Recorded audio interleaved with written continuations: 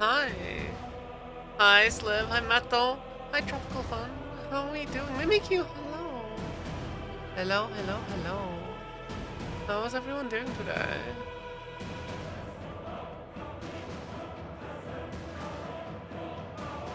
You have clicked for comfy. Well, I hope you are having a comfy day. Uh,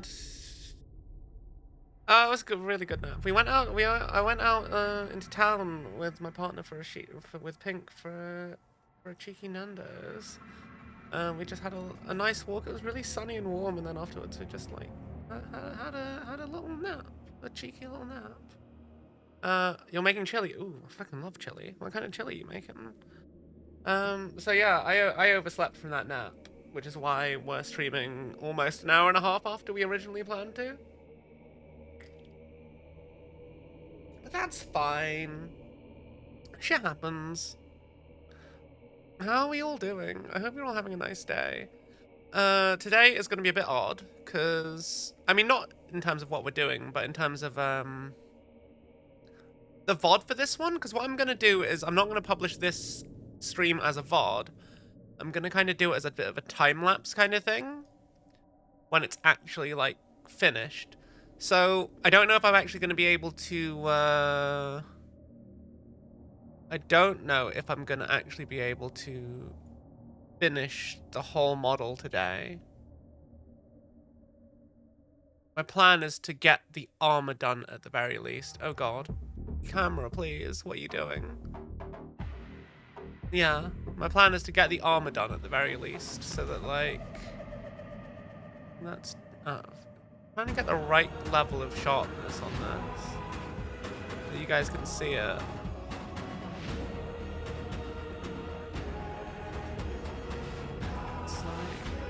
There we go. I think that's good. You can get a decent amount of detail from that, right?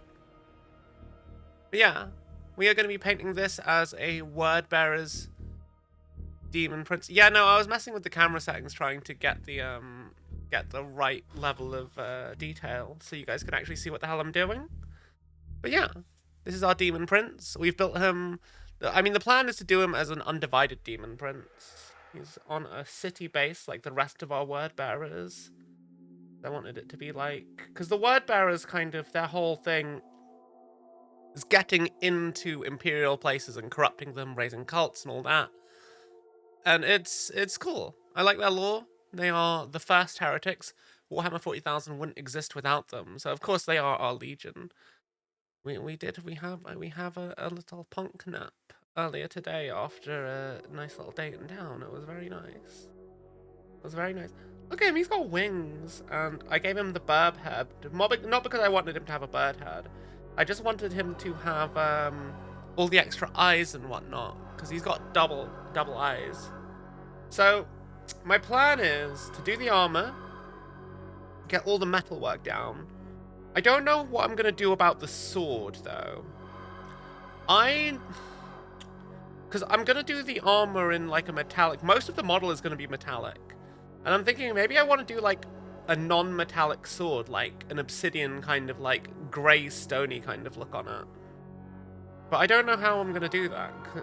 Another bit of me is just like, yeah, no, just do it, like, in metallics, because metallics look good. They're easier to pull off. Immersion break. Taiga has no pause. Shush. Look. A game called Taiga Talk came out yesterday. It's like Barman game, but with fantasy characters. That sounds interesting. That sounds interesting. So I got myself my very first paint set. Like, I've never actually bought a full-on paint set before, but with last month's Twitch money, I was like, you all got me an airbrush. I need airbrush paints. So I got myself a nice, cool set of airbrush paints. Tavern Talk. I feel like I've heard of Tavern Talk. So yeah, we will just mixing up some paints here just to make sure they're gonna be smooth. Sliv, why? Why? And we are going. Ah! I have so much crap, so many paints on my desk. Like, whenever the headphones decide to go, they're just gonna go. How's the music, by the way? Is it too loud? Wow. I am being borged.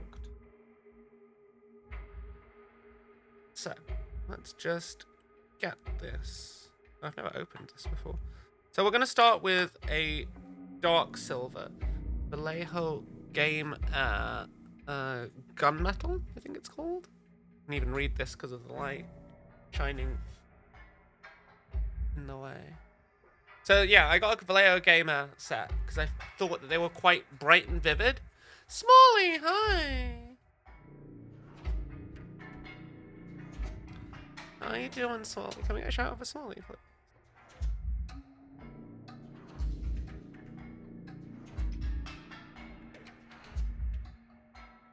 So, my thoughts are, I'm going to give this... Gunmetal is quite dark, though. We've already based him in black. Well, not quite black. A very dark grey. Thank you, Metal. How you doing, Smalley? Yeah. Oh. Cap. Close. The great thing about air paints is that you don't really have to do too much to get them the way. Punch your mini as many times as possible. And you try and show off the paint. Lol. Never. What is happening here? I have put paint in the paint thing. Why aren't you working? Let me see what's happening.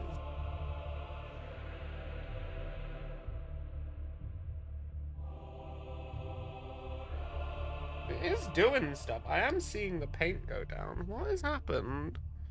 Oh my god. The worst kind of scuff is paint scuff. You had to take today off work for mental health. Oh, I'm sorry, Smalley. I hope that you can relax and aren't gonna struggle because of that. I don't know.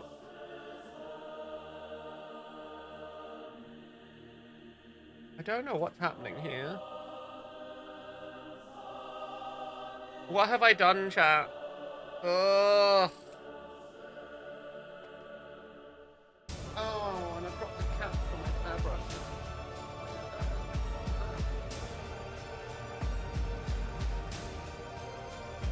Scuff! Yes, but not actual scuff. This is like airbrush technical difficulties. I don't know why airbrushes are so temperamental. Oh, hang on, I figured it out. Or have I?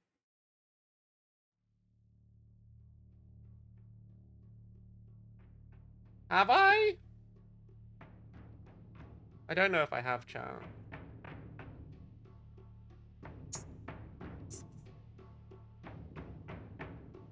I have not figured shit out. Holy fuck. Why, airbrush? It did this to me the last stream we had where I tried to use an airbrush. This airbrush. It just, like, decided, lol, I'm not gonna... That is the Darktide OST. Why? Because we're painting Warhammer and it's copyright free. Well, they've decided it's like, yeah, you can just use it. And it's good tunes. Darktide has such a good OST. I'm slightly annoyed with the game. They've like modified the soundtrack in the game files so that all the bangers don't trigger as often. Like, why would you do that? The soundtrack to Darktide is like one of the best things about the game.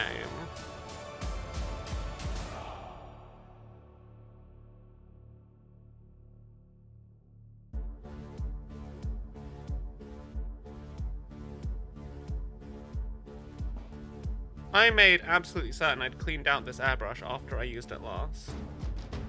So what is going on, airbrush?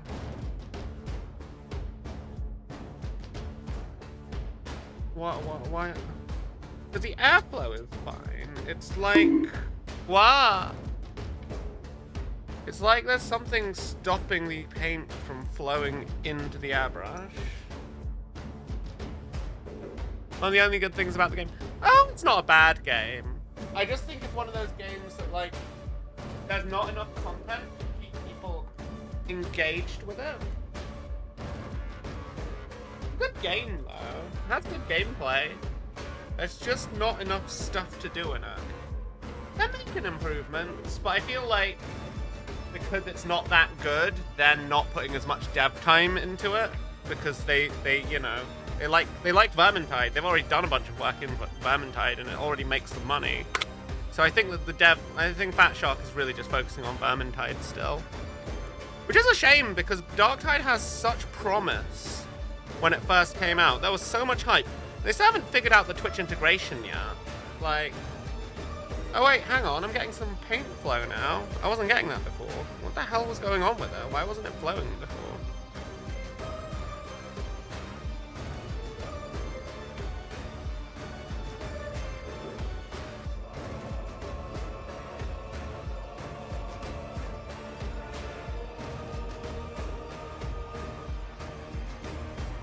Oh, now it's not flowing. Oh my god. Why?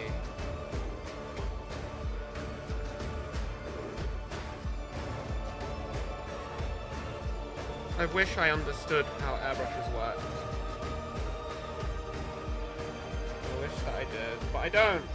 It's just wizardry to me. This is it, guys. The stream is me struggling to figure out how my airbrush works. Oh god.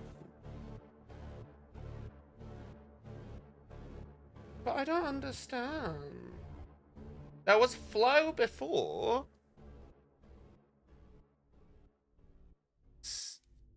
What's PD3?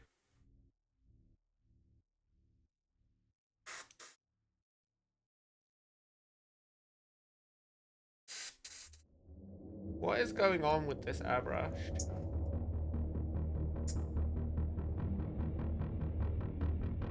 It's like the airflow is fine. It's like... And paint was coming out of the thing before, so... Why isn't it coming out now? Payday 3. It's not bad per se, but it was meh release. Stealth is fun, but there's very few maps that they're too small and too weird to have fun stealth, and loud gameplay is meh. I mean, gunplay and movement, amazing. Enemies, kind of meh, but they do the job right. But the armor and health thing sucks, so it broke the whole gameplay. That's a shame. It always sucks when like a game with a lot of promise just doesn't really work. So what is going on with this? Stupid brush.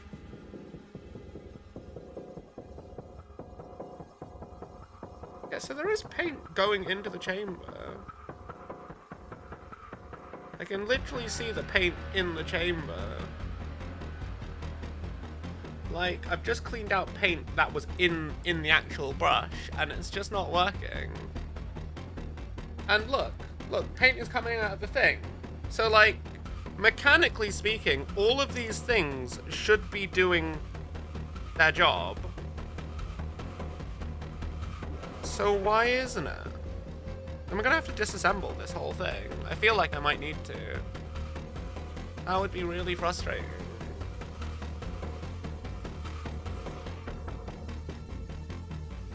But like, it works!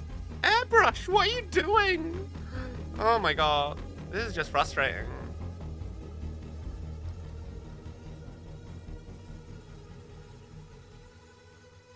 Oh, I should have taken the time before stream to make sure that the airbrush was actually working. I don't know what I've done wrong though. Demon Prince for Thousand Suns. No, Demon Prince for Word Bearers. I just wanted him to have extra eyes, so I chose the Zinch head. Okay. Turn off my compressor. Oh, I need to stop knocking paint over when with my headphone cable. Good thing everything is sealed, otherwise I'd have made such a mess already.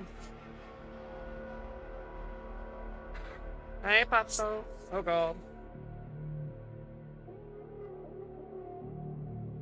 Oh, airbrush. You are a wonderful device, but you're also incredibly annoying. Like, I just wish I understood how these mechanics worked. and what would cause you to not let paint through the thing. Because there's clearly paint flow. Like, paint is definitely flowing through the airbrush. There's no visible clog.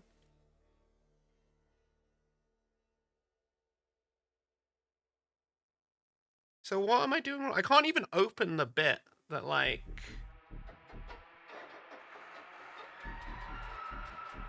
I can't even open the bit that, like, I think is broken. Or the bit I think is, like, doing the weirdness.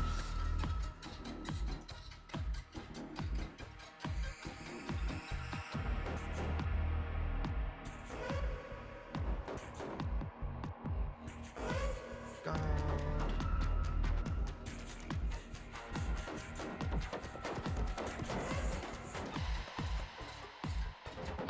I am having faith. Silver, hi.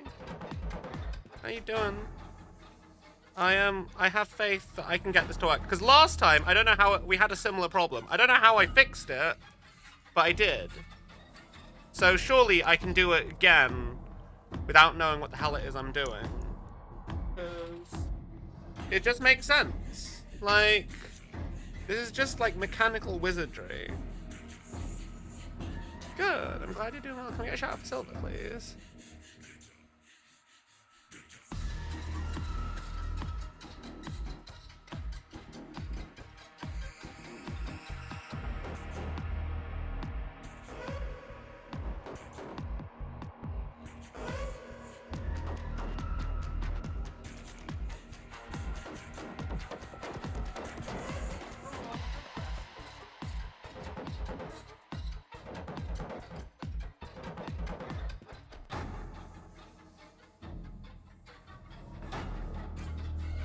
Okay, this gunmetal is a bit brighter than what we were thinking it would, than what I initially thought it would be, which is good, because brighter than that. Like, this is mostly for the shadows, more than anything.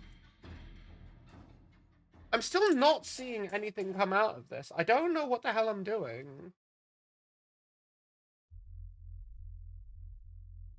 Oh, hi, Mimikyu. Hello. Google, airbrush blocked.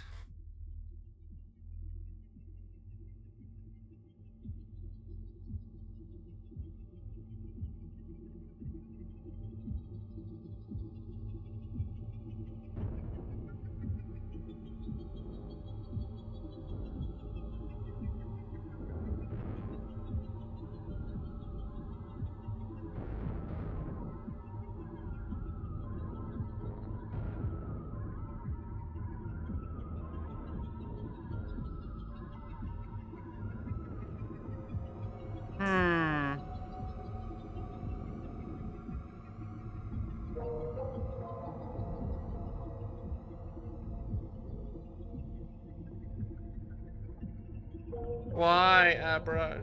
What am I doing wrong? I will figure this out, chat.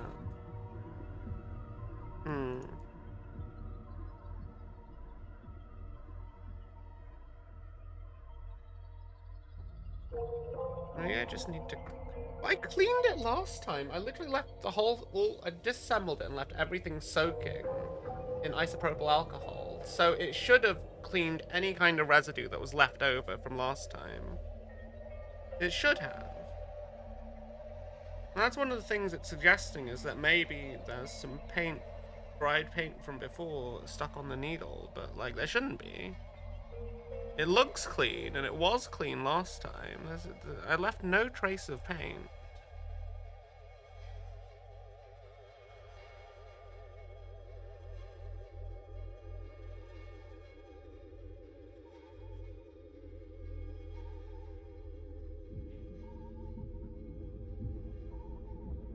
There is still paint in the chamber, by the way. Like, I don't know what is going on. Wow.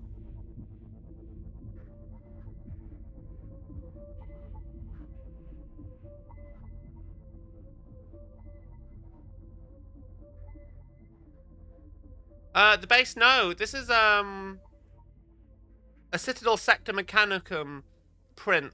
A Citadel Sector Mechanicus base. This is the 60 mil one. And then I just like had some leftover bits from the boarding actions base set.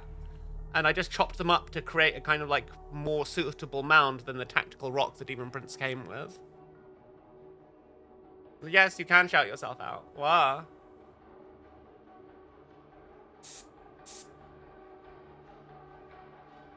Oh, why? Why? Why? What? Why? What am I doing wrong? Like, what could it be?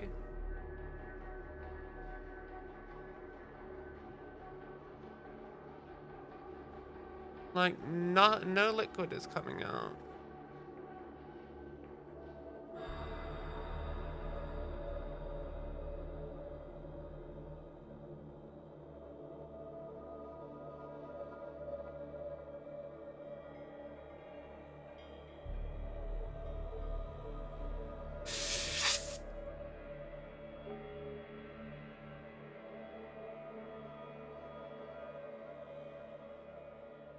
Okay, I think I might have found a solution, maybe. That's fine, Metal. You're a good bean.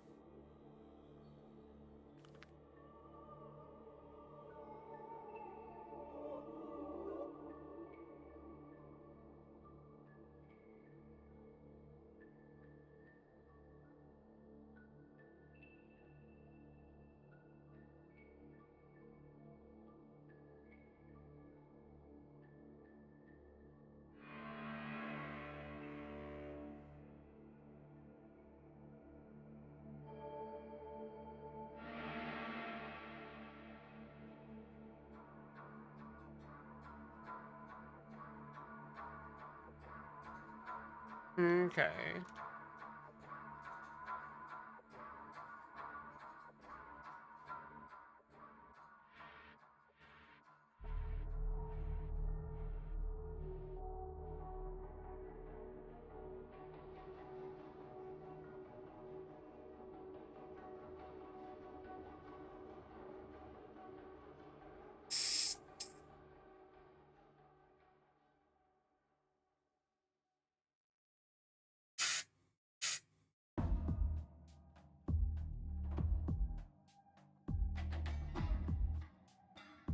Hmm.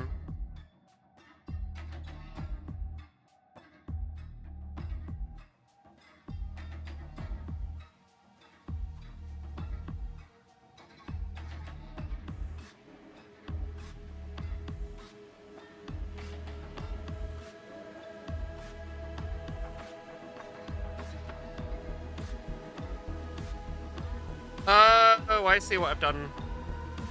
I see what's wrong. I see what's wrong. From what I saw a video just now that explains what I've fucked up with, and it seems so stupid. It's just no. I figured it out. It's when I went to clean the airbrush, I forgot to reassemble it correctly, basically. Hang on, I need some pliers to get this back bit off.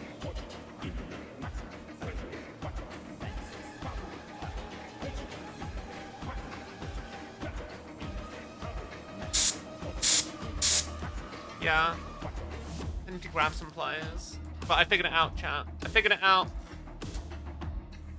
Oh, it's so many pains.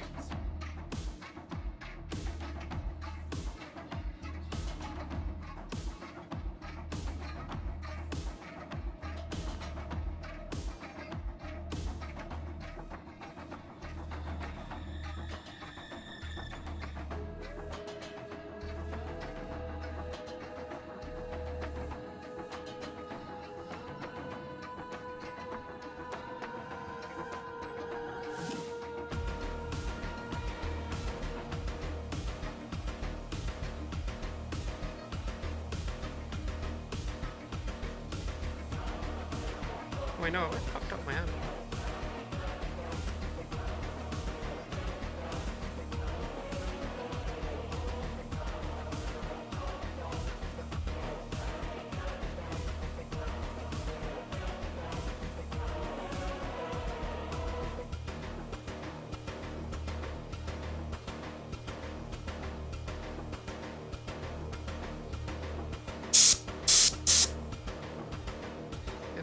right here.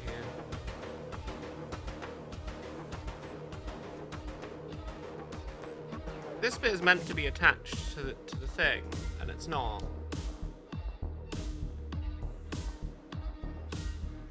Where's my manual for this airbrush? I know it's around down here somewhere.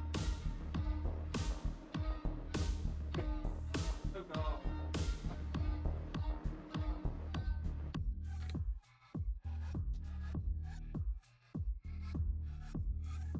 Fine. If I fucked it up, the important thing is that I've got a spare airbrush. Shame. I'd have to use it because I quite like it.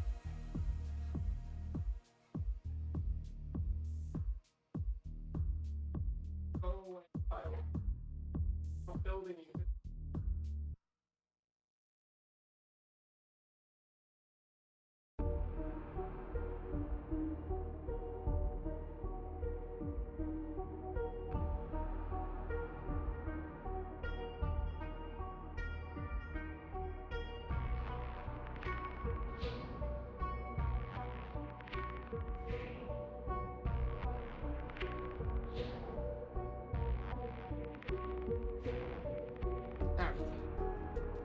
On the other side of where I was looking.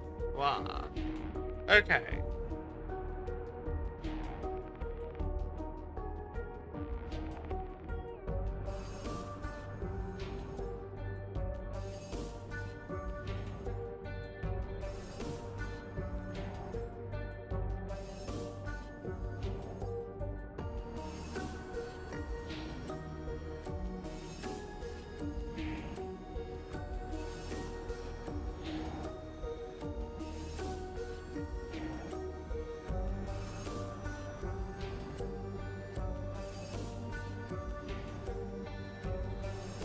Okay. Okay.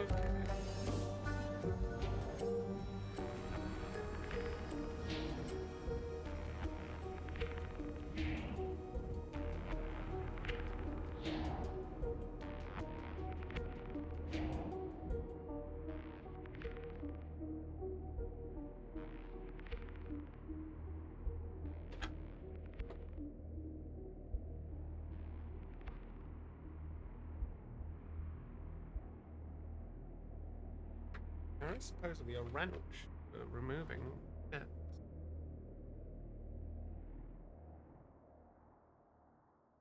What has happened here? Why is this stuck? They ask you how you are, you just have to say that you're fine when you're not really fine, but you just can't get into it because they would never understand.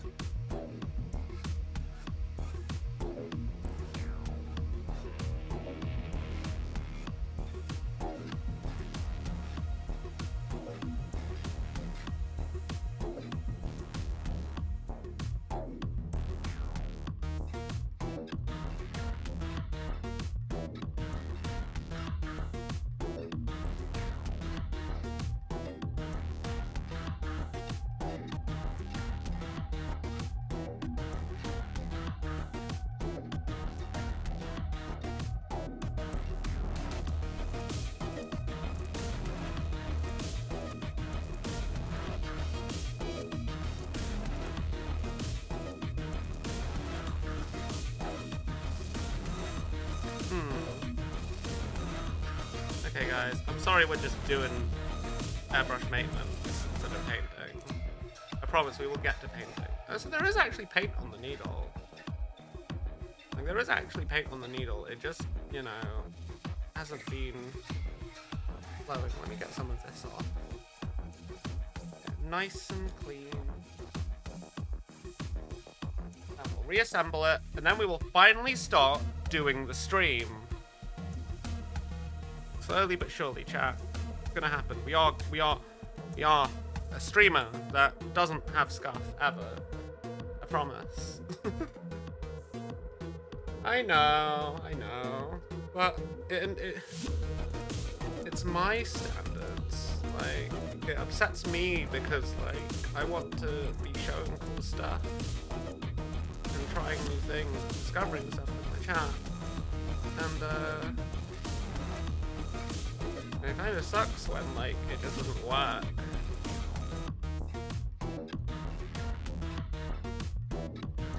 But, you know, we live and learn. Now that is nicely clean. Pop the needle back in the airbrush.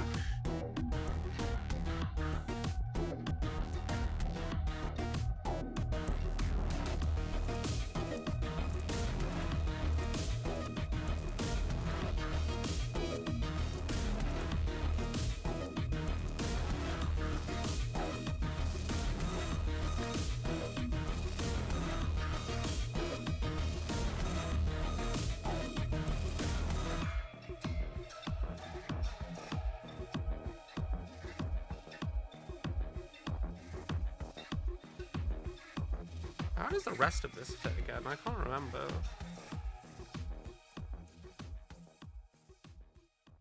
The cross section is not very clear on the instructions here.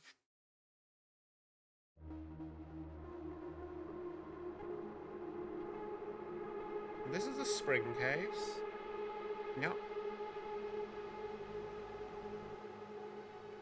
And that makes this the stopper.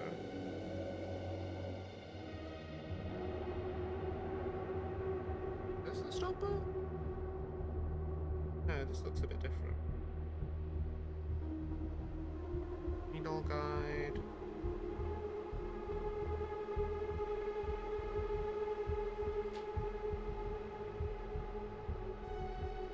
That's the needle chucking up, and then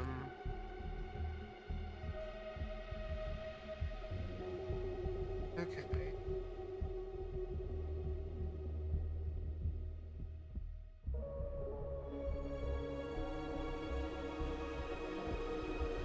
I can't remember what the order had to go in, but that's okay. We'll figure it out, chat.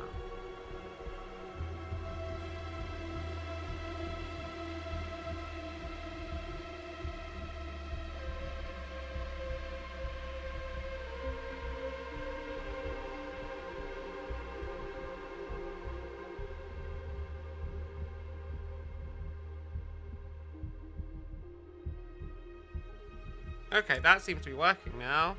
Oh my god, we did it, chat. We fixed the thing that we broke. Ah, story of my life.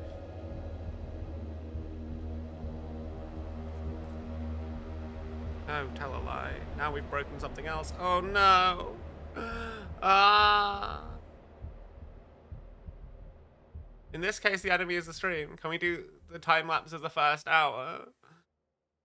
I feel like doing a time lapse of the first hour would be it wouldn't really be a time lapse. It would just be hearing me. Like you'd hear me my voice sped up like a fucking chipmunk. Like it's not really the stream, is it? It's just me being terrible at understanding mechanics of things. Which, you know, usually isn't the case. Usually my autism kicks in and I'm okay with like knowing what the hell I'm doing.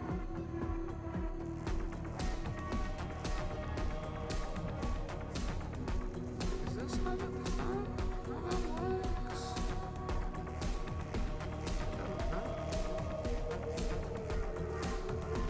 Oh, right, spring. Spring.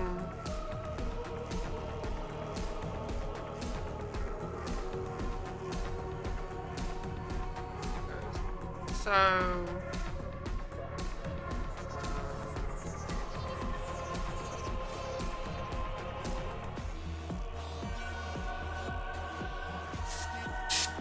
Aha!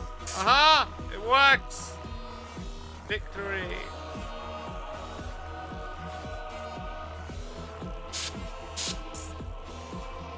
Okay.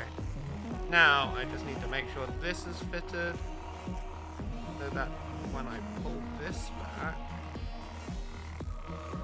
It works! Oh my god, I've done it, guys. I am a genius. I fixed my own problem that I made myself.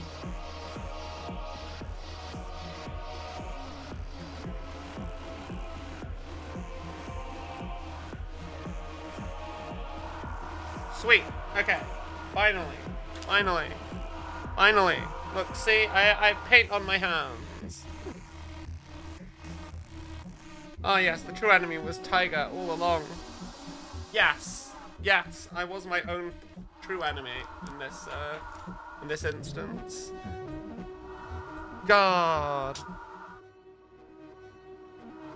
I'm great with finally unicorn jizz on hand. Fucking damn it, Metal. Wow. Wow.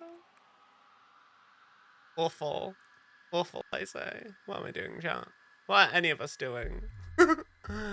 Okay, for real now. Now, we're gonna...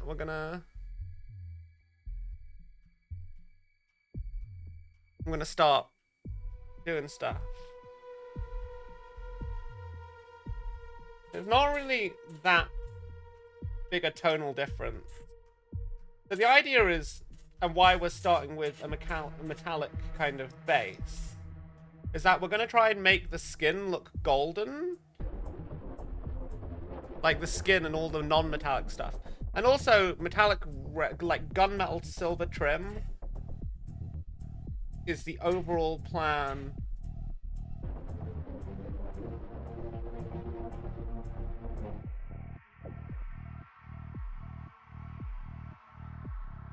So this is kind of just a base coat, and then we'll leave that to dry for a bit once it's done.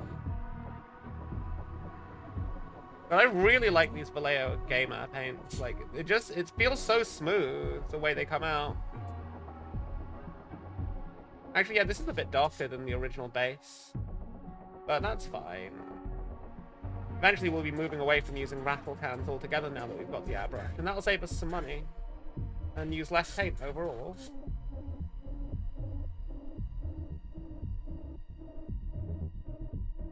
But it's good to have. I do wonder if having all these metallic flakes in the airbrush is going to be a problem down the line. But I feel like we'll be able to deal with that. I think we're running out of paint. The thing is, I don't want to use too much more. Actually, no, tell a lie. We've got loads more to do because we've got that massive wingspan. And I'm sure a little drop won't hurt. Yeah, I'll just do a little drop.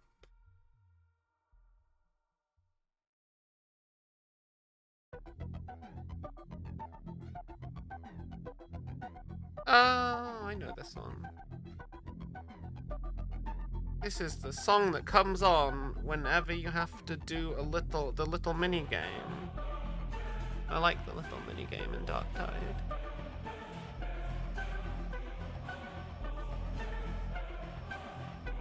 We are slowly going to learn how to use this airbrush, and it's going to be a nice time. I'm going to make cool things happen.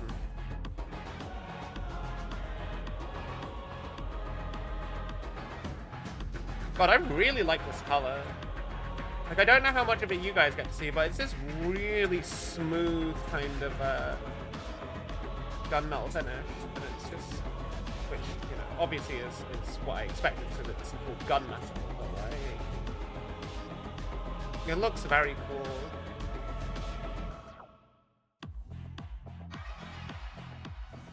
It's so shiny as well. Oh, I think we're out of paint again. What are we? It's like, I'm thinking it's out of paint, but like, I'm not seeing anything, but it seems to be atomizing and still applying to the model. Even though there's nothing I can visually see in that, which is cool. Okay, now we're out of paint, pretty much.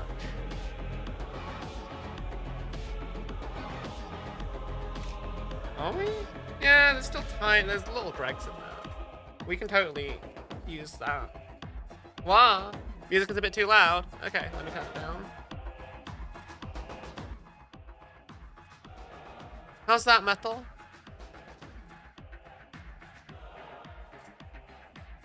I mean, more than anything, I think using an airbrush just for priming miniatures, it's going to save you a lot of money because you don't use as much physical paint with an airbrush as you would a rattle can. And with a rattle can, there's a lot more that's wasted. Like, there's a lot of excess paint that just kind of goes everywhere because it's not nearly as precise as an airbrush. But honestly, I'm still not sold on whether or not I think for certain things, an airbrush is definitely, it's arguably really good. Like, you can do gradient shading and volumetric highlights in a way that you can't do. I think for vehicles and terrain, airbrushing is probably a must-have. But I don't have too much experience with vehicles, so we'll just have to see, really. By the way, you just had a frozen 4-cheese pizza and you threw some salami on it. It changed your life. Have you never done that before, Metal? Like, putting some shit on a plain frozen pizza is like the way. Screw paying for extra shit. I mean, I say this when you rarely eat frozen pizza. Frozen pizza, good time. Good time. I feel like frozen pizza is one of those things that's hard to fuck up as well, so you don't need to have like an expensive one. You just need to have like some basic cheese in your life. Who doesn't like some basic cheese, you know? My god. I don't know if it comes through on the camera, but this paint really captures the light.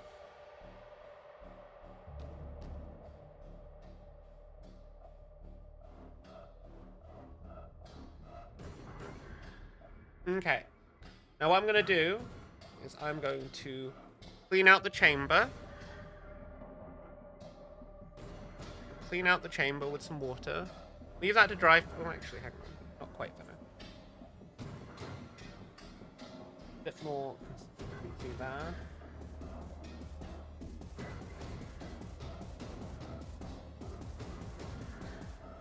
Okay. Now that that's done, we're going to do a highlight of Vallejo chainmail silver, and then we'll do a final highlight of just Vallejo regular silver over that. That should build up our overall 3-tone setup once this is dry. And then we can start doing some of the fun stuff, because once that is done, we are going to use some dirty down rust, which is a new thing for me. Well, no, I've used a little of it before when I painted my Death Guard off stream. But we're going to use this as the layer that goes over all the silver we have. Let me change the focus and see if we can get this looking a bit better for you guys.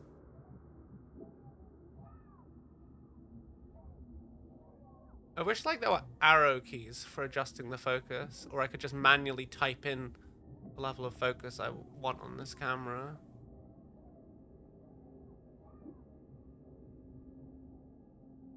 But yeah, like it really can't, like, don't you think it really catches the light in a way it just didn't before? It's cool. It's a nice time. You can see some of the word bearers have been building the past little while, just sitting on the monitor above. It's very shiny. Okay, let me just clean out my airbrush, and we'll move on to the next bit.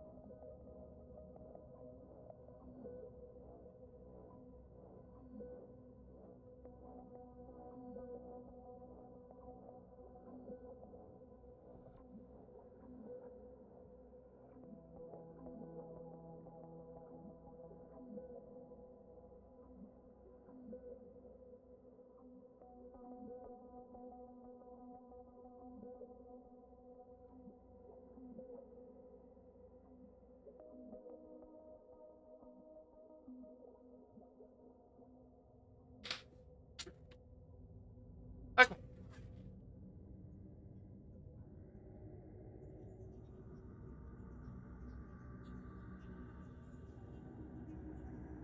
Okay, what am I doing? So, what we're also going to do now is, while the model is drying, another good thing about using an airbrush is that we can use the airbrush to blow air onto the miniature and help it dry a bit faster, which generally is going to help speed up the whole process, which is nice.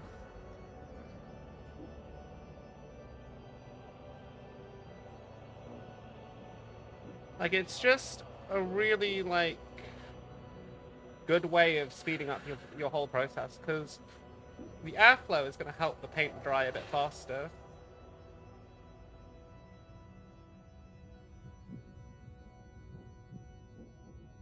And it's really starting to brighten up as it dries, which is honestly a bit surprising. But I still think this is a fantastic, very consistent base to work with. My god, I love this paint. It looks amazing, just as a base layer, the way it catches the light. Like, I think it looks nice on camera, but you guys don't get to see the full thing. Like, it's just so shiny. You never had heartburn from thick dough pizza? I think heartburn is more a matter of the toppings than anything else. Because indigestion is usually caused by either eating too much or eating something that your stomach doesn't like.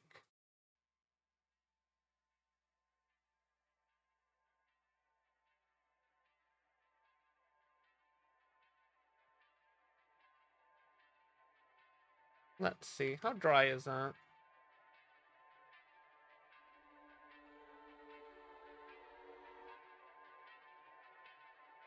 Anything really coming off?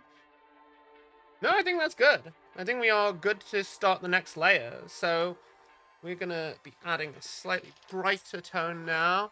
Wow! Welcome, welcome, Wazags. Welcome to the channel. I hope you have a comfy time here. How are you doing? Do you like Warhammer? Are you I'm assuming, since you are doing mischief on behalf of Mork, you are an orc player. What is your orc clan? And whomst do you war for? I personally am partial to the Bad Moons, because who doesn't like all the teeth and all the snazzy guns? Also, I need to read Uftuk Blackpool's new book, because he has a very cool miniature. My partner plays orcs, so I don't play orcs yet. I think if I wanted to do orcs, I'd probably go beast snaggers and do a snakebite thing. The Great Green Prophet don't have no clan. You follow the gods will. AL, we approve of this. You know, technically, Gork and Mork are chaos gods because they are warp entities, right? They're just not aligned with chaos. Which I think is hilarious, because anything that has a presence in the warp is technically a chaos god.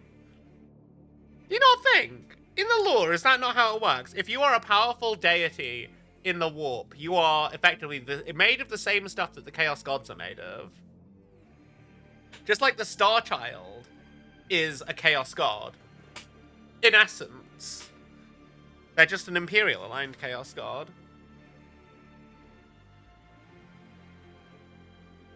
Okay, this is going to be a nice, bright overtone for what we've got there. I do dab, because I only speak the truth as a bearer of the word, Wazags.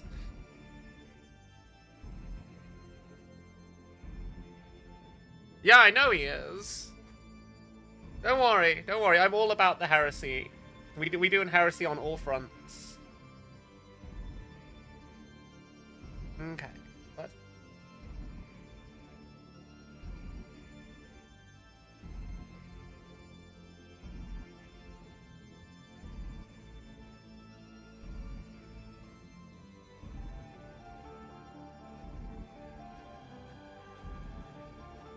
let's try and get...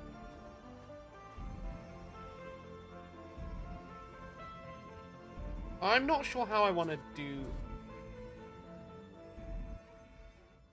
I'm not sure how I want to do the sword. I think I want to try and do what the non-metallic metal people do, which is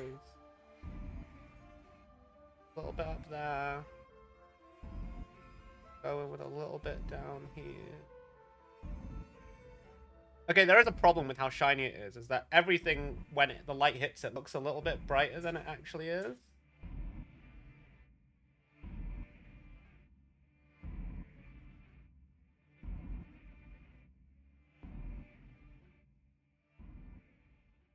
On the side here.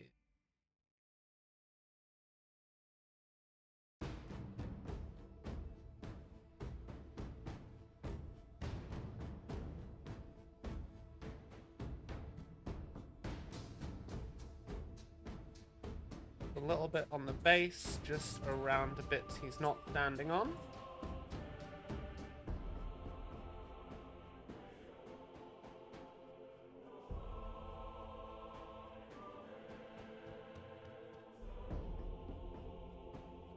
We were just along on this Warhammer train as an ordinary person, but it's hilarious to me that technically the Word Bearers won the heresy. Yes, that's what I keep saying. The Word Bearers were correct. They did everything right, and in the end, they won the Horus Heresy because, like, the Imperium believes everything the Word Bearers were saying before the heresy kicked off. The Imperium is what the Word Bearers wanted it to be the whole time. And no loyalist can say otherwise. And it's hilarious. Like, I remember there was a bit in the lore where they were fighting Sisters of Battles and like, we really admire your zeal. And they just thought it was funny because the Sisters of Battle are preaching the Laetitio Divinitatis, like literally the Book of Lorgar, as the Imperial Creed. And it's just like, it's so hilarious. Lorgar was right. Anyone who disagrees is wrong. And that's all there is to it.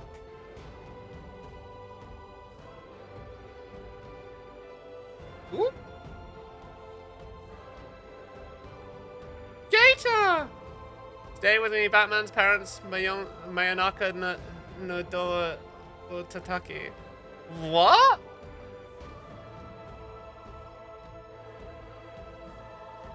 There were a few Word Bearers on the Battle of Terra, on the Siege of Terra. It was Erebus and his kind of warband that went to Terra. Because remember, Erebus kills someone that, like... Well, he kills a few important people.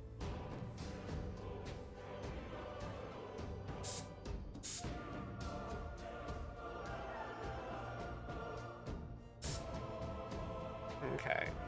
I think that'll do for the first highlight. There's a lot of different shades in there already. I love how much it's like sort of exaggerating how like the shine we had before is even more exaggerated. Hey Andy, it's good. We spent like the first 40 odd minutes battling with our airbrush because I made a simple mistake in the reassembly after I cleaned it, which is blocking the needle from coming out. Look, Erebus is fantastic. I get that everyone hates him, and he does deserve the hate, but no Erebus, no Warhammer 40,000. Simple as. And you'll love Warhammer, so just yes, fuck Erebus, but you know, fucking love Erebus. Like, let's be honest, any fiction is only as good as its villains, and you know you need a villain you love to hate, and Erebus fills that role perfectly. It's why I have Erebus in my Word Bearers. Like, I have a Forge World Erebus, and he's a great model. I'm gonna paint him up on stream at some point. I don't know when. Maybe I'll do it after this. He's gonna be like my Chaos Lord or Dark Apostle or whatever for some stuff. And then every time I deploy him, I'll be like, yes, I deploy Erebus in attack mode.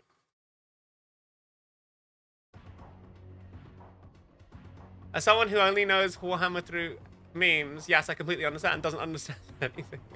Oh, yes. That was me trying to catch up with Warhammer lore a couple of years back. But I didn't really understand. When I was a kid playing Warhammer, I didn't really get the lore. I was just like, oh, these models are cool. And then I'd occasionally read some stuff. Like, what drew me was reading about the Word Bearers in, I think it was the 3.5 edition codex, when they did the Eye of Terror. The 13th Black Crusade started, and they did the Eye of Terror campaign. And I was like, Ooh, I like Lost in the Damned. I get to use a lot of models that aren't being used right now, because my dad had Imperial Guard, and he'd moved on to play Dark Eldar, and then like he had some Leman Russes, and I was like, oh, these Leman Russes can work with Chaos now. That's gonna be interesting. I can have Traitor Guard. But yeah, reading the bit about Khan and Erebus, get up. Yes, everyone fucking loves the get up scene. It's so good. Let's see, is this dry enough to continue? I'll need to clean out the airbrush. Have I used too much paint? I feel like I didn't put too much in. So I'm hoping a little too much. I need to be a lot more sparing with the highlights, I think. Still, I'm getting used to this. I'm getting used to using this airbrush. So, okay, I'm gonna empty out the chamber shortly, because I think we're almost at a point where we can swap to do a different kind of highlight.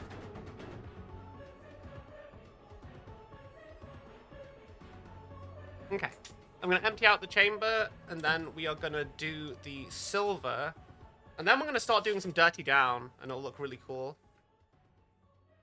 Once we do the dirty down, my plan, I think, is to do the chipping medium, and then basically get everything looking just right. But yeah, I will return in a moment once this chamber is emptied. Zero Riser, hi, welcome.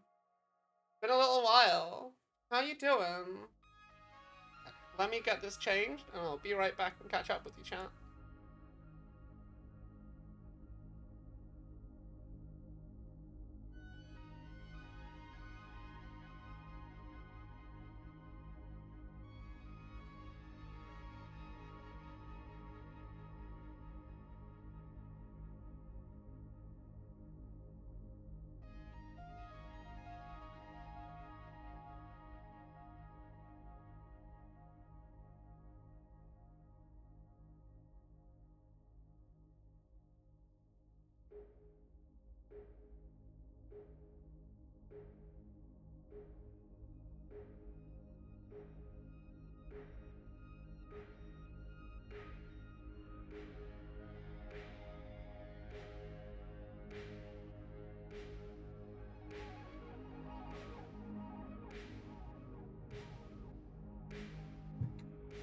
Oh, I knocked something out.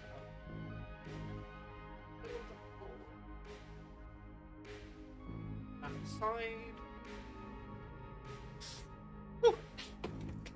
Ooh. Knocking things over casually. Been fine. What kind of Demon Prince are you brushing? A Word Bearers Daemon Prince. We are painting a Word Bearers Daemon Prince for my army. Word Bearers are generally my main faction in tabletop. Right, I'm just gonna get rid of all of the excess paint particles in there. The nerds, yeah, the religious guys. The people that started Warhammer 40,000. The people who were right the whole time about everything and did nothing wrong. Lorgar, our glorious golden boy.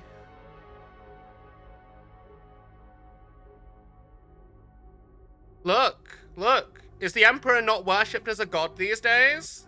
Is he not? Does that not make the Word Bearers correct about his divine status? Does he not have a warp entity presence in the Star Child? The lore agrees that the Word Bearers were correct.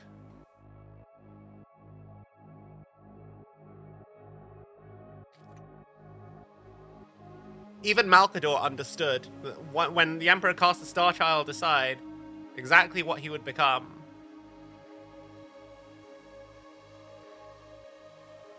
And no one can say anything to the contrary because Lorgar was correct.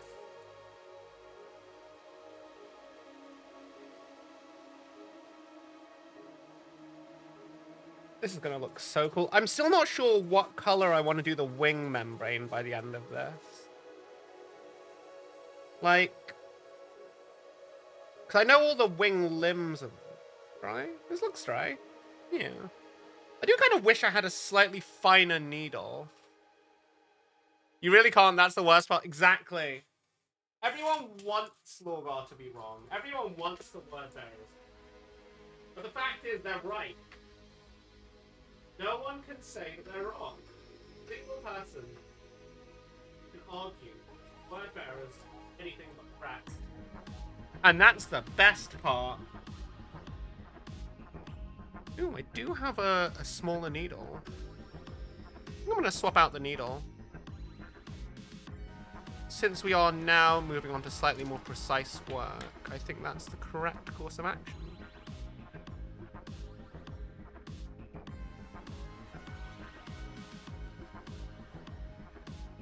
I need to clean that needle quite thoroughly down the line.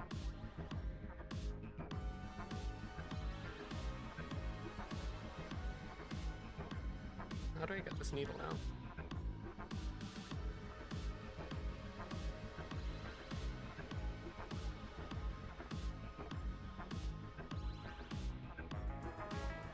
Wait, what is the default needle this comes with? Probably an important thing to find out. Because if this one's not as small as the one that's already in it, what am I doing?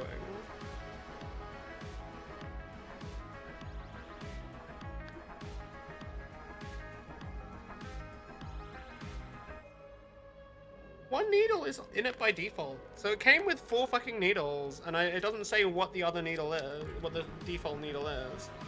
But it wasn't very precise. I thought it was more precise than it was, but it's not super precise.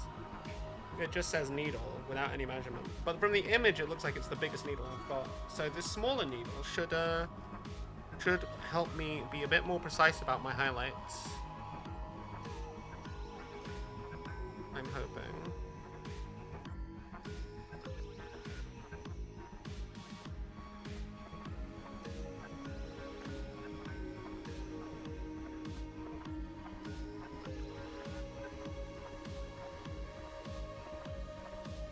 I mean, they are the nerds, but so is every single person who plays fucking Warhammer.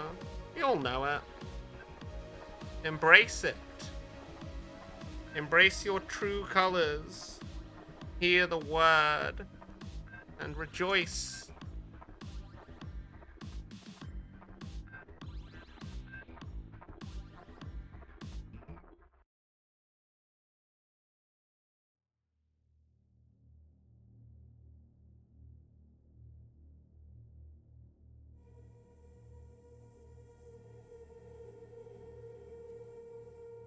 You know what was... I'm a Giga nerd, damn right. It's like I'm the Giga Chad of nerds. A fact. Problem... Yeah, Lorgar was never much of a fighter, which is the problem. Though at the, He entered this sort of awakened state. What? Hi, State of Life. How you doing? He entered this awakened state at the, Istvan 5 at the Istvan drop site massacre, and everyone was fucking shit scared of him because I think he was the first Primarch to enter that awakened state, and everyone thought that, yeah, no, if he wanted to overthrow Horus as the War Master, at that point he probably could have. And I think it was after the drop site massacre happened. That's when that happened, which was really interesting to see because it's not often that Lorgar gets to shine in, like, combat. Because he was really, like, even Malkador said, he wasn't meant to be here for war. Like, and he's the one person of the Primarchs, of the traitor Primarchs he wished he could save. Which I think it really does Lorgar's character credit. Also... Lorgar is the one person that both Magnus and Leman Russ liked to get on with. With his fucking wings of fire and Halo. Lol, yeah. Please ignore the 17 magic decks you have. Lol. Magic is based. Like, Magic is like the rich nerd's hobby. I wish I could afford to play it. I had an old, like, white deck ages ago. Like, when I was a kid. Korax humbled him, and your boy Kurz had to save him. We do stand Conrad Kurz. He's definitely one of the cooler Primarchs. Night Lords are probably one of the legions I'd probably play if I felt like I had enough spare models for it. But nah, like between Dark Angels, which are mostly Heresy, Word Bearers, which are my Chaos guys, Custodes, and Sons of the Phoenix, which are like my Primaris army, I just don't really think... You thought 40k was the rich nerd hobby.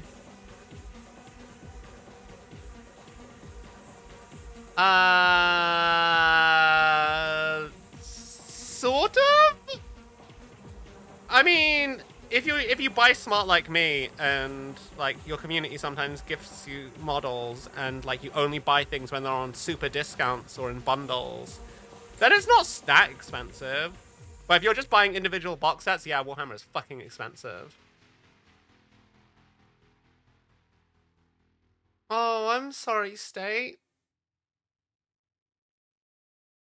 Oh. Well, I hope that you can feel better and relax a bit. I'm sorry you've had such a hard week. Aww.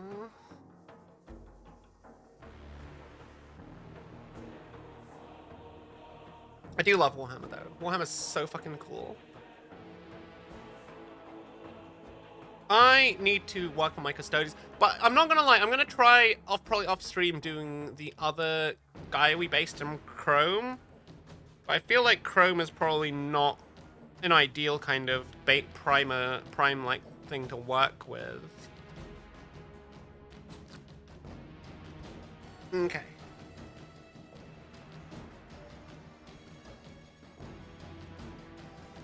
Let's try and emphasize the highlights here.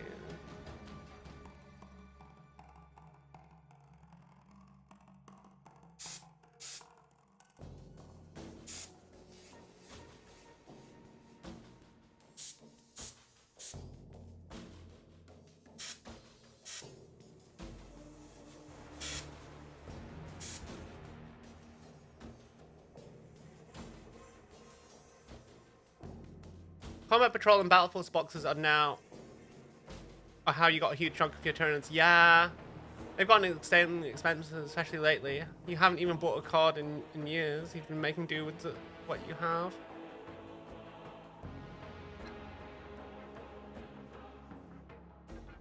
Yeah, friendly local gaming store is the way to go when buying Warhammer. I should probably hit up my local gaming store and like try and get an advertising deal with them so I can get like some staff discount or some shit. That'd be nice. Bluebot animates. Hi! What you painting, Bluebot?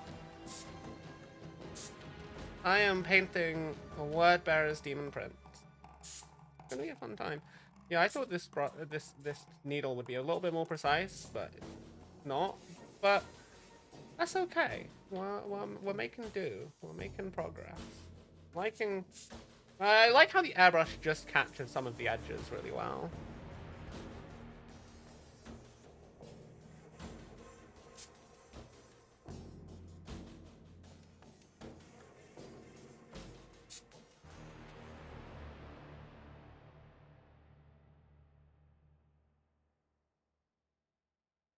Just run out of paint.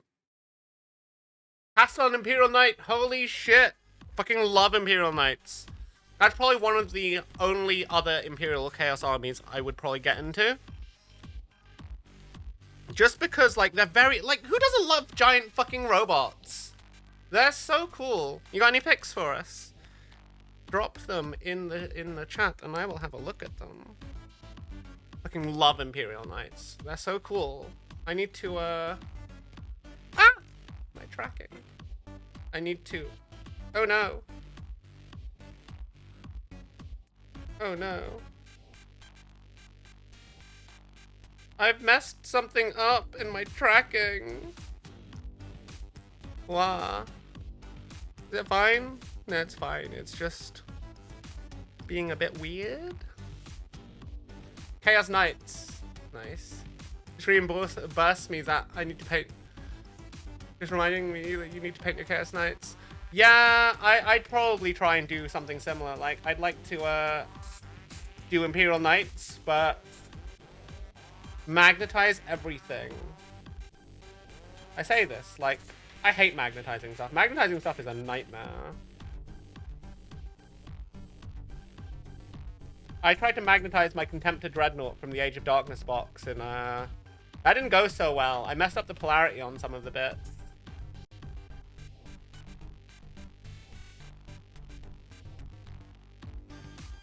God, really building up layers of this shine here.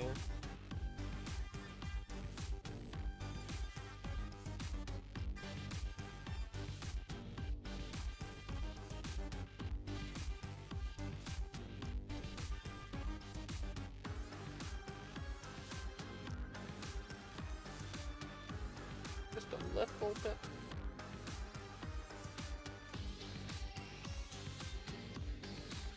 Okay. Okay, I think that's more or less what we're looking for a base kind of overall layer.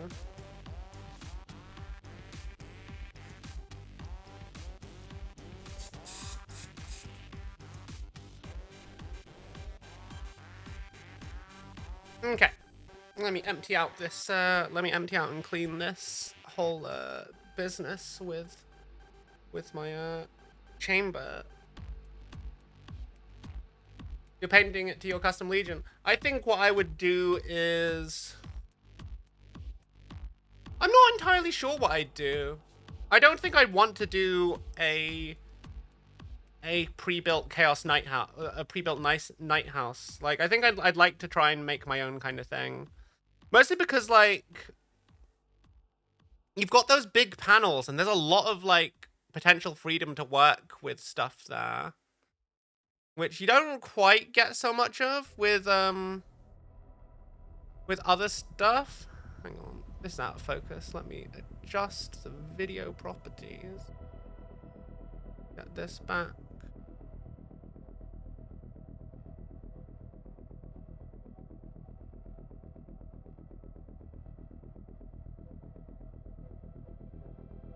My God, this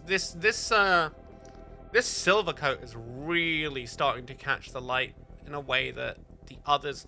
They kind of hinted that they'd be able to catch the light really well like this, but this has done it in a way that the others just couldn't quite do. And that's fantastic, I think. Yeah. Okay, I will be back in but a moment.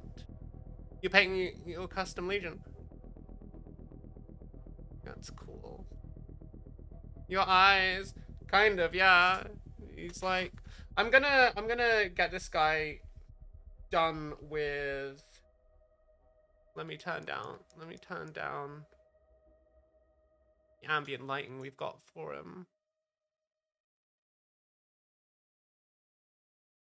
Yeah, I think like, even without any actual light on him, he just catches light really well. Like that Vallejo silver, I've never used Vallejo paints before, but I'm really liking them. They're a good time, really good time. Okay, what am I gonna do first? I think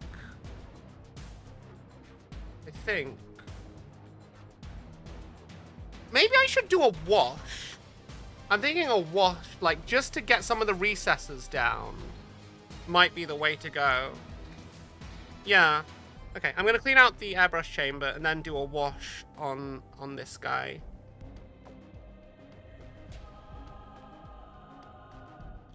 Like a nice sort of, like, maybe Null Oil? Then again, yeah, no, I don't want to keep using my airbrush, if I want to be real with you all. I don't want to use my airbrush for the next stages. We will go back to the airbrush in a bit. But I'm gonna quickly clean it out, and just so I don't have to worry about cleaning it later. Oh god, that's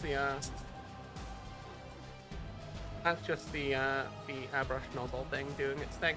Okay, I'll be back in a minute, guys. I'm just gonna clean this out, and then we will switch to the next task.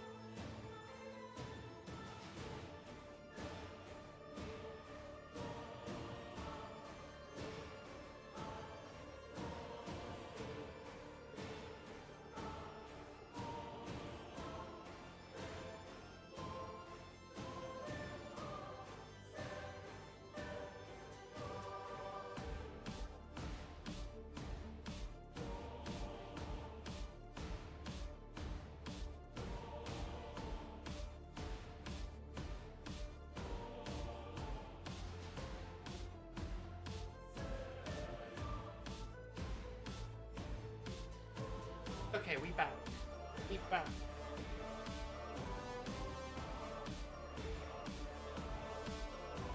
What kind of custom Legion are you doing?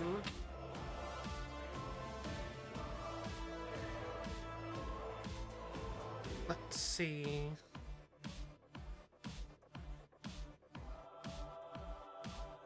It should be fine.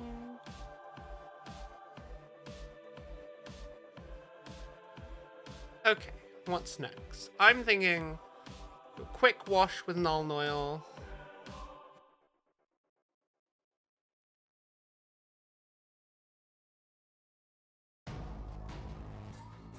A little quick.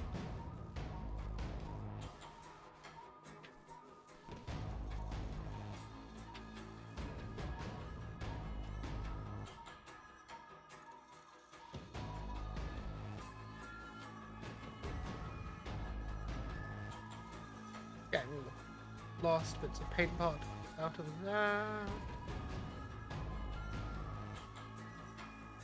Should be all of that.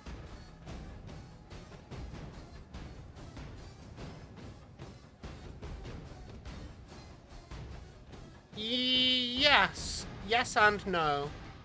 I think the issue is, my plan is to do Dirty Down Rust over all the panels, and then just dry brush with a wet dry brush, get most of it off once it's dried, and then do the things. And then what I'm thinking is, I'm not sure which I want to use, but I'm either going to use Liquitex Deep Blue, or for the shading through the airbrush, or I might do something different. I might use some of these Vallejo game colorings. I'm not sure, really. I like the idea of using blue to add a bit of a purple tint to it. So I'm thinking I'm either going to use... Liquitex looks a bit dark. I'm worried it might overpower it. But I think I'm going to use one of these three. Either the violet, the deep blue, or the Vallejo blue. Into the airbrush with a little bit of thinner. To just panel wash some of these shades. I've not used inks before, so it's going to be really, like, I tried to use inks before on the Custodes, but I just slid right off the chrome. It just didn't adhere. But I'm thinking, the idea is that the Dirty Down is going to be something we chip. We're going to put the Dirty Down ink over it.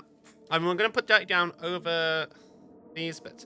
But I just feel like maybe we want some recess shading now to add some... Then again, Dirty Down isn't transparent. Yeah, I'm not sure. There's a lot of options we could go with. Like, my main thought is, like, using Dirty Down Rust and then chipping away at it would look really cool on, like, coming up a little bit under the red panels. And also, I feel like adding corrosion, because I'm slightly regretting not building him with an axe, because I've got the Slanesh tail, I've got the Zinch head, I've got the undivided shoulder pad, and I'm going to have rust as, like, a symbol of, like, Nurgle's contamination or whatnot. And I could have at least gone for hooves, like, that's very ornate. But I didn't think they looked as good as the sort of clawed feet he's got. I felt like hooves were very kind of, like, whatever, in terms of an aesthetic. But I like swords, so we went for a sword. And I know that cornate guys use swords too sometimes, but axes are really their thing, aren't they? Hellbirch, thank you so much for the lurk. Oh no, the sword's not going to be rusty. You see all these runes on the sword? The plan is to fill them in with oil-based white. Then, when that's dry, airbrush a little bit of white over the top, and then go into that with fluorescent purple is the plan. Wait, where's my Flora Magenta? Yeah. I'm either gonna mix this with an ink to make it a bit more purplish, or I'll mix it with fluorescent blue and just thin them down. But these are fluorescent. These are, yeah, but like we're getting the rust on the armor because like it's gonna look cool because I'm gonna have Nylok oxide on it over the top as well, so it'll look really like different types of corrosion, and it'll look really cool. I think it'll look really cool. We're gonna go with the black shoulder pads because I just quite like the Horus Heresy era color scheme. We're also gonna use the same fluorescent stuff on the eyes and inside the mouth to make it look like he's got a bit of a breath attack. And on the runes on the armor as well. Just gonna have some nice like OSL glowing, like ambient glows around different bits of it. It's gonna look really cool. I'm also gonna do the eyes on the shoulder pad here as well. I didn't notice it before, but there's eyes on there. Gonna make it look like the armor is alive, kind of. That's my plan at least. I'm still not sure. Because I know I'm going to use Aragos Dune's contrast over... Oh my god, what is that? Is that a hair? That is a hair. Let me just remove this. Finding hairs on a model after you've started painting it is the worst. But sometimes there's just no way to see them until you've already done this. You just pull these away.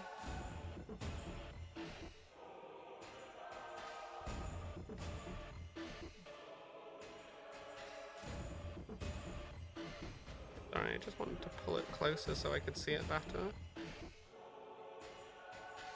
But yeah, I'm excited to see how this is gonna go. I think for gold trim on the Chaos symbols, I'm gonna use Speed Paint Aztec Gold. Because I quite like it. It's got a bit of a green tint to a very bright gold. Yeah, like I did a lot of planning for how I wanted to paint this model. I was looking at a lot of tutorials before the stream to kind of make sure that my ideas would work. But I still, like, it's one thing to have the theory of how it's going to go down, and it's another to actually put it into practice and, you know, make it work. Like these tentacles, I'm gonna try and do the skin a bit golden with maybe some orange and yellow tints to it. Make it look like he's made out of, like, molten gold or fire. And then I'm gonna have the hair, like the tentacle hair, become like black smoke kind of thing. I think that'll look quite cool. Once you get hands on deck, it's all the small issues that start popping up. Yeah. Still, I'm having a good time with this. Is this dry? It is dry. Cool. Right. Chat, do we do inks first or do we do dirty down? No, because we don't need to shade it yet. We're gonna do shading later. Shading later, because we're also gonna do inks on top of it.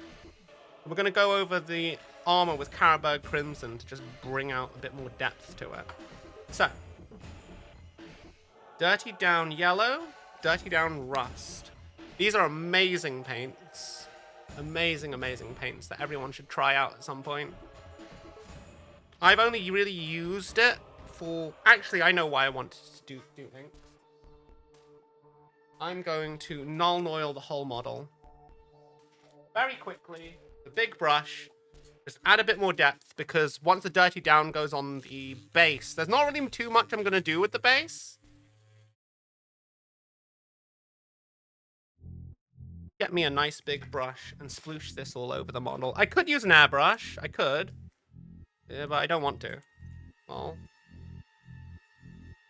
because I don't know that there's really any need to.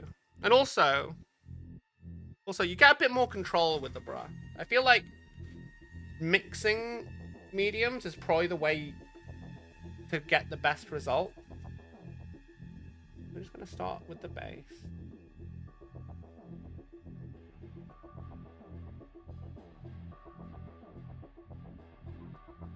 Probably add some contrast to that little panel there. Make it look like it was working and glowing at one point. But the base doesn't... I don't want the base to be, like, super... Actually, thinking about it, maybe I should use the airbrush. Because I've got an airbrush wash in my paint set. In fact, yeah. Fuck it. Fuck it, that's what I'm going to do.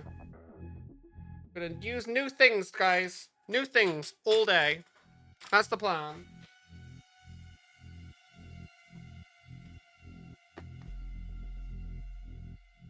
Airbrush. Where's my black wash? There was a black wash in here.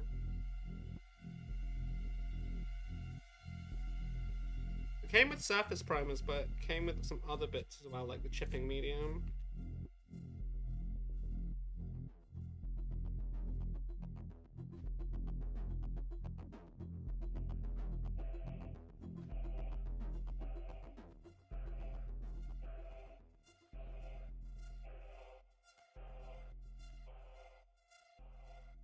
Do I just put the Nuln Oil into the airbrush?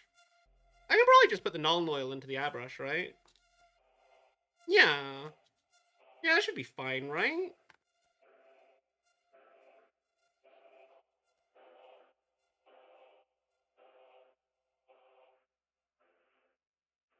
Yeah. Fuck it. Fuck it.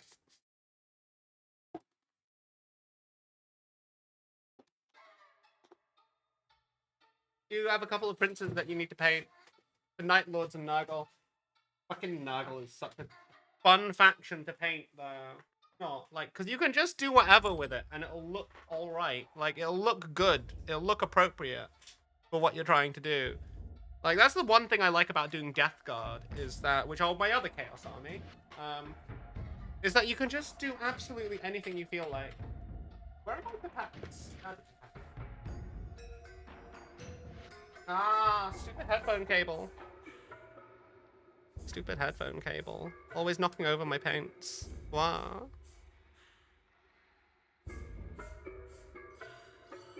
Zeros, whatever you mess, no one will know. Yeah, exactly. Because, like, everything about Death Guard is mess and rot and decay. And it's like, yeah.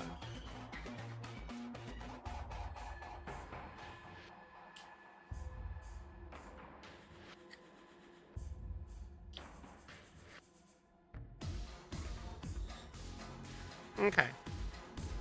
Nuln Oil should be okay in an airbrush, I think. Because it's quite thin paint. It's not like I need to, like, thin it out or anything.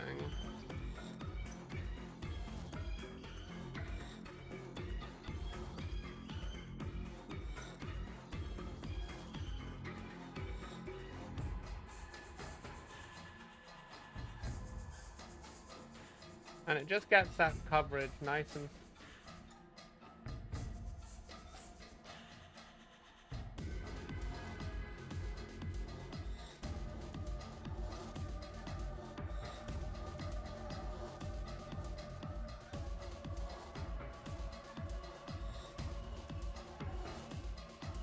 God, I love Nuln Oil. It's such a good paint. Maybe I should have gone with Agrax Earthshade, actually. Agrax Earthshade would probably be okay. Maybe I'll do both. Maybe after this, I'll do a layer of Agrax Earthshade. Just to really add a bunch of depth to it.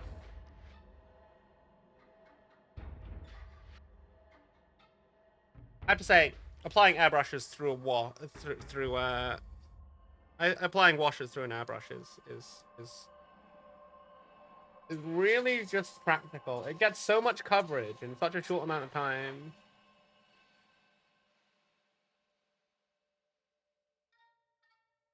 You can see, you can just really, like, pile it on. You don't need to be super neat about it, especially at this stage of the paint job.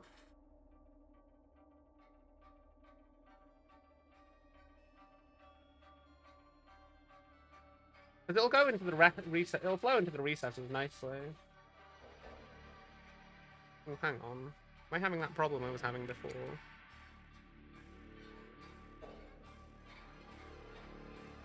No.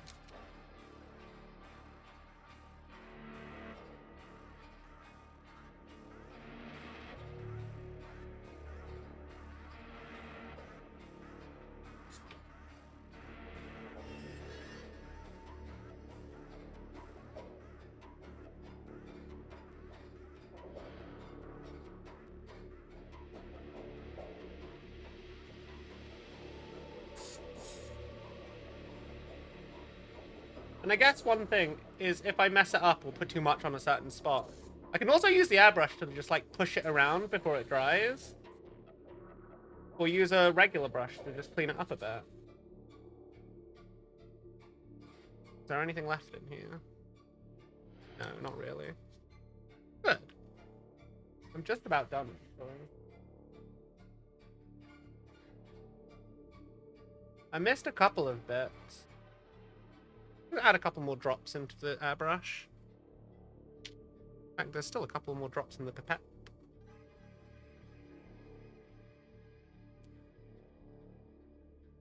Nice and easy.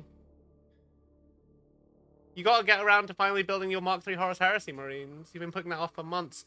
Bruh, the Mark III Horus Heresy Marines are sick. I fucking love them. I've made so many Word Bearers out of them. I've made some Dark Angels too. Fucking love Mark III armor.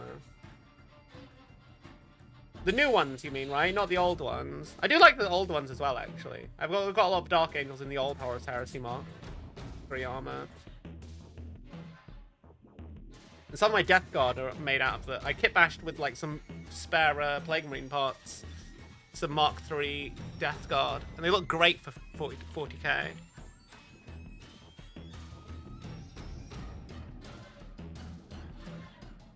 I gotta say, airbrushing really speeds up the workflow.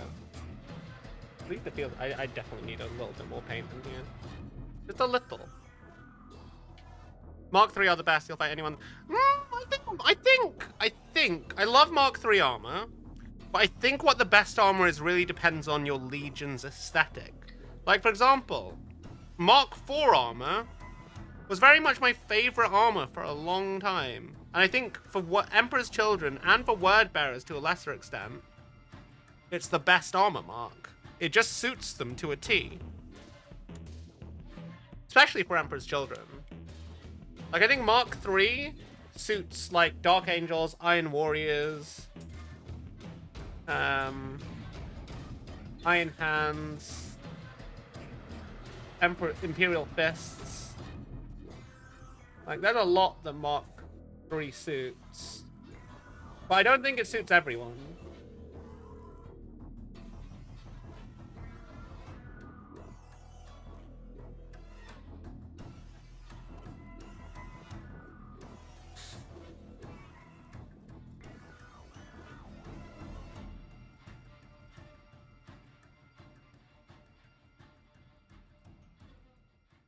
I also like the knightly aesthetic of Mark III. I think Mark III is one of the best sets. But doesn't suit all of the legions. It really doesn't. I wish it did, but it doesn't. Like say White Scars, for example. They need a more sleek aesthetic. I think Mark II looks perfect on White Scars. So does Mark IV, but yeah. With Raven Guard, it's hard to see them in anything other than, you know, the armor that's named after their fucking Primarch, the Corvus set.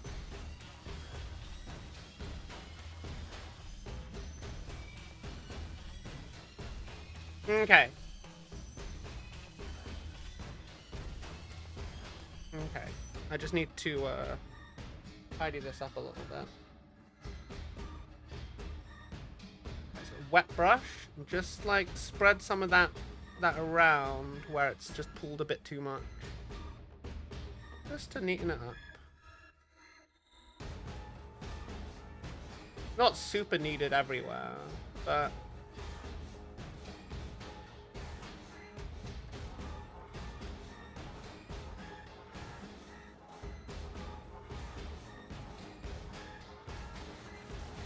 want to get to it before it becomes something we have to fix later.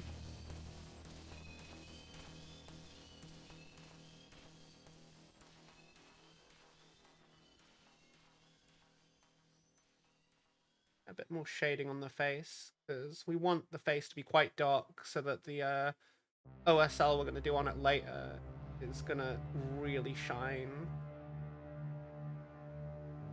Get some of the excess oil off the blade. So honestly, it quite suits the sword having that excess. I think so. In fact, it's a warped blade, so it's not like it has to be perfectly natural and well lit. Okay. I think that'll do. I think this wing could do a little bit more.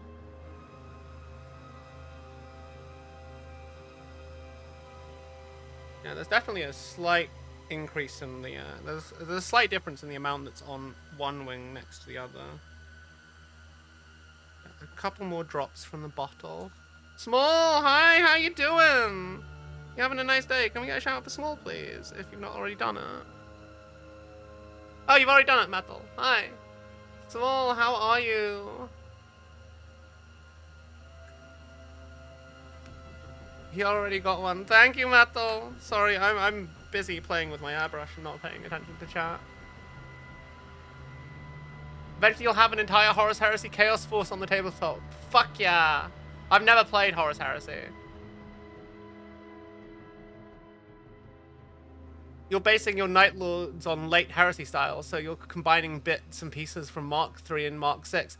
Ooh, I fucking love that. I love the idea of scavenging stuff. Tyrannosaurus Tax, you wish your name was Fear. Why are you full of fear? For you are soon to be full of ghost pepper new. Oh god, Small, why? Why? Why would you do that to yourself? Oh right, this was from your birthday donathon thing.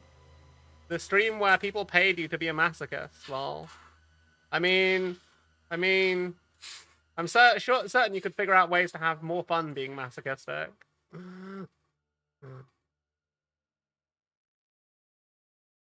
Speaking of masochism, I'm getting, Pink is gonna help me set up a bot that'll spawn bosses in Elden Ring when people do donations for my charity stream next week. So I could be fighting Melania, and then suddenly chat will spawn a second Melania, cause lol, fuck me, I guess. That's gonna be fun.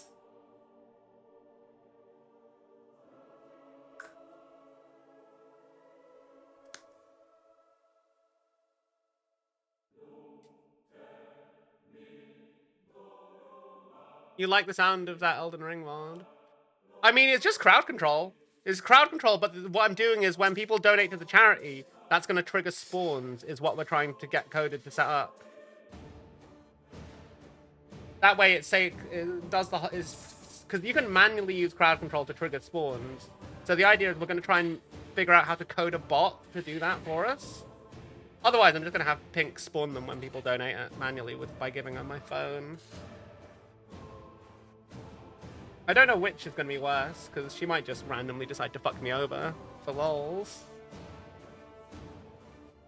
But yeah, it's going to be pretty cheap, honestly. Like, I'm gonna, like, spawning bosses are actually quite cheap, because I don't want to charge more than the crowd control thing does.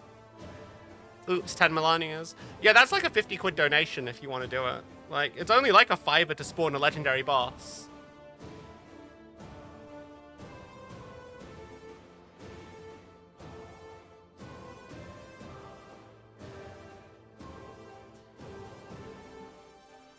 Well, fuck you, 1,000 dragons would be upon you. I mean, I feel like dragons would be easier to deal with than Melanias. Dragons aren't that hard. You just need to, like, dodge the shit, and then you'll be okay. Thanks, Metal. Go random Elden Beast, go. I don't think you can summon the Elden Beast, but you can summon fucking Radagon. So, yeah. Arguably, Radagon is harder to fight than the Elden Beast. The Elden Beast is just kind of annoying and has bullshit attacks. Unless Elden Beast is going to be phase 2 of summoning Radagon, that would be terrifying. But I don't know how these boss summons works. We'll do some research while I'm at work, see if you can get the bot working. Fuck yeah. Okay, I'm going to quickly clean out this paper pot. Wow, that null oil has really darkened the model down. Holy shit. I might go in with another... In fact, I might just do that now. Like, it doesn't matter if a bit of null oil is mixed in with that. Yeah, that's what I'm going to do. I'm going to mix the null oil that's in the chamber with some more Game Air Silver. A little quick highlight to really just bring out some stuff. I do feel like it has gotten a bit more depth thanks to the null oil though. I think this is like the most patience and thought I've put into a miniature ever since I started getting back into Warhammer. Like with the lion, when I painted the lion like over a year ago. Was it over a year ago? It was last year, wasn't it, when the lion was released? No, it was a year before that, wasn't it? Because last year was 10th edition's release. No. Wait, what? No. Yeah. The line was released how long? Like, glory to Ainzul Gown, my manga. Fuck yeah. I fucking love Overlord. I need to I feel like they've not. My only problem with Overlord as an anime is that they've not really done too much. The CGI work is pretty like mid. Tab flow to help that dry quicker. But actually, you know what? Let's focus on the bits that are actually dry.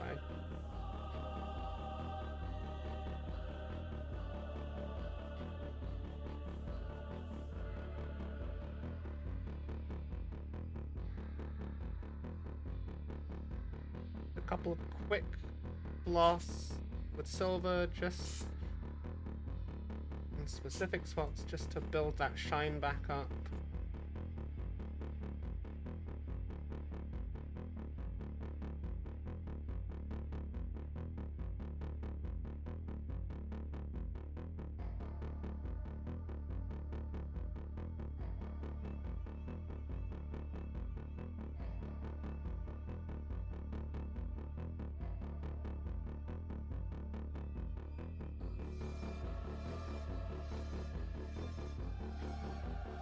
You never finished Overlord. You think you stopped watching on the fight against Shaltir? The small vampire? Oh, that was season 1. There's so much more to it than that. I quite liked season 1. I feel like it gets better, but sadly the animation doesn't really improve. Like, they do a bunch of CGI goblins at the end of, I think, season 2 or 3, and it just looks terrible.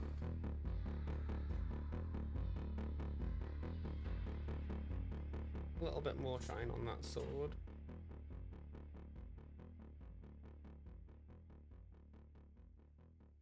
Okay. Right, I'm going to clean out this chamber again. And then we're going to start doing some dirty down rust on this. You never quite picked up? That's fair. Shal chair. Lol. Yes, she fucking loves being a chair for Ainz.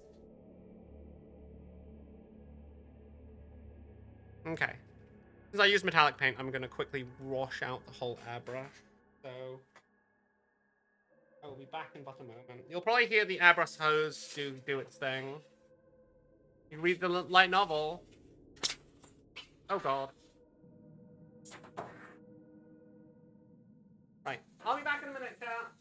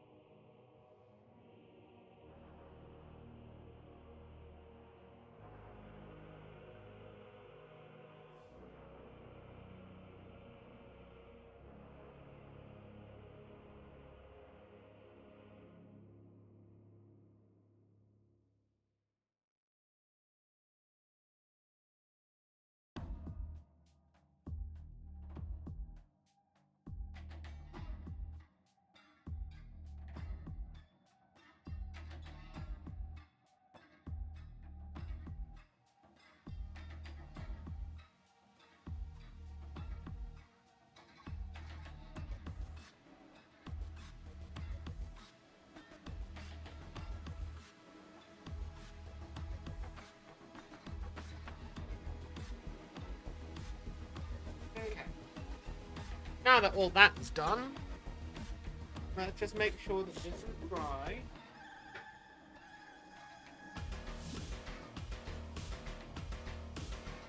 It's easier for you to keep interest for reading than watching. I get that. I get that.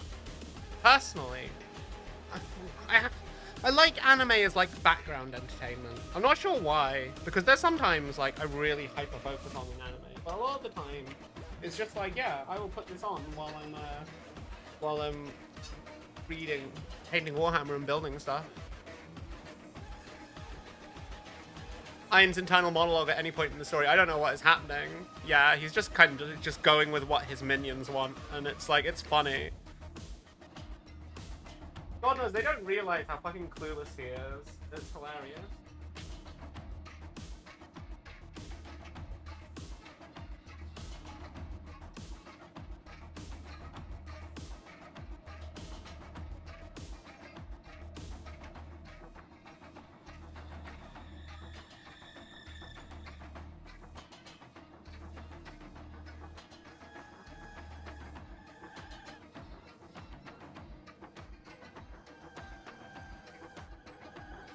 Get the last of the particles out of there.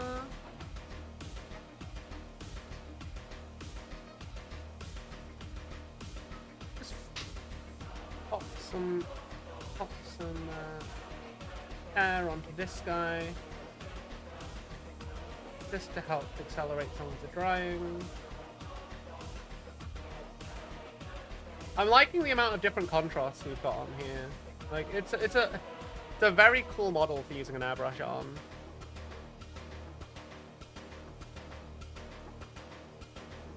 My goal today is mostly just to get the armor finished and then maybe do the rest.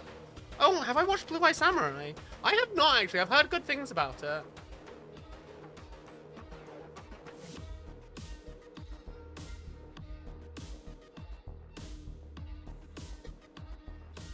It's a Netflix anime, isn't it? Okay. I'm gonna take my paint mixer while that continues to dry. Yeah, I've had nothing but praise for Blue Eye Samurai. It looks really cool.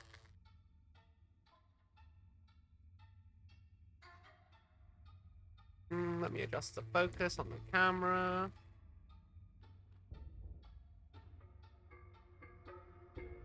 It's 3D made, but it does look super good. I don't necessarily think being 3D makes it less anime. Hey, Romany, how you doing? Will I be seeing you at renewal? Why is my model so small? All this space is just empty right now. I keep going away to clean the airbrush thing. The reason why this paint is taking so long to mix, by the way, is that Dirty Down Rust, really thick paint, like so fucking thick. It just takes forever to mix, and you need to shake it and shake it and shake it to get the effect. So, yeah. You're so like crazy to get ready for it. Nice, nice, nice. Have you seen the new site, by the way? They're thinking, I think the plan is to move the renewal and E1 to the new site. It's a really big site, though. Wow. Why bonk? Some people like anime when drawn, but Blue Eyed Samurai, I feel like CG anime is fantastic when it's done right, but only when it's done right. And what is done right? I mean, that's subjective, isn't it? Like the whole like 3D versus 2D argument for anime is purely subjective. It's down to personal taste. And a lot of people are just staunch, they just don't like it because it's different. Not necessarily because it looks bad. Like, Chainsaw Man has fantastic CG anime. CGI. And, yeah, you can tell there's a difference, but, like, it still looks good. Same with Dragon Ball Super Broly.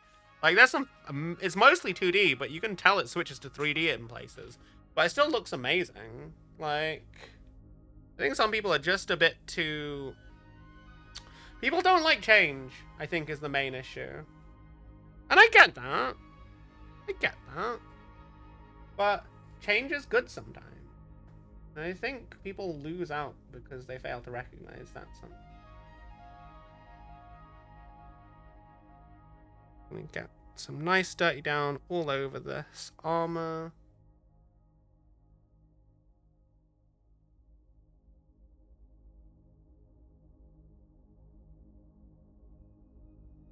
I'm going to stipple the yellow over some of the more raised areas as well.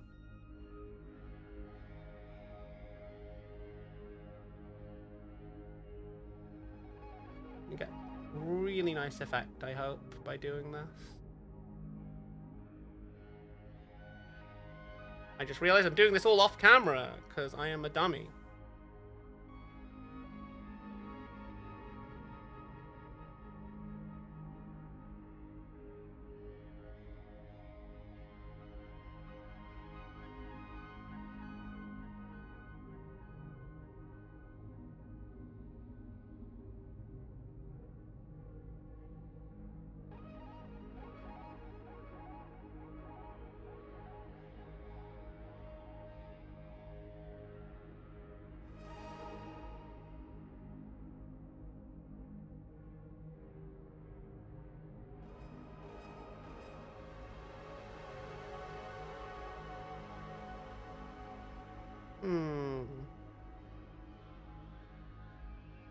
3D can be good.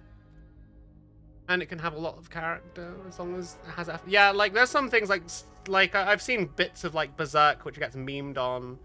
And there are some awful 3D animation out there, like, God, I can't remember most of its names because the anime themselves just are low-effort cash grabs. Trying to profit on some, like, hit new thing in some country somewhere. But, yeah... I do enjoy both 3D and 2D anime.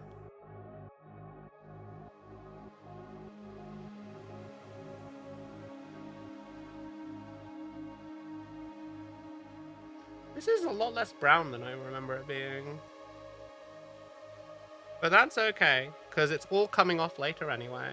Well, not all of it. I'm gonna get in with the dry brush and really like streak it down to like give it the impression. Ooh, I could actually make those eye sockets for the skulls on the knees glow as well. That might be nice. Might be. I do not know just yet.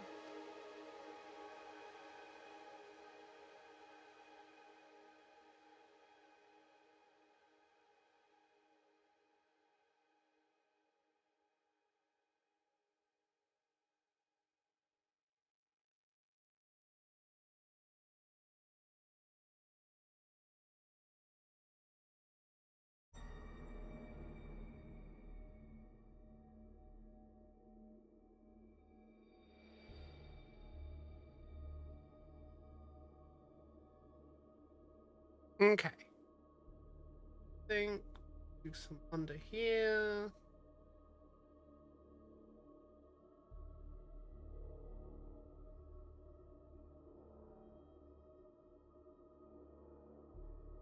Then we will switch to the yellow. Ooh. Is there any armor there already? No, that's skin, isn't it? Yeah. Probably add some to the tail armor back here. Also, I gotta say, they tried to give the Demon Prince cake. And like, while no one's really gonna see it, I noticed that when I was building it. Like, they kicked him up to fuck, low-key. And, yeah. Just a bit surprising. Well.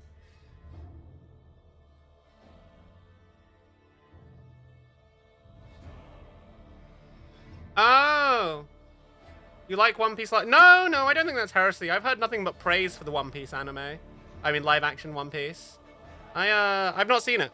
I'm not into One Piece. Mostly because it's just too long, okay? Like, I have no intention of catching up on it, and I have no intention of, like, putting that much time and investing in a series, live-action or not. Like, it's just too much. It's too much. Life is too short. Life is far too short. Yeah, I've heard, like, the creator of One Piece worked on it with the team, and everyone is really satisfied with it. And I think that's great. I think that's part of the problem with why things like the Avatar live-action thing didn't work, is because their creators were originally working on it, but then it just went through so many changes. I mean, it didn't. It tried to pay homage to a lot of the original, but it just didn't work out, did it? Like, the creators eventually left the project after years working on it. But you can tell, like, the people who made it were big fans of Avatar. But, like, yeah, scenes just changed and heresy. Also, Taiga, read another book. Sorry. I've just been really busy. I planned to do more reading and record some more chapters this morning, but I fell asleep on the couch with the cats. So I will probably do more reading after work on Sunday and get through Renegade's Lord of Excess. I want to try and get all of the chapters recorded in the next couple, by the end of July, sorry. That's my plan, at least. And then I'm going to let my Discord, or maybe I'll do a Twitter poll or a YouTube poll or something for what my next book is going to be. I've got the Caiaphas Cain omnibus and the Word Bearers omnibus. I have the Word Bearers omnibus. I've also got... In fact, I've got my book list right next to me. I've got Lazarus Enmity's Edge, which is quite recent. I've also got Age of Sigmar, War for the Mortal Realms, which is like a collection of short stories. So I might just like do a couple of like read some, like it's not a, is it a continuous? Oh, it is a continuous story. Yeah. War of the Mortal Realms is meant to be, it's written by 3 different people. And it's like meant to kind of like, basically it's a lore dump for Age of Sigmar for people who aren't fans of it. And I feel like it's probably a good one to read as someone who doesn't know much about Age of Sigmar. Like, I know the basic premise of Age of Sigmar. I've read a bit of Daughters of Cain lore, because you guys voted for me to start Daughters of Cain, which is going to start this year. I will do a stream of painting Marathi and Krathus of the Crone Seer later in the year. They're built and primed and ready to go. I just need to, like, know what the hell I'm doing. And yeah. Oh god, that is a very stark difference with this dirty down yellow. Like, it's... Okay, yeah, no, they're definitely different colors. Might need to create some overlap between them, actually.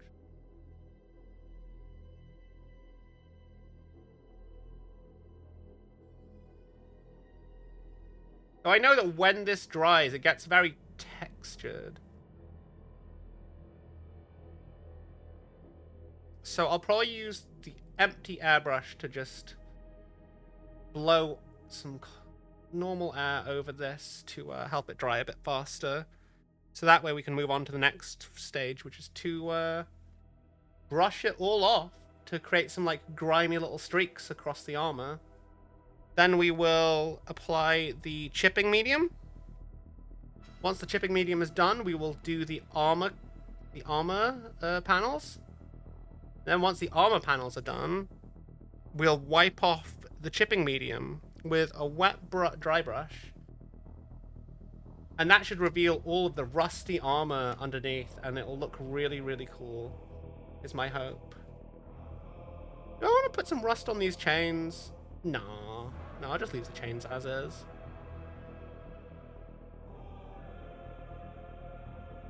I'm going to need to go in and rebase some of these non-metallic details later down the line, but we'll finish up with the metallics first, because I just want to have this done. I want to get the armor done. Once the armor is done, we can kind of just do whatever we want. It'll probably take us more than one stream to finish this model. Just finished Night Lord Omnibus, and let me tell you, damn, I've heard fantastic things about the Night Lord's Omnibus. Fantastic things about the Night Lord's Omnibus. So that may be one of my few. I do like the Night Lords as a legion. I like the whole renegade but not chaos aligned thing they've got going on.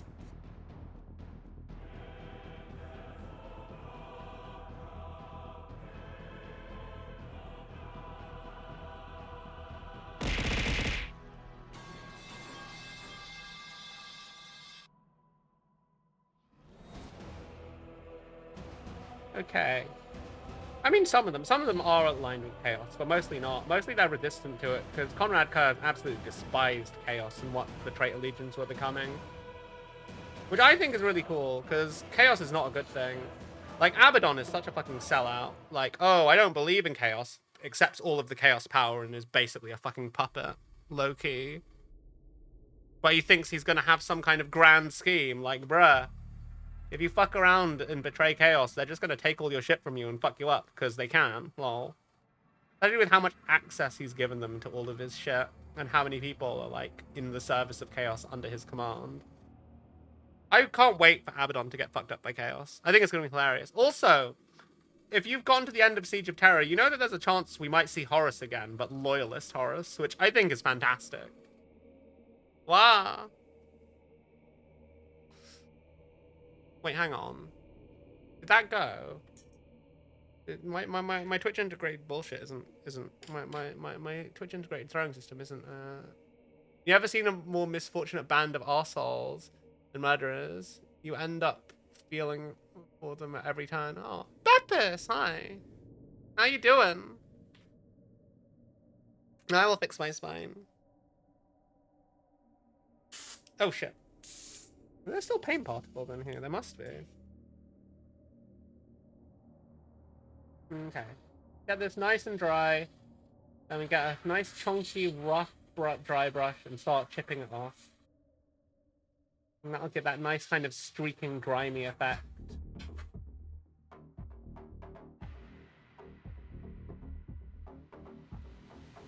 I do love having an airbrush for like blowing air on miniatures to like just dry them out a bit a lot faster. Like it's so nice because it just speeds up the whole painting process, which I think is fantastic. Okay, I need to get my chunky brush. Where is it?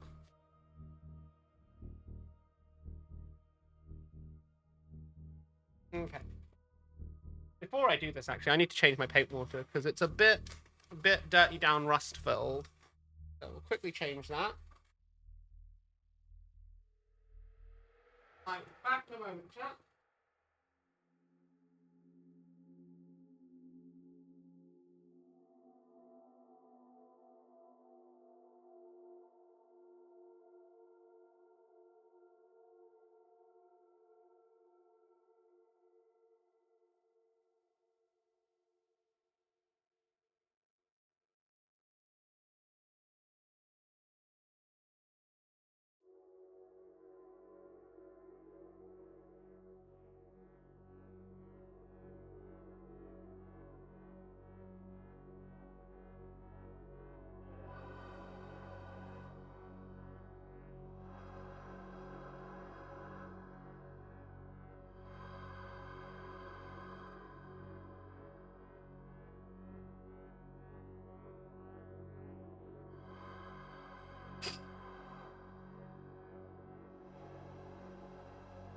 I do kind of feel like I need to turn the brightness up on this a little bit.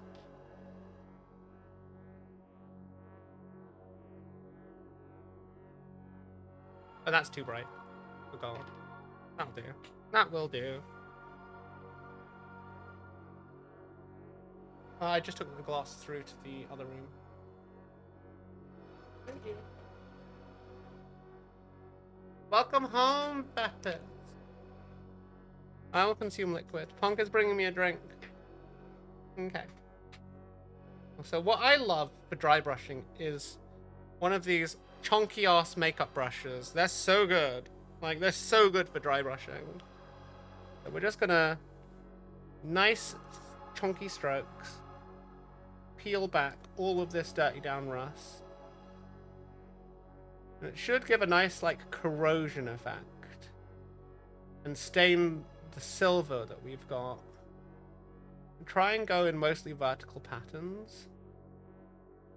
But this will take off most of the paint, except for the metallics underneath.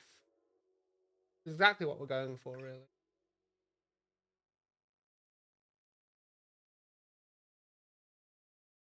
This is the thing about Dirty Down is like it's water soluble, so there's a lot like you can do with it, even if you use too much. And there's no such thing as using too much because you can always just wipe it off effectively. I think part of the effect is letting some of it build up and then peeling it back. It should have a nice kind of like rusty, brownish, yellowish tint to the armor from now on, which will cut through once we put in the chipping medium.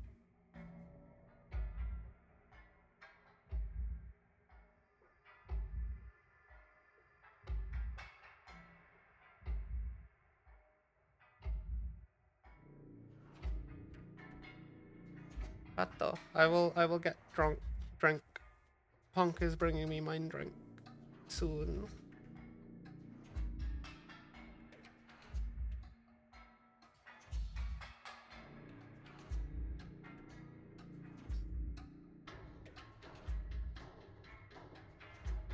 Okay.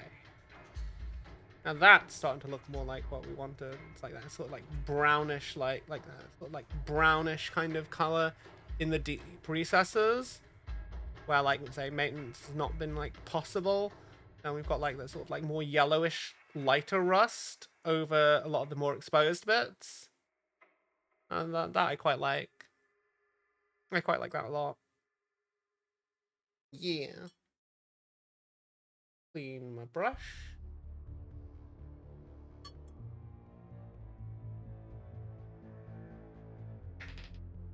Okay. Now. Oh, actually, I could probably do with wiping a little bit more off here.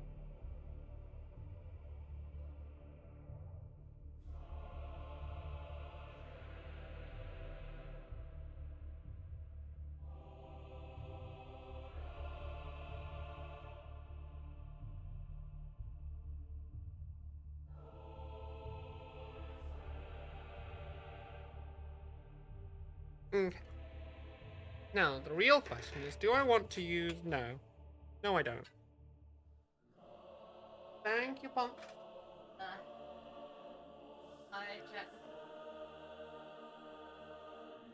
I have done a hydration. Okay. I think that's alright. Maybe that is too bright. I mean, it's not too bright for me, but maybe for chat. Maybe I can delete the exposure a little bit. That's very dark now.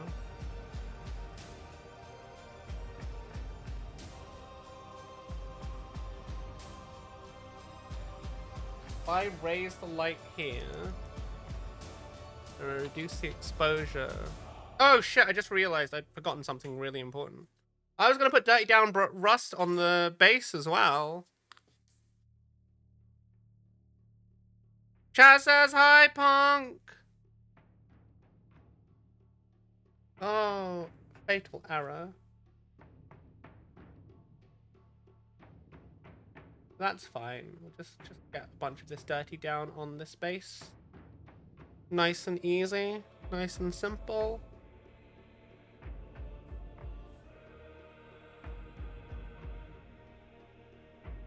Not gonna go too heavy on it. Leave some bits uncorroded.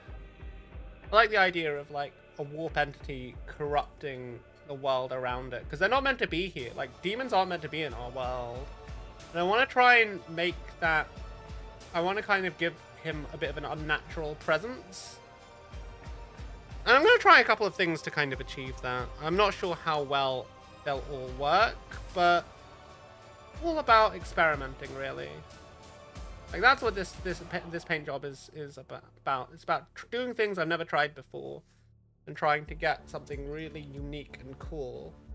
But also, this is partly to test out some things I want to do with my Word Bearers by and large. But I'm doing some things on this model I won't do. Like, I might try the chipping stuff if it works out quite well. On, like, not all of my Word Bearers, but, like, on stuff like the Chosen and the, like the Veteran kind of units. Which I think makes lots of sense for them to, like, have a bit more wear and tear. But I say this like they're not all veterans of the Long War.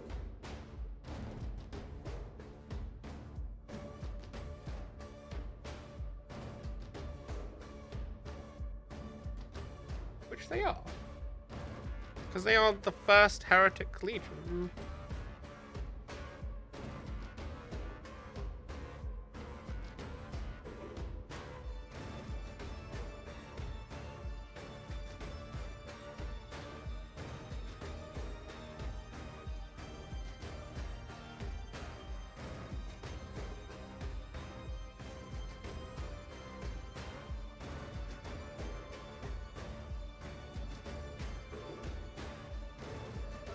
Okay, that is that done.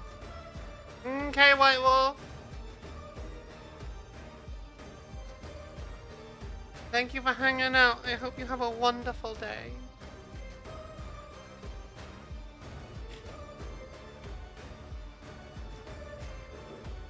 And dry that off a little bit, and then we're gonna once again just wipe it all off with a bit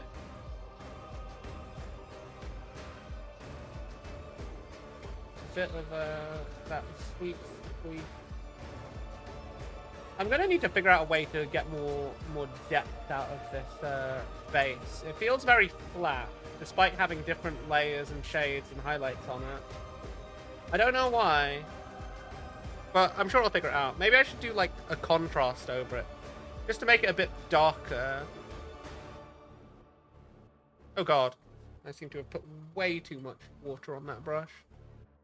Well, that's fine. It's nothing we can't undo.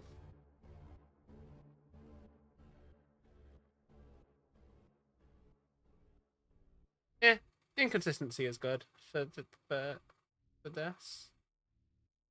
And again, it's meant to be unnatural, so if it looks a bit messy, that's all fine.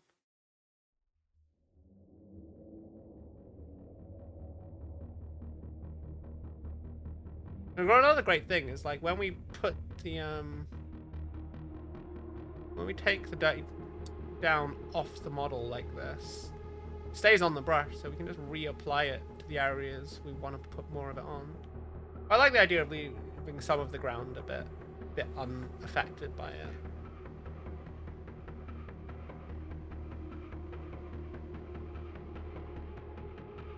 Okay. Now that that's done, really use tissues more. Heavy dose of shade might help. Yeah, I'm thinking the same. A big like. Well, I'm actually thinking. I'm thinking the chipping medium is gonna go over it. Then I'm gonna, after I've done the, I think I'll probably use Space Wolf Grey to contrast over the chipping medium, and that'll fill out all the deep recesses and all that stuff. I'll fill that out really well. And then I'll chip away at the edges on the base after that's dried. Yeah. Yeah. Just like with the armor. Only with a different color. Do I have Space Wolf's Grey prepared? I don't think I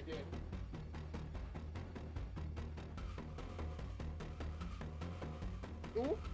Let's not knock over everything as we look in our big box of paints.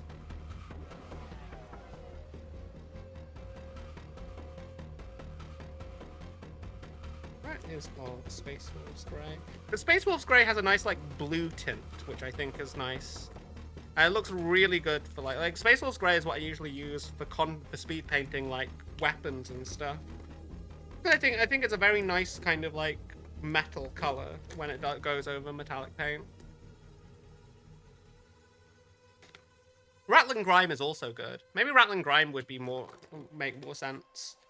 It'll be very dark. But not too dark. It won't be overpowering.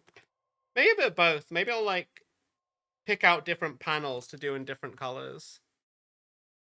Yeah. Well, probably a mix between Rattling Grime, Basilicolum Grey, and Space Wolf Grey.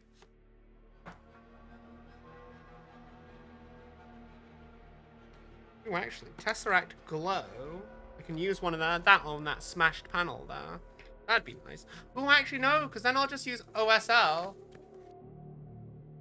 Use Rattling Grime to shape. Yeah, I love Rattling Grime. I use Rattling Grime a lot on Rattling Grime and Garragat's Sewer go well a lot on my Death Guard. They're like, it's one of my absolute go-to paints. Okay, now I'm gonna leave that to dry for a minute while I check up and make sure I know what I'm doing. I saw a quick video on this. I just want to refresh on it. About how to use this Vallejo chipping. Again, this is a technique I've never once used before. But it looks amazing. It looks absolutely amazing. Where's my chipping medium? There's the chipping medium. You don't get a lot of it in the pot, so I want to make it count.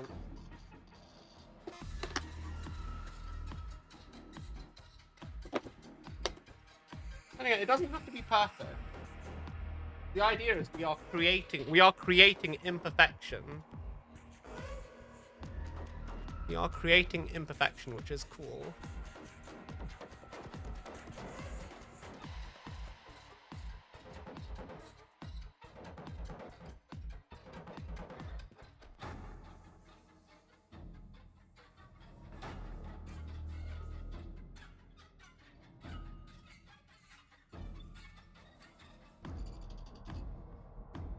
Watch this quickly at double speed, even though it sounds fucking weird. Why do you have such a massive intro?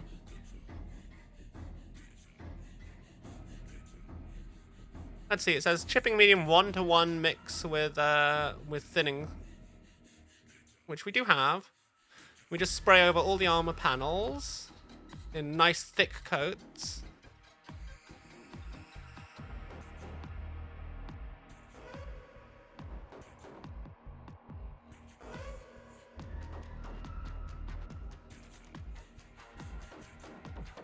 Then we just paint over the next stage. And then we leave that to dry for a few minutes, and then we chip it off.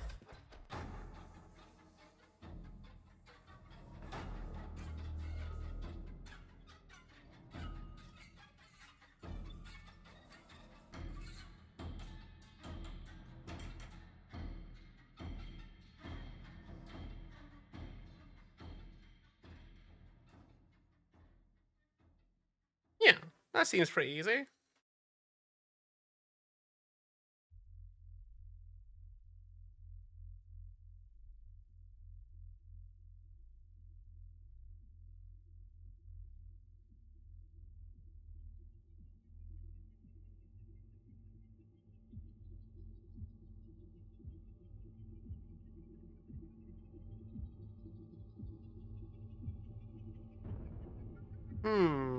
Do I need to thin this? This video says I should, but it's not the same video.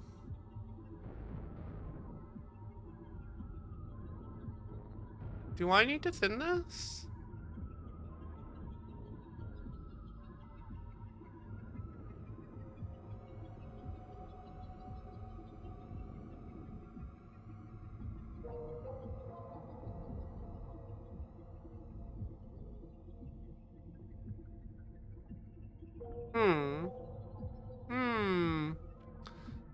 Do I?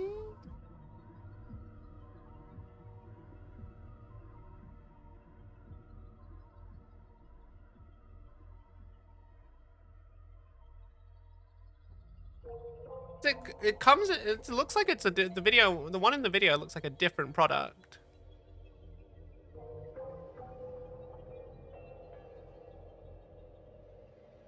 This looks like.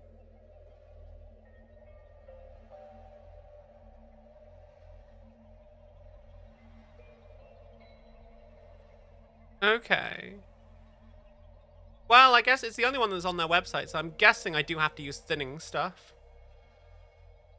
Do I have any other word bearers at hand? Yeah, I've got some old ones. Let me get them out of the cabinet. I can show you them. They are like sort of my test models. I kind of just painted them in a bit of flash. I just wanted to have something painted on the tabletop. I don't like not having painted models in the army. Grab a couple.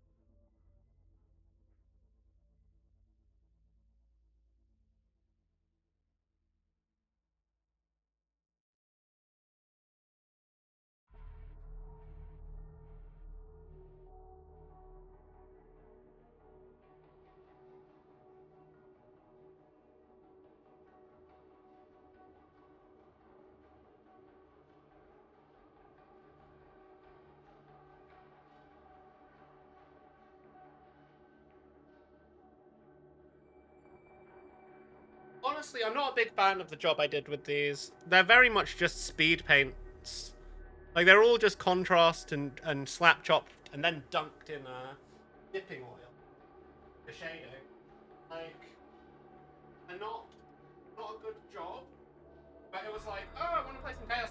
Get these done up.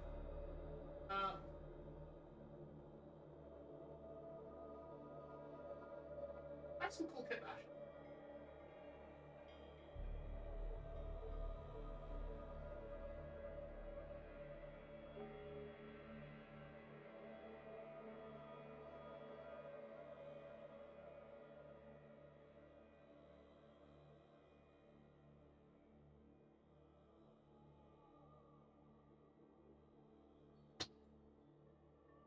Okay.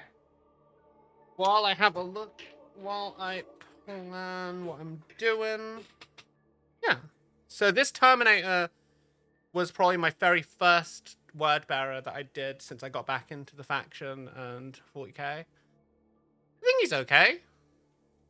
The brazier kind of fell off when I was painting him the first time, though. I also redid the armor color after I'd finished it, because it was a lot more purple before.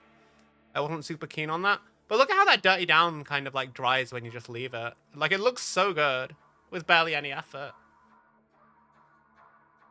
Yeah, they're just in a cabinet behind me. There's more. And this was a kitbashed possessed I made using some just bits I had. Like, you can see Vashtor's leg, because I turned Vashtor into a Dark Angel's Daemon Prince with the Manticore. I tried to make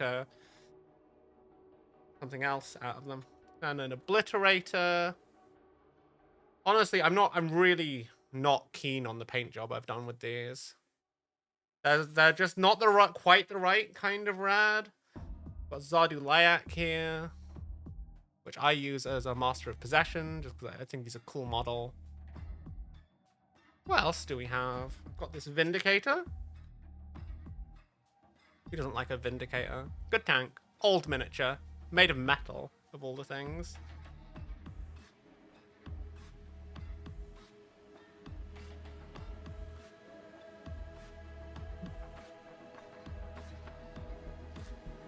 Heresy Galva back.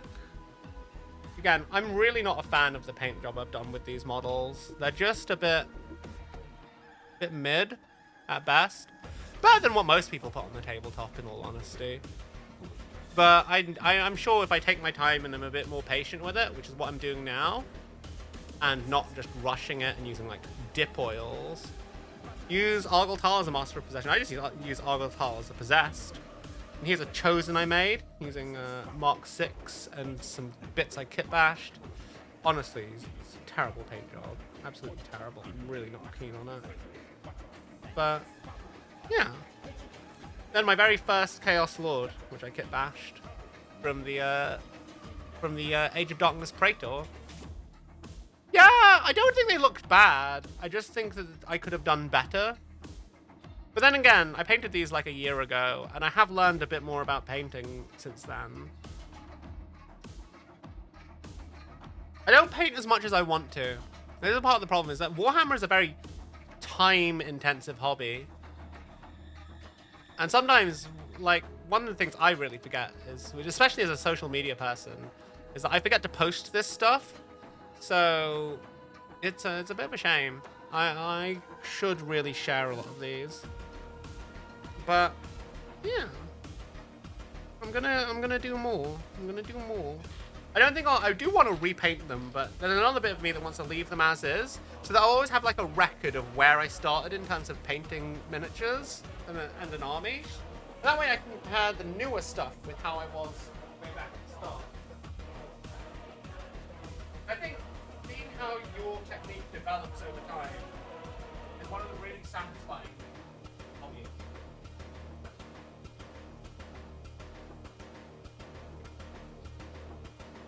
Okay, putting these back now.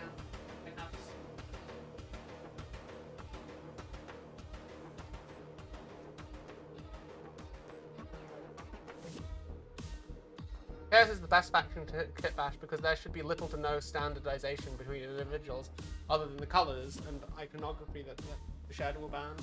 Yeah, I agree, Danny. They are very fun. Very, very fun. But, because I had fun making them doesn't mean I'm happy with them. There's so much more to improve. But they're my baseline. My original units. I've got more to build, more to paint. And I'm very excited. One thing I really like about Chaos is just the amount of kit bashing, the amount of money you can save by using Heresy Mint. Because Heresy, Horus Heresy, Age of Darkness, is so much cheaper. Like, it's so much better value for money. It's absolutely insane just how cheap it is compared to 40k. Like, arguably, most box sets, you get twice the plastic for the same money, and I'm just like, how do they justify it? How do they justify the expense of 40k when they can clearly show that they don't need to charge that much? That's my only real complaint about Warhammer as a company. Like, it's just a bit inconsistent. If anything, you'd think the Heresy box sets would cost more, specifically because there's more plastic in it, And also, it's one of their specialist games. It's not treated as if it's a mainstay of the company, like Age of Sigmar is. But yeah, really, really nice. Really, really nice. I've got some other miniatures here, like my Chosen are here, and I've got some kit-bashed Havocs just kind of here, sitting above. Let me just. They live up here reminding me that I need to get shoulder pads for them because of fuck transfers. Hate transfers. Hi, Evie. I am being invaded by a cat. Catto acquired. Catto.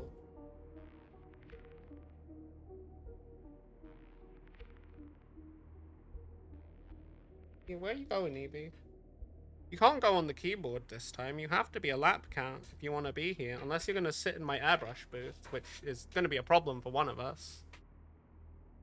In fact, it'll be a problem. Oh, bye, cat.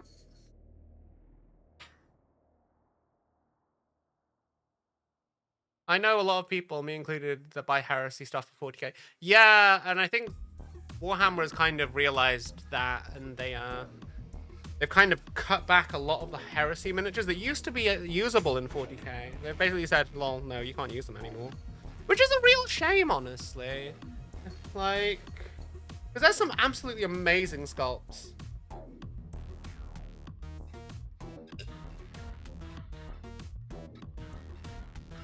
It's the whole infinite growth thing. Modern economics treats keeping up with inflation as being stagnant. The people deciding the prices only treat it as a financial success if there's like a 20% increase in profits year over year. That's kind of crazy. But I am too small brain for economics. I just think that, like, as long as people can afford to live and enjoy some things in life, that's generally the overall goal, isn't it? At least it should be the overall goal. Yeah, economics is crazy. I'm a small brain person. I just want to live in my little NPC house and do my little NPC tasks and paint my little NPC games. To be fair, most economists aren't exactly geniuses. Maybe. I'm not one to critique about things. Oh shit. About things I don't know anything about. My god. My paint mixer blew the cap off one of my fucking paints. Fortunately, there was no spillage, but that was fucking weird.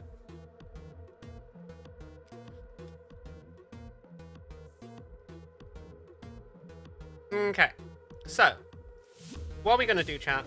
We're gonna put some chipping medium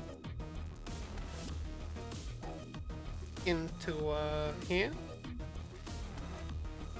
We're gonna do a 1-to-1 mix with airbrush thinner. I'm gonna spray over all the armor panels and the base.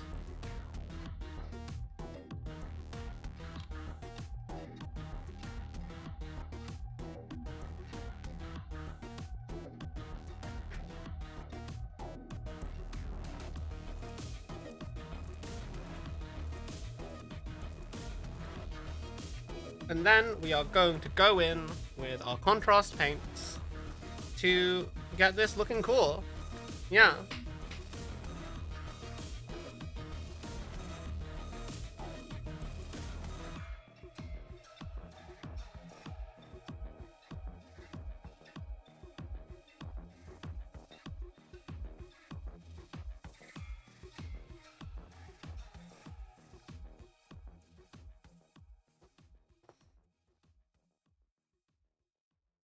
What is this stuff? What is chipping medium anyway? Like, what is it? Is it like salt water or something?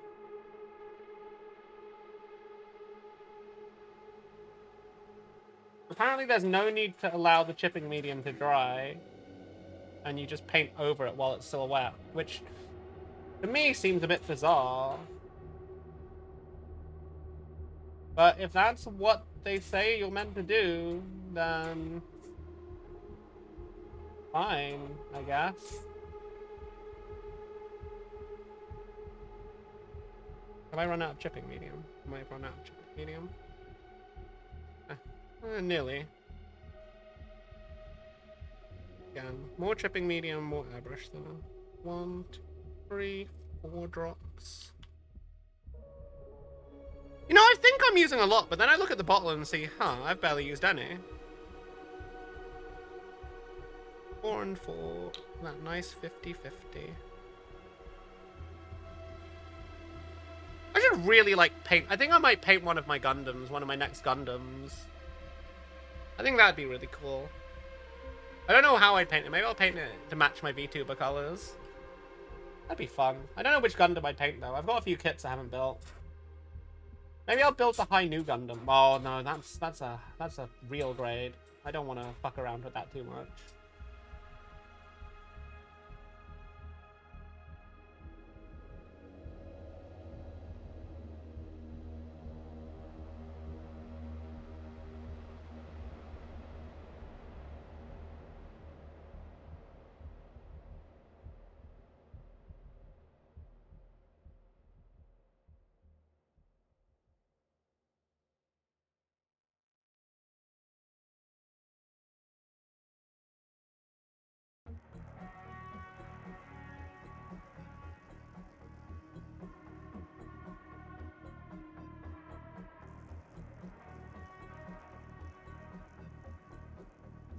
I hope this works. I hope I'm not accidentally fucking up the model by like doing this. I'm sure it'll be fine. Hey, if it looks terrible, we can just paint over it, right? Yeah.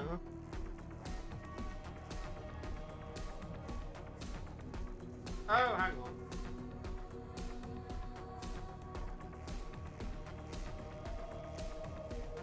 I want to lower the airbrush pressure. Lower.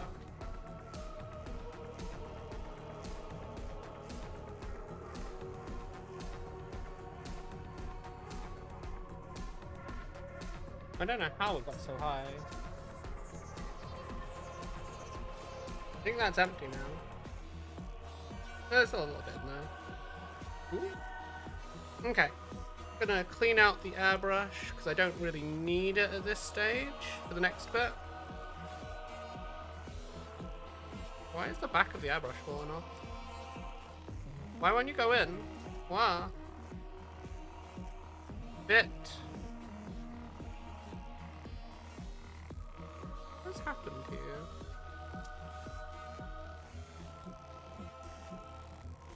Oh, airbrush. You are a silly bean. Okay. Let me crack on with this.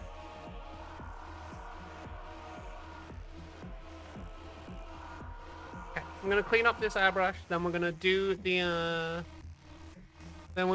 other bits. We're gonna do the armor panels, and we're gonna do the armor panels, and then we're gonna start taking bits away. It'll look really cool.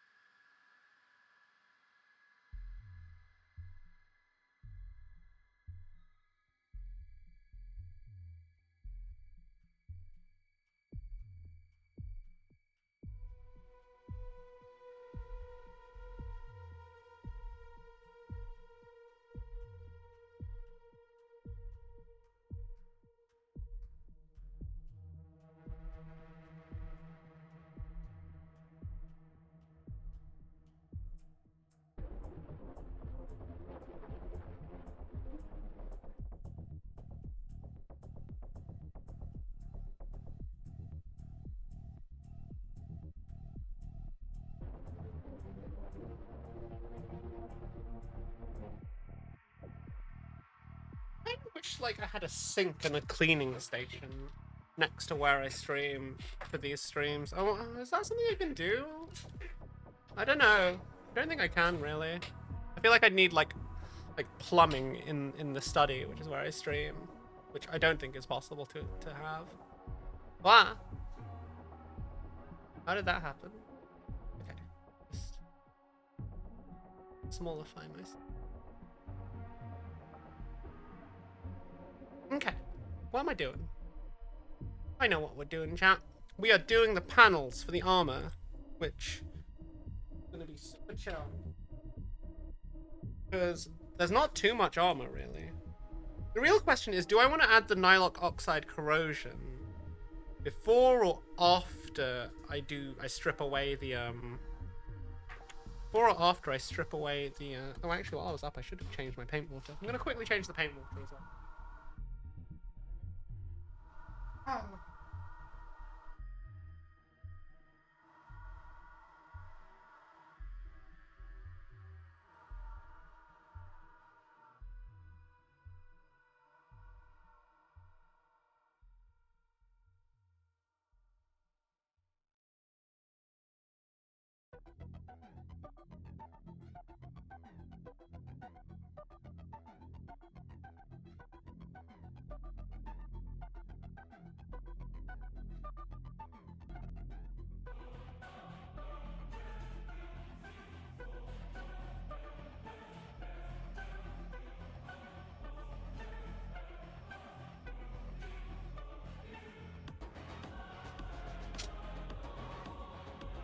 Okay. I am... Aztec Gold you mentioned is from Vallejo Metallic Speed Paints? No, it's from Army Painter Metallic Speed Paints. Let me, I knocked it off the table. I think I've knocked it off the table. It was here a second ago.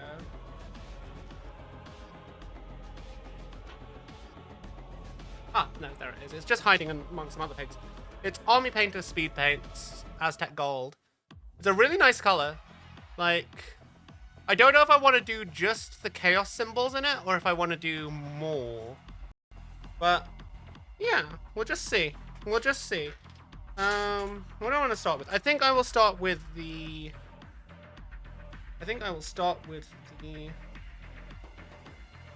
Black Templar with the shoulder panels. Everything else is just going to be in... Everything else is just going to be in Flesh Terror's Red, which is nice and simple. Nice and simple to do.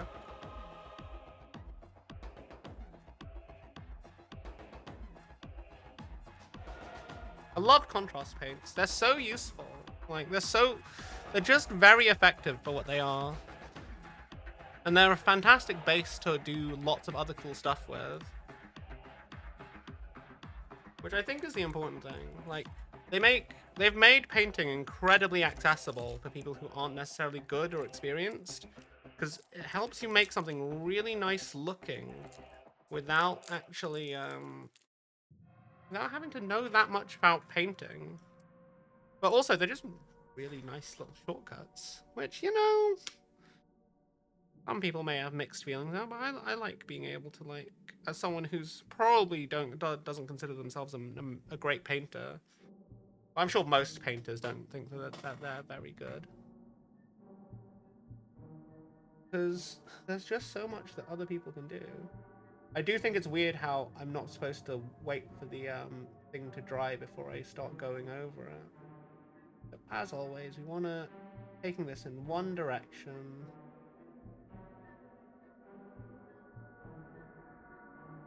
We don't need to be super precious about how we paint it. Get the nice gaps filled in.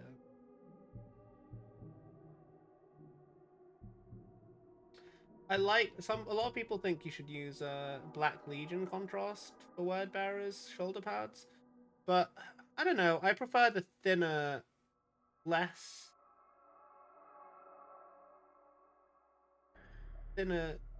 Black Templar, just because it lets you have a bit more control over just how deep you want it to go.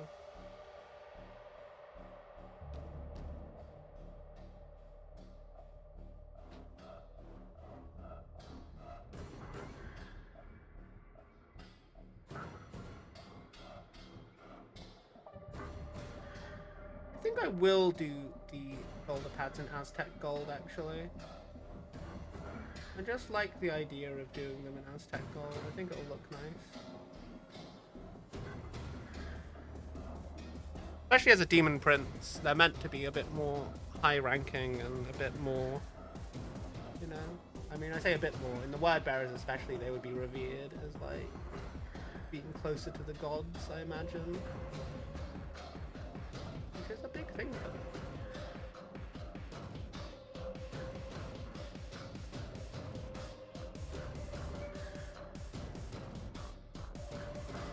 Especially as religious self.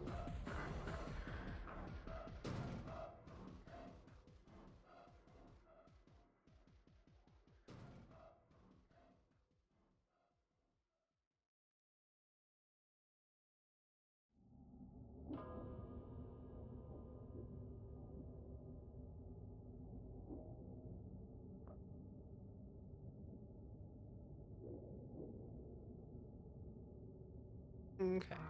God, I need to adjust the focus on that with it so close, I think. Get this bit done. We'll get on now.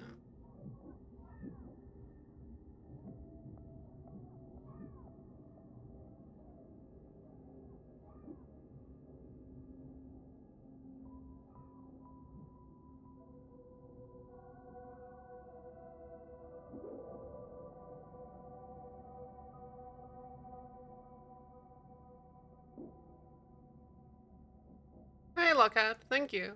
I think it's doing okay.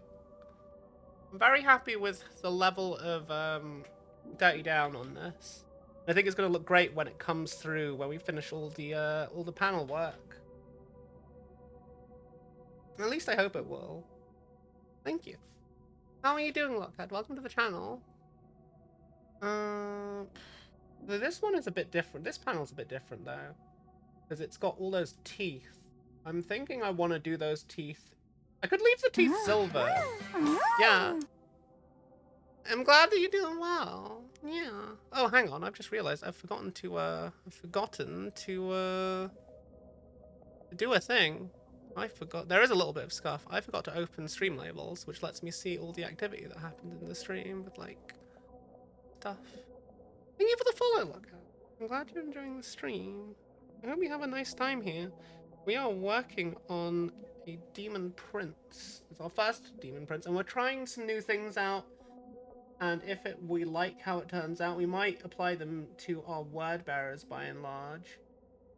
Once we get all the armor and all the main bits done, as a finishing touch, we're going to try and do some OSL for the first time. Right now, we've got it covered in chipping medium, which apparently we're meant... I've never used chipping medium before, but apparently we're supposed to paint over it before it dries. Which I'm not sure if that works with contrast paint, but contrast is an acrylic paint, so I'm sure it'll work out okay. Yeah. Are you working on anything, any miniatures at the minute? I like people being able to paint along and work on projects together. It's nice to see what other people are doing as well. I said I was going to adjust the focus on this camera. It looks okay. I don't know if I can get it to look any better in terms of camera focus, though. It's certainly the best it's been when I've been doing one of these paint streams. I want to be a bit more consistent about doing paint streams, because it makes sure I'm keeping on top of my pile of shame. As we all know is the important thing.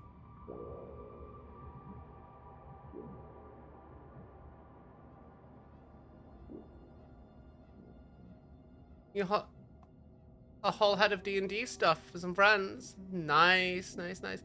Some Titans for Titanicus. Nice, nice, nice. The thing you don't like about the Death Guard Prince is that the cannon is a plague spewer, which is fine against infantry, but would have had being a blight launcher with that extra oomph and the AP. Maybe they'll change it, because like there's no specific Nurgle options other than the head. Like, I hope that they change it to... Because then it can just be anything. I suppose it's more thematic for it to work. I guess the Demon Prince was meant to be a Lord of Virulence who has the Blight Spewer. I really like the Lord of Virulence on the tabletop, though. But, yeah, Death Guard Demon Prince is kind of like, whatever. I think the basics, the best Demon Prince is honestly the basic Chaos Space Marine Demon Prince.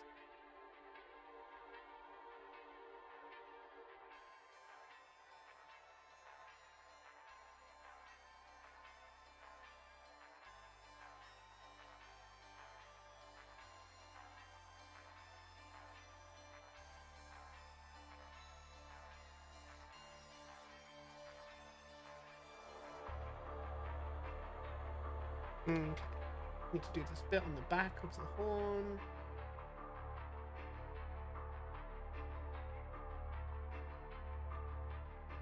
And then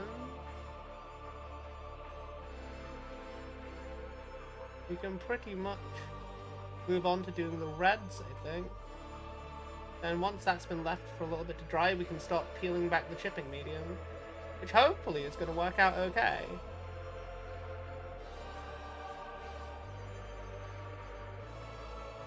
We've got a little bit of ink on, a little bit of paint on. Wipe that off.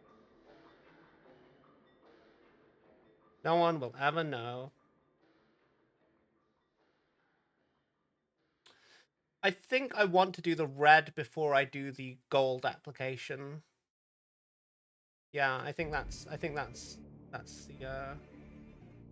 right call. Because then I don't have to clean out metal flakes in my paint water until later.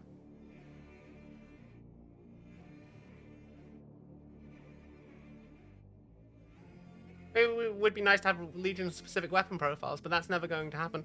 I mean, yeah. I'd have liked it if they had, like, a mace or something, because maces are very Word Bearers-ish.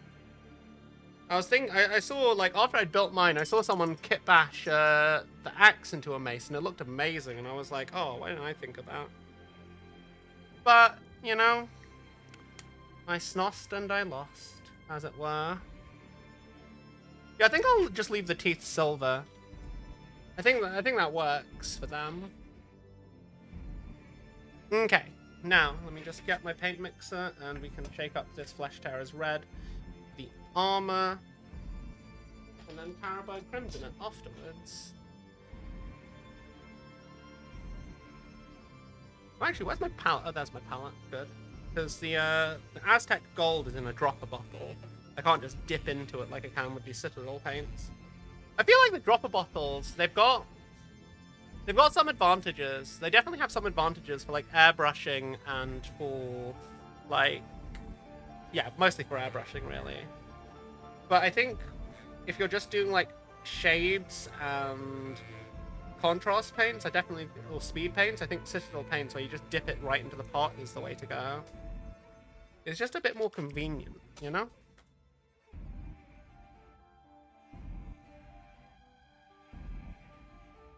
Okay.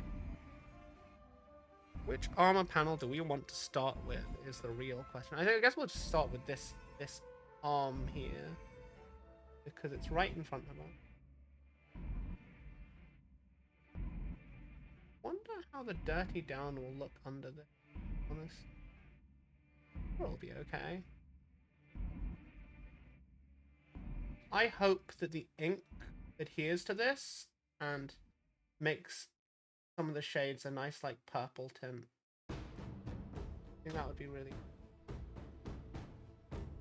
Oh, is that a hair? That is a hair. Oh, God.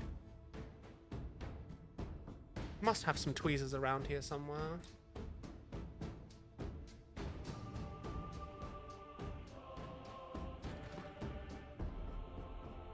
Ah, there's so many paints on my desk. Ah. Tweezers, these will do.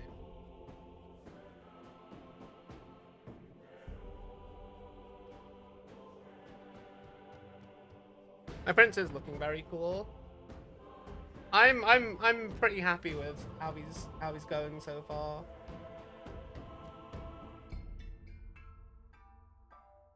But we'll only know if we're happy with him when everything is done at the end. There we go. Crisis averted. Unfortunately, the paint is still wet. Why does this... Is this in focus? It feels like bits of it are in focus, but other bits aren't. It's really annoying.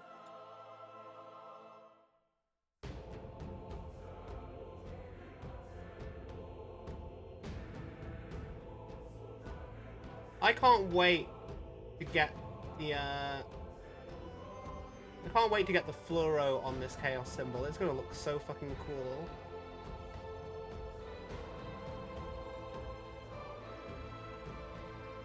But first, we do the chips. Chips, and then I want to at least get like the base parts of the skin down. Maybe I get all of the skin down because it's just going to be skeleton horde contrast with maybe Reichland flesh shade over it. Not skeleton horde, Argus dunes.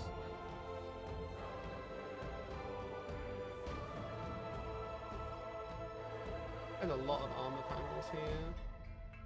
I don't have to worry about getting into the chaos symbol really, because it's not going to be rad in the end. I'm going to get some oil paint, thin that down, then just dip it right in there very quickly for a nice easy shade, a nice easy fill of white. Then quick spritz with the airbrush in the whole area. In white. I think it'll look really good. Yeah. And then with the fluoro. I'm really excited to see how the fluoro looks, because I've seen other people use fluorescent paints, but I've never used it. I do have a black light. Oh, black light's in the living room. Yeah. See how it looks afterwards. I'm sure it'll look great.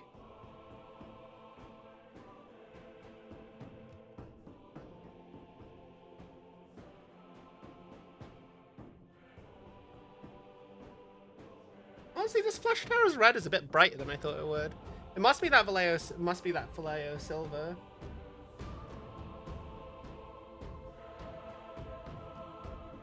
Which I guess isn't a bad thing. It's gonna look really nice and deep when we add blue ink over the top of it. It'll just add that nice little deep purple kind of tint. I do think I'll go with deep blue at this rate though. But we'll see how it all turns out.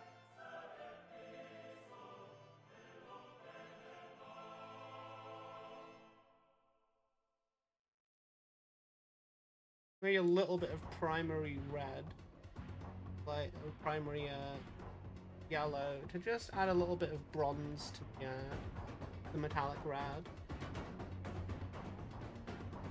Like, I'm thinking super tiny amounts.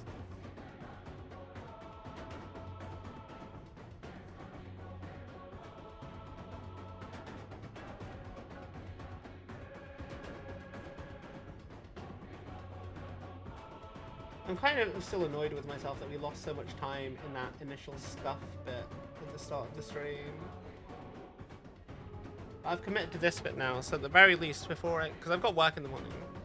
I've got just under 2 hours left, so at the very least I want to finish the armor panels before the end of stream. And get that chipping done.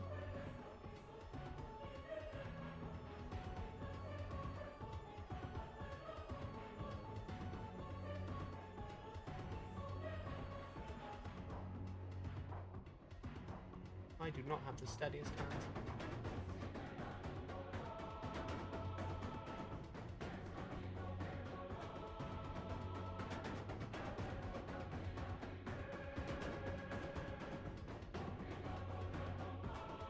Just putting bass in the face of the camera? Oh my god. Okay. Got a good angle.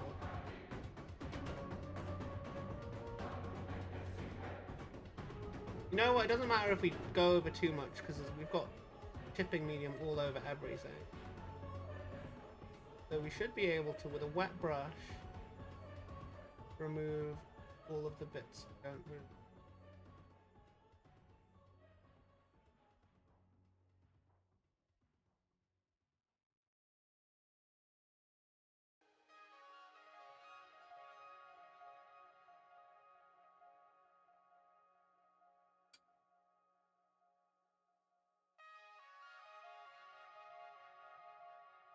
To put this paint on the other side, right? I don't have to be paranoid about knocking it over.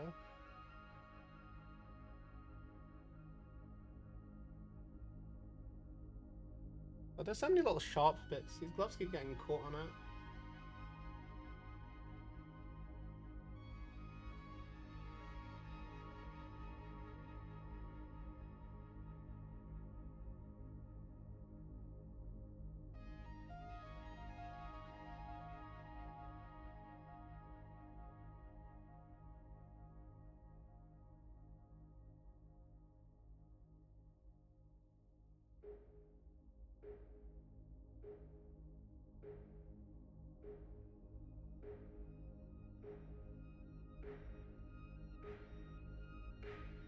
I want all of these spines to be red as well. I think I do. Huh?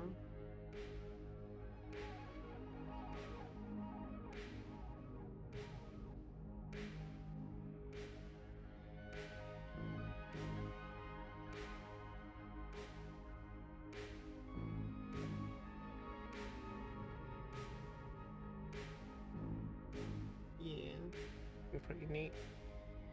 I wish this paint would stay open more than it does.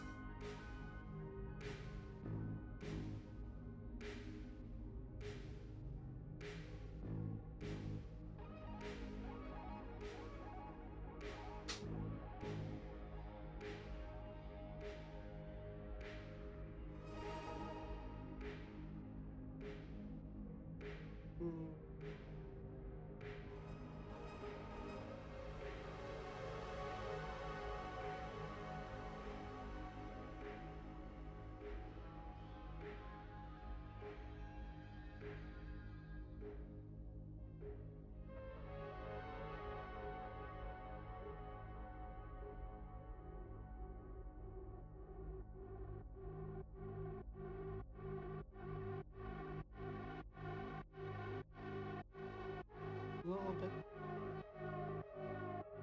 I think that's this armor panel done. There's no bicep-y bit I need to do. Oh, I just realised a bit of that was off stream. Camera. Wow. Okay, no, there's a little bit here I've missed.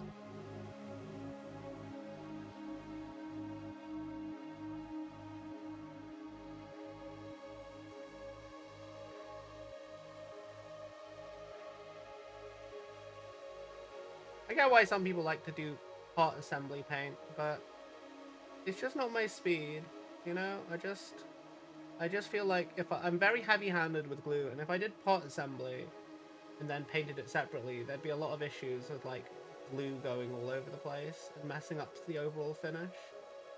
But then again, I suppose I guess I could just fix that afterwards, couldn't I? Yeah, do the tail armor. Just because we're here. There's not much of it.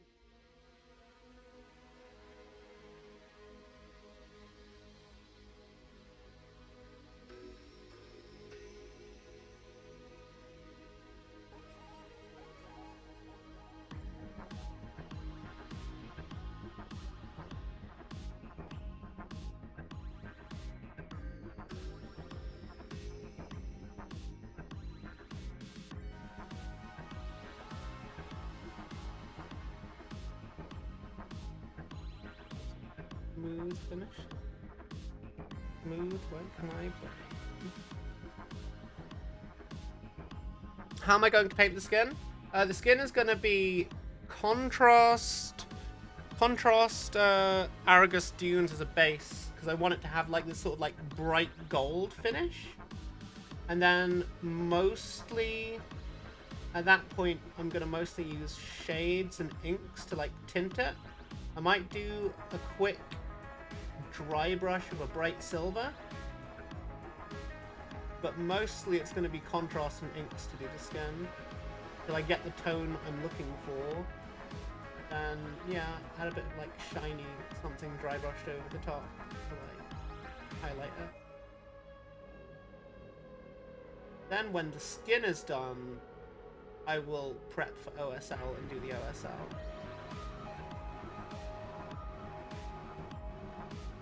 I'm not sure. The thing I'm really not sure about is the color I want to do the wing membrane. Like, these bits. Because, like, I could do... I think I want to go for, like, a deeper kind of, like, reddish, orangey kind of color. I think that's the plan for that. But I'm not sure. I don't want to add too many, like, major colors. Because the overall palette is going to be red, yellow, and I'm going to do the OSL in purple. I'm slightly concerned about adding too many colors, because I don't want this character to, I don't want him to have to look too chaotic, if that makes sense, because that's not what the Word Bearers are about, which sounds incredibly ironic, I know. But, God, it's warm today. But they're very ordered for a Chaos Space Marine, like, Legion.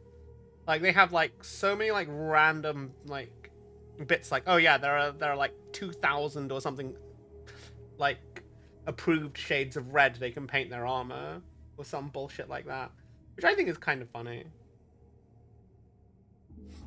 Like, they are the most ordered. Like, they're the only Legion that is a functional Legion outside the Black Legion itself. Like, they have their own doctrines, they have their own practices, they are adherent to, like, the same structures they had before. They have a council that rules them. And that's not something a lot of the other legions have. Mostly they're disparate warbands. And, you know, there are warbands within the Word Bearers. But for the most part, they are a functional legion with a chain of command. There are sometimes clashes of philosophy in the Dark Council, but it's mostly in two camps. Like, it's mostly a two-party system between Erebus and Corferon. Which is kind of strange, because they've been living in the warp, and Corferon is, for the most part, a baseline human. He's had some augments, but he's not a Space Marine. Like, he's not a full-on Space Marine, so I'm kind of curious as to how he's managed to survive in the warp. I wonder if he's become a Demon Prince. I feel like Corferon probably would become a Demon Prince, maybe? Erebus too, but I don't think either of them are in the lore. I think they're just like a space marine and a not quite space marine.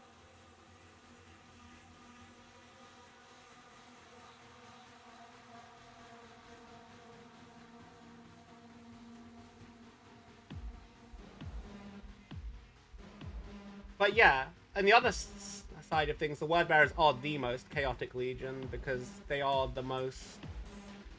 They're the legion that is the most into the chaos worship of any of them, arguably. Without dedicating to any particular god.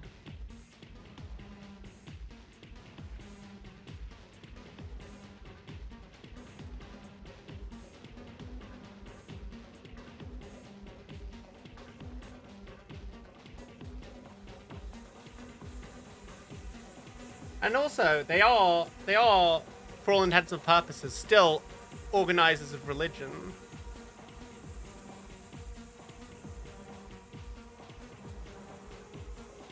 Erebus kind of wants to become a prince now.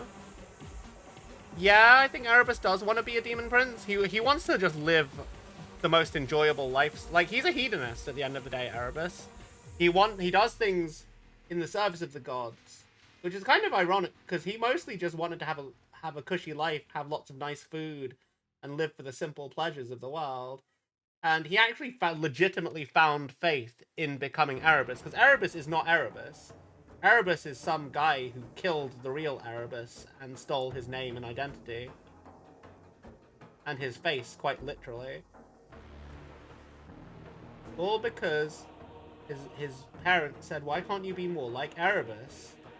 So he became Erebus.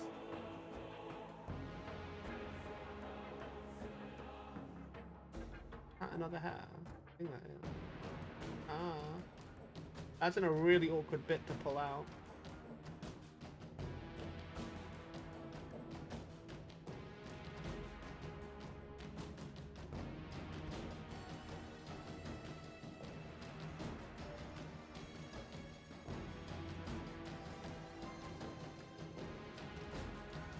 meant to get in?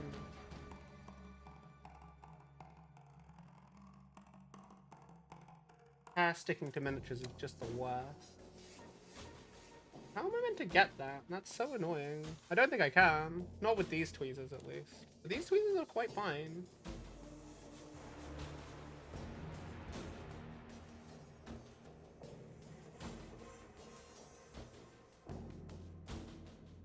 I think I've got it. Yeah, I think I've got it.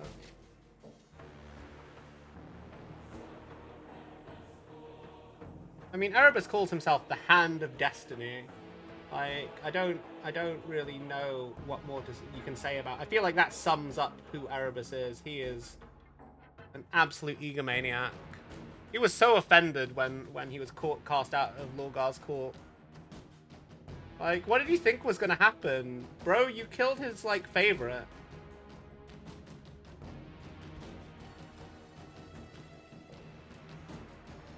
Then Horus literally cut his fucking face off, which I thought was a hilarious scene.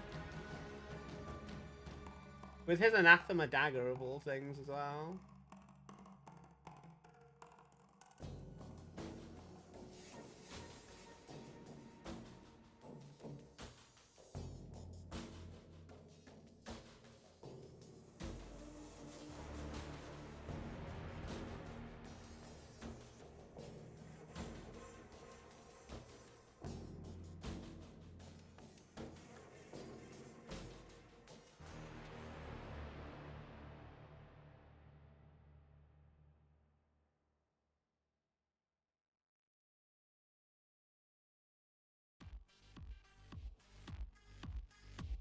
God, I love the Darktide soundtrack. It's so good.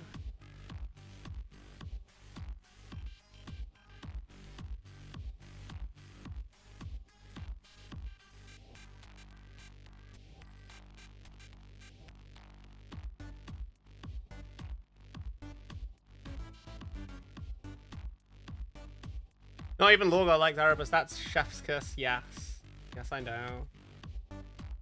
Nobody likes Erebus. Erebus is like everyone hates Erebus because Erebus is an arrogant twat. Like, I mean, let alone all the evil villainous shit he's done. Like, he is the cartoon villain fucking Space Marine. And I don't think anyone's really going to debate that. I'm trying to see, are these armor panels? It kind of just melds together, which is kind of cool, really. It's just hard to really like see what I need to paint. But it's like this on the other arm as well. I think I'm just gonna paint it in red. Yeah. Because there's a bit where it seems to like change, which I think is important to really like get in on. Whereas this bit here seems to like meld together into like flesh metal. The flesh metal is always like one of those things. Before I was kind of scared of painting it, but then I'm just like, fuck it. It's metal that is flesh, therefore it's armor. Let's just paint it like the armor. Nice and simple. Instead of like, just realized I'm painting off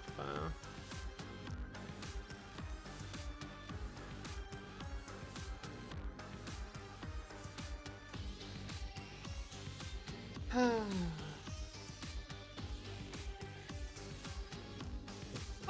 what was that? I got something else. I don't.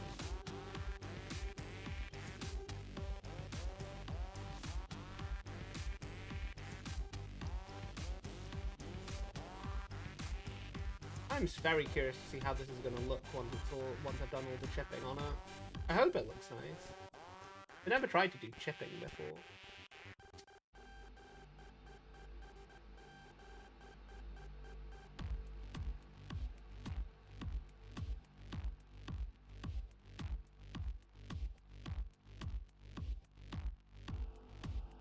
I think I have to do it similar to how I did the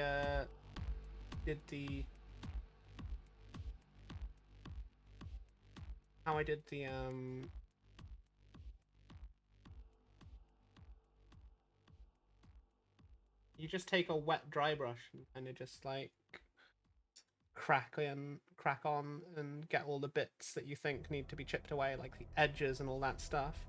And that should let some of the other bits come through.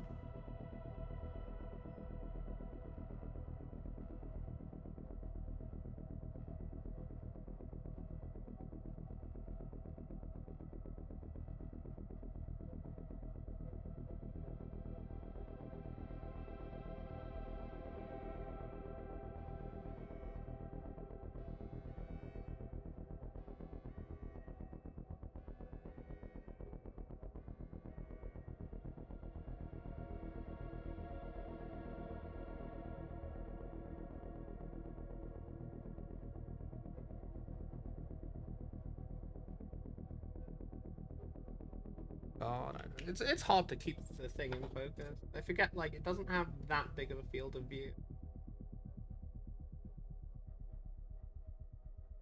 Okay. Right, I think that's that arm done.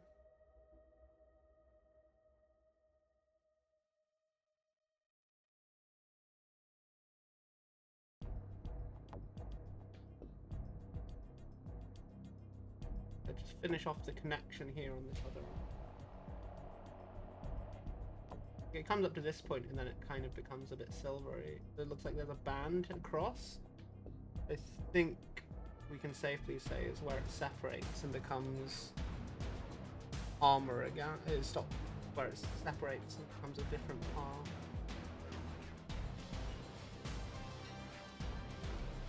I'm hoping that, like, the chipping medium underneath is going to come away and let me erase some of the mistakes I've made where I've gone over into the trim. But if not, that's fine. I'll just paint over it again. It will be okay.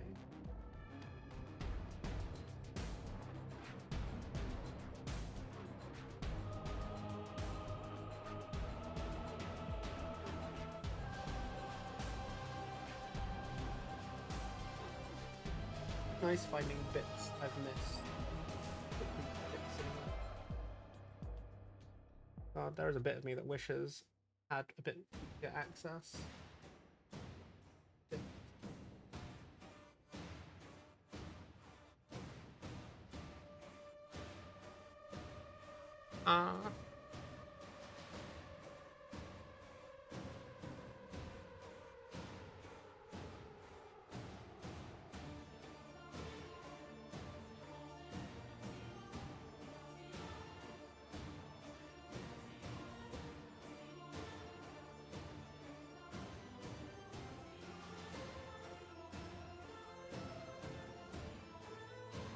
I think I can leave the belt silver.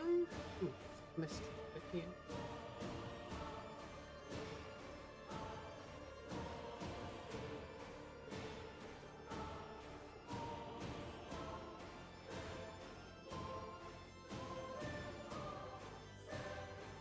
Yeah, I think I can leave the belt silver. I'm not sure what to do about this bit here. I guess I'll do this bit in gold. Yeah. Nice little golden belt buckle. Okay, what's next? I've got the leg plates to do, and then I've got the chest plate. Then we'll go over all of the red with... over all of the red with Carabag Crimson.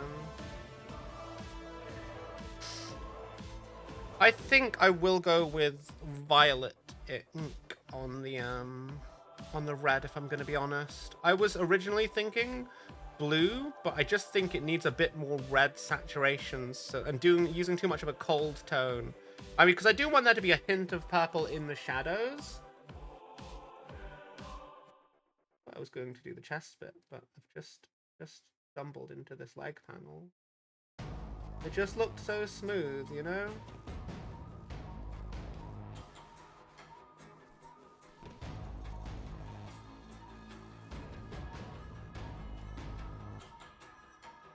Just a bit, nice smooth bit that's not really fiddly. I've got a decent amount of access to it. feel like it's a nice change considering all the trim dodging I've been doing so far.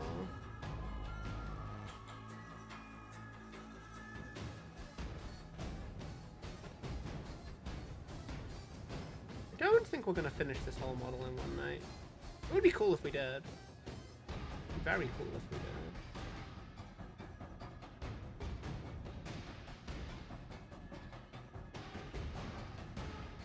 But if we don't, that's okay. I might do a bonus stream over the weekend to get it done, because I won't have time for it next week, I don't think.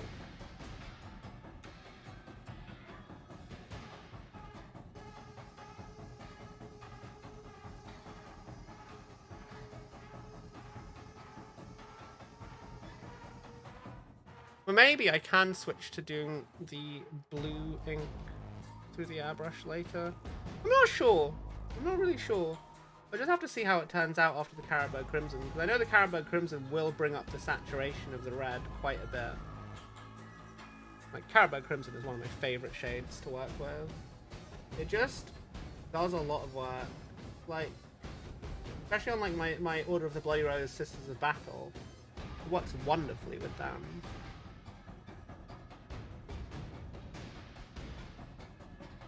Because their Blood Angel's red, which is as a primary kind of color, and their armor, which is it's a very warm, bright red with like orange tints to it, and it just nicely brings that back into like a more pure red kind of color, while at the same time deepening it, which I like.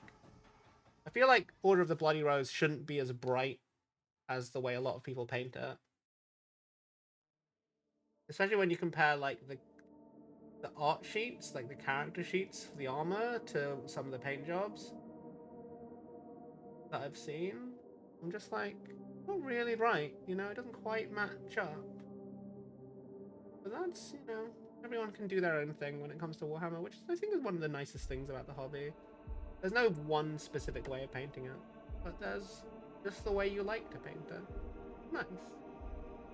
Perfect platform for self-expression.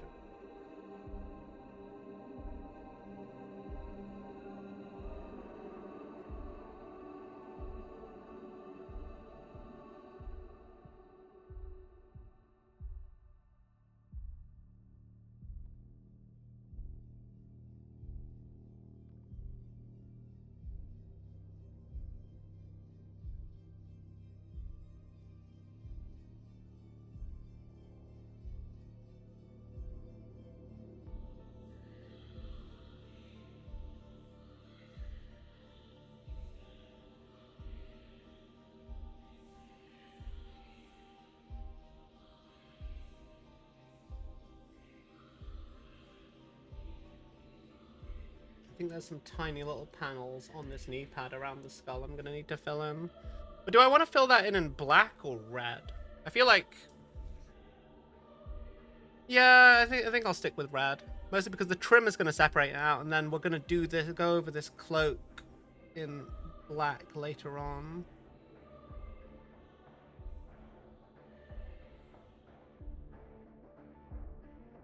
Probably a quick once-over base coat.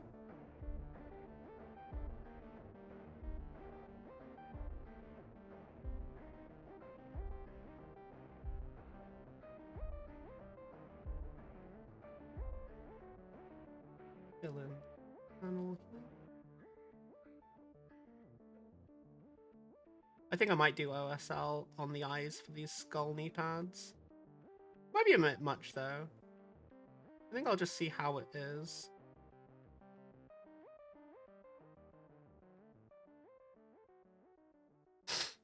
I was originally going to try and do OSL for the whole body and like try and do the whole body in neon, but I think that was just a bit much. I still could do that. It's not like I've not set up for it. Like neon, like red and orange and yellow, and just build it up into look like the whole body is like a light with flame. That would be really cool. I don't know if I want to do it though. I feel like it might be a bit much, especially because we're having OSL and other bits. Oh, but it would look really cool. Chat, what do you think? Do we OSL like neon the body and make the whole thing, the whole Demon Prince, look like he's glowing. Or is that too much? I feel like it might be too much. But it might not be. It might look ridiculous, but it might also just look really cool. I don't know. I've never done OSL before, and I feel like making the entire thing OSL would be crazy. But it would also look really cool.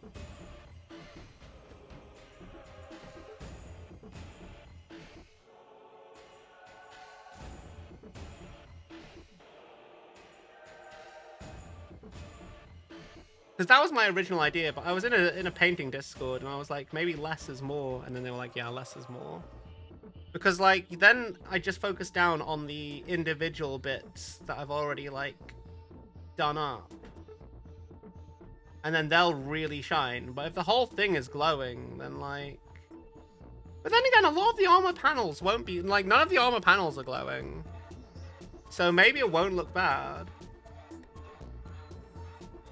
And, like, doing, like, yellow neon with, like, the purple magenta kind of glowing eyes and bits.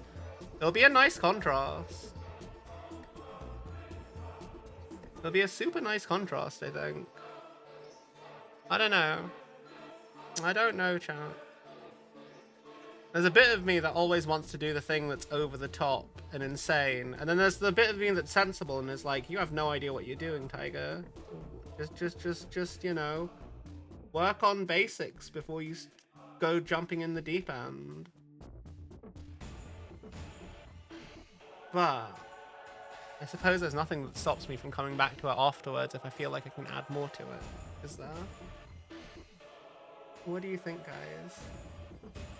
I will leave my fate in chat's hands. Ooh, this is kind of a bit...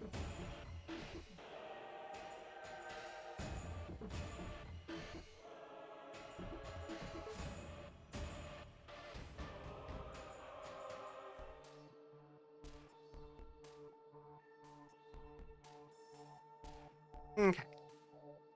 And this panel is the inside is done. I just need to do the external bits. Does this knee plate have any bits I need to fill in?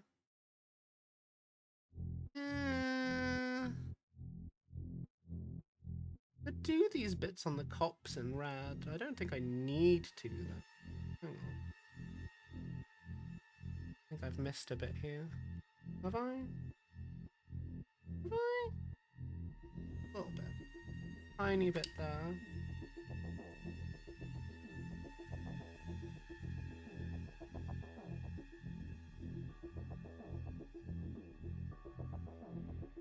Andy, thank you. I'll fix my spine. I'm almost out of juice, actually. I might need to get a quick top up from the other room soon. Okay. When I finish the armor panels, I will go in to the other room, get some more juice. By that point, I'm pretty sure it'll be ready for me to Carabug Crimson up all the red. And then we will, once that's done and dried for a couple minutes, we will begin chipping and seeing what that does. Hopefully it'll be nice. I don't want to go crazy with the chips. I just want to like add a little bit of cut through on the red to show a bit of damage here and there.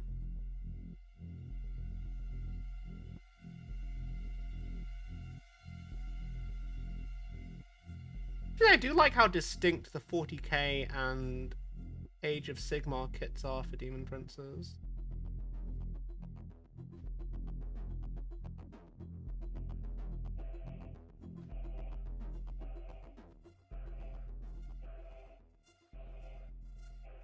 Oh, I didn't quite go in on the edge, right up to the edge on this one.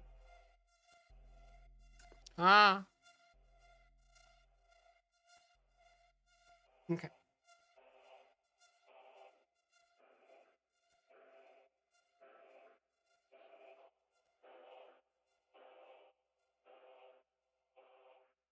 Nice and simple.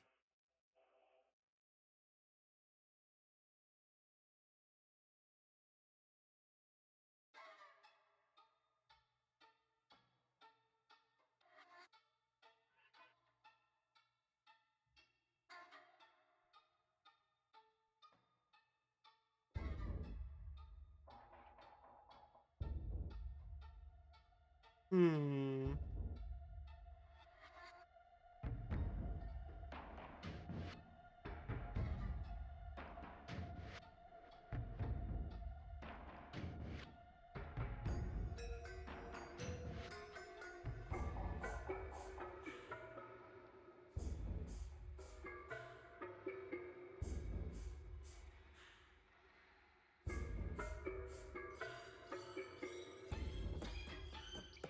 Okay.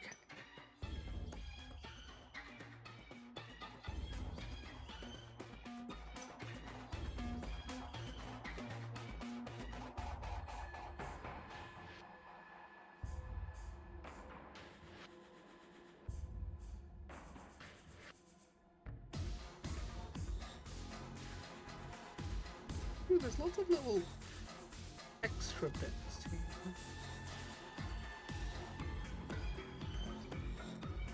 Like, on the chest plate, there's like a few little hidden bits. You know what, bugger? I'm just gonna be a bit messy with this because we're just gonna chip away the paint that's over it anyway, right? So we can afford to be a little bit messy. I hope. Yeah, it'll be fine.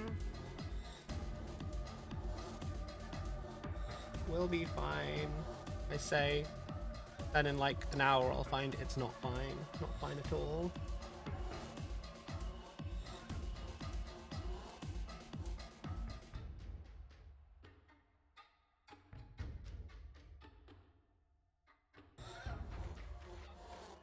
Is there anything more I need to do?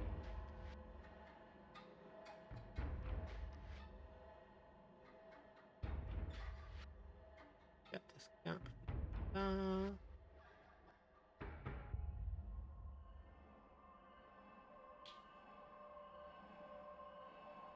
I do want to do Aztec gold before I start chipping, I think. Just on this little symbol in the middle of his chest and the shoulder plates.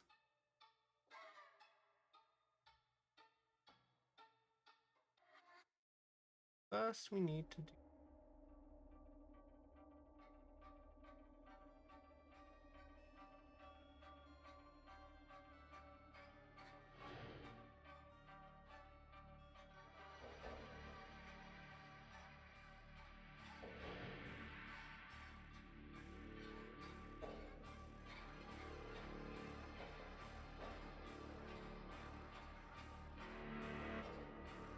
a little bit more.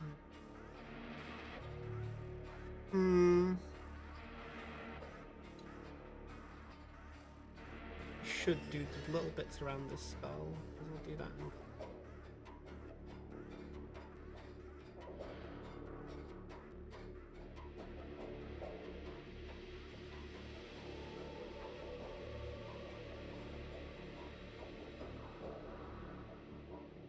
I don't think there's any more I'd like to do in Rad. I think, yeah, we good. The armor plate's only covering his chest. I'm gonna do that belt bit in gold. I'm gonna do that bit in gold. I'm gonna do Carberg Crimson first. Yeah. Yeah, I think we're doing okay. Yeah.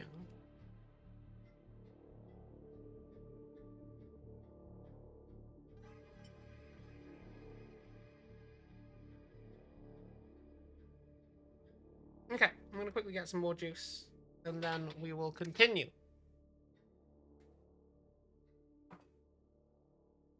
Thank you, Andy. Okay.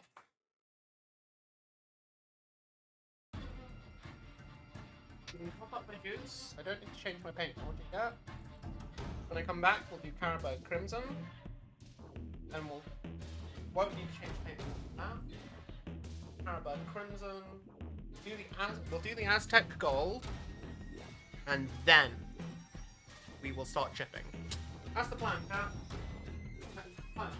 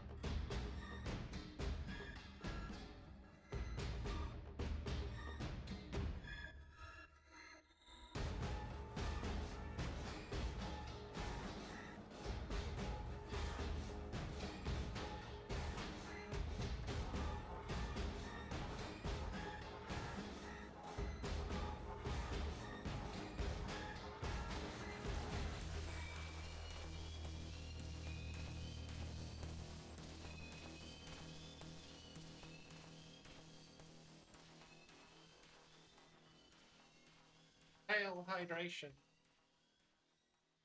I now have more water. Yeah, I think it's doing okay. I might grab that airbrush and speed up some of this drying process. There it is. Where's my head?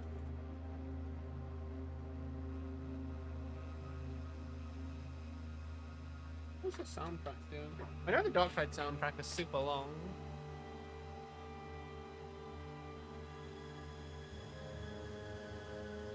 Oh, we're almost at the end of it. Holy shit.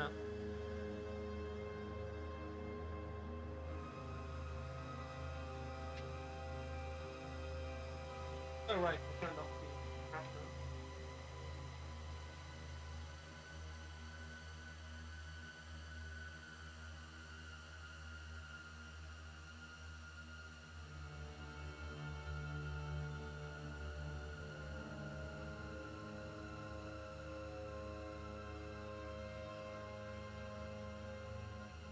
Just using some air to help this dry up nicely.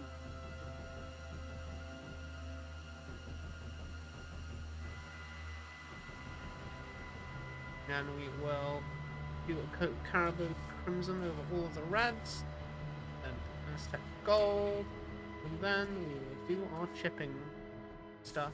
And hopefully it works, because I've never done it before. Though, admittedly, the longer we take to do the chipping bit, the harder it's going to be. But you also need to leave it to dry a little bit, so that it doesn't just completely rub off all the paint you've put over the top. At least that's what I've read. Oh, thank you for the strap.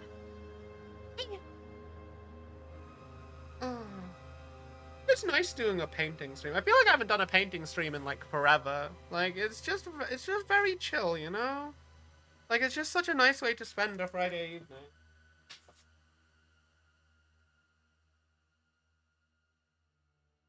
Get this mixed up a little bit, and then we will continue.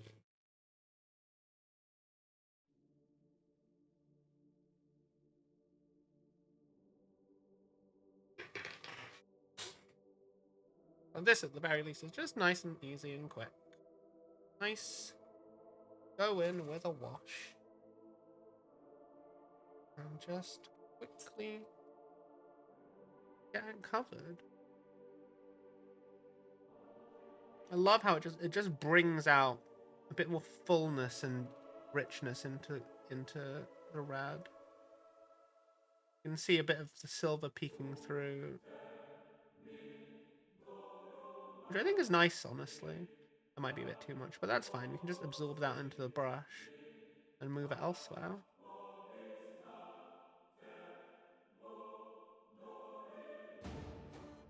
God, that chaos symbol looks quite nice as is. But it's gonna look even better when we get it glowing, I think. Like, this model is fantastic. This is one of the fairly recent sculpts. Like, it came out a couple of years ago, I think. It's a really nice miniature, I gotta say.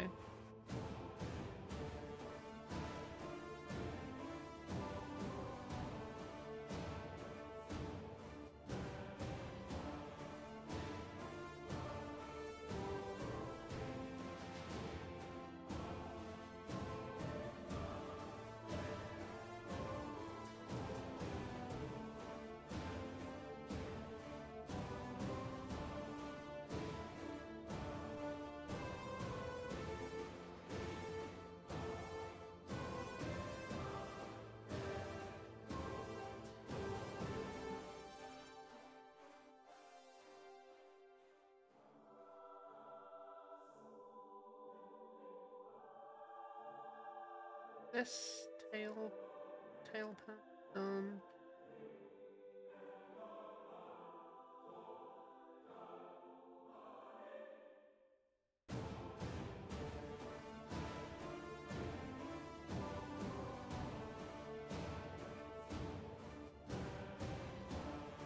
Get this leg done.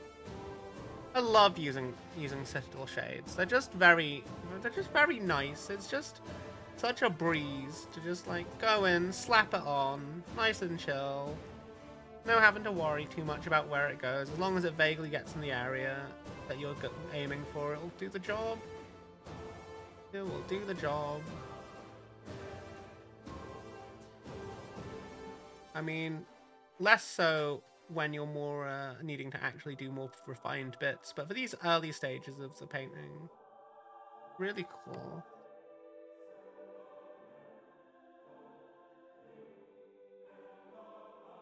Really nice. Simple.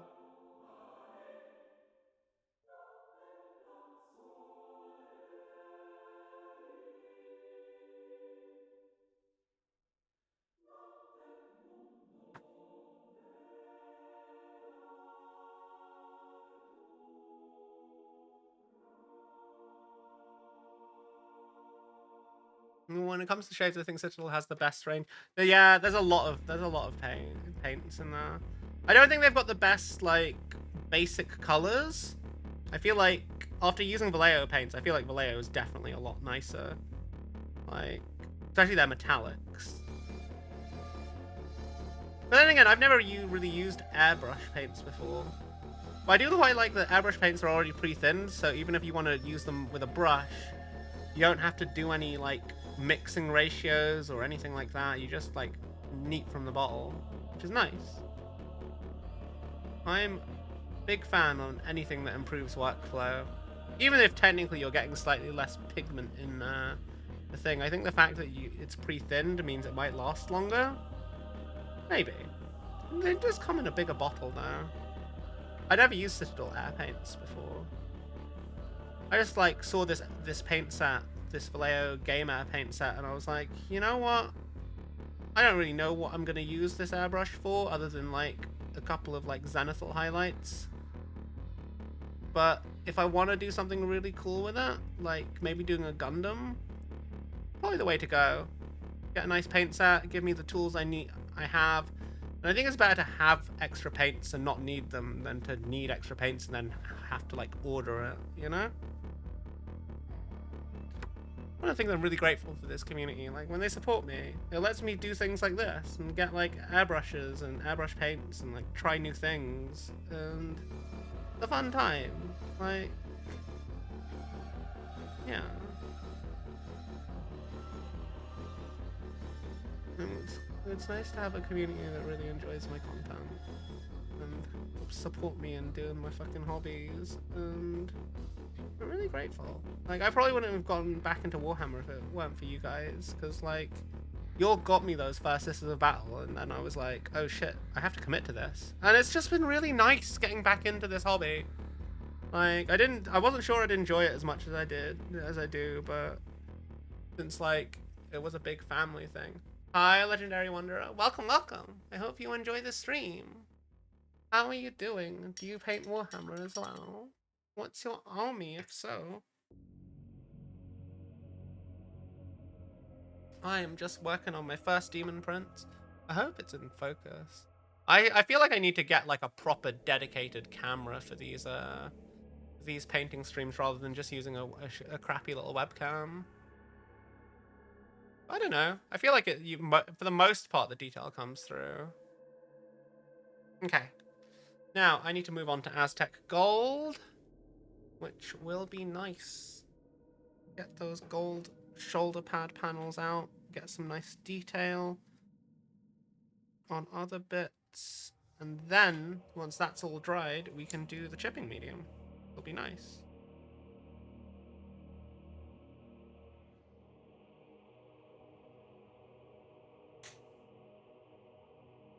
I don't need any more dirty those away. Save myself some space. I shouldn't need any more Flesh Terrors Red or Carabird Crimson, so these can go away. Okay. Let's get this mixed up. As someone who got into Warhams within the last 5 years, I think it's really fun to build and paint. You know, yeah, it's a nice hobby. Like I don't play as much tabletop as I would like to, but that's partly because like I really like building minis. Like, painting them is fun, but for me, my favorite bit is building and kit bashing and working on things until I have something really cool that I'm very satisfied with as like a sculpture, you know? But sometimes it's nice just to build a kit out of the box like this one. Especially when it gives you options, because I think you'd be hard pressed to find two Chaos Demon Princes that look exactly the same.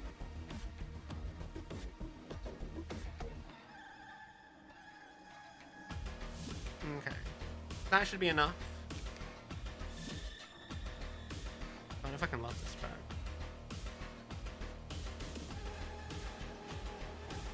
Palette. Let's start with the belt buckle.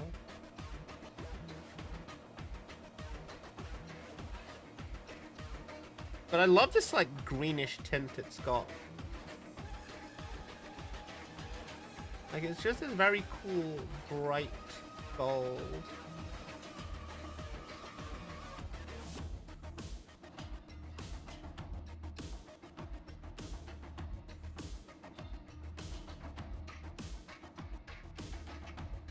And that green tint is going to make it really, like, shine with all the red that's on the armor plates around it. God, I'm loving this Army Painter Speed Paint Metallics. It's like... they just flow really nicely, you know? I want to get the bit around the... yeah, nice gold shiny belt buckle. The very cold gold. I'm pretty sure it's going to stand out really nicely against the warm gold we've got planned for the skin.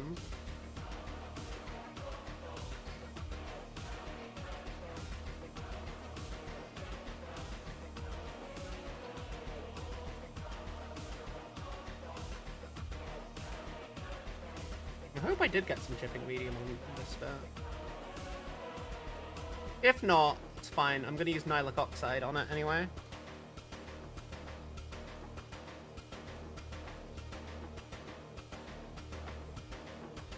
Oh no. Oof, that's gotten on my brush. How did you get here?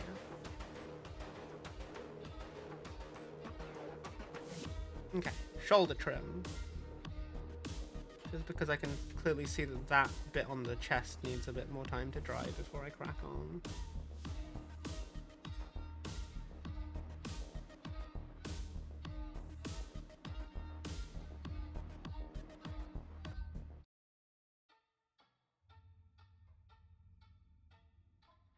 This is a gorgeous gold color. Like, I don't know if you guys can see it very well on the camera, but it's like, it's so bright and shiny, don't you think?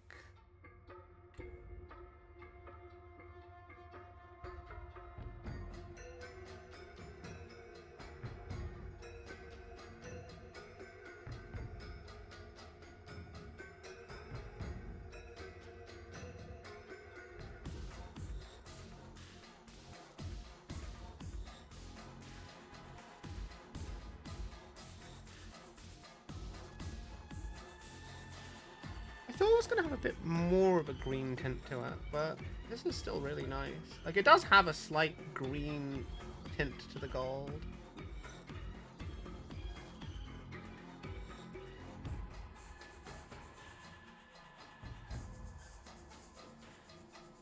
I should do this underside of the shoulder plate too.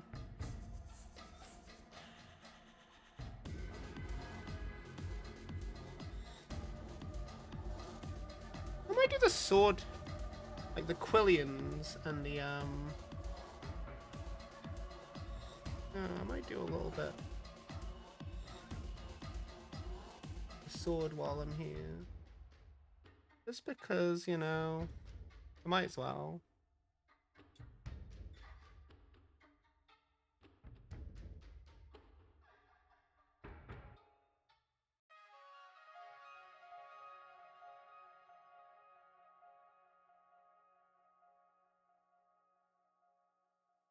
I don't know, like, this isn't really like a speed paint in the sense that, like, the other speed paints are like contrast paints from Army Painter.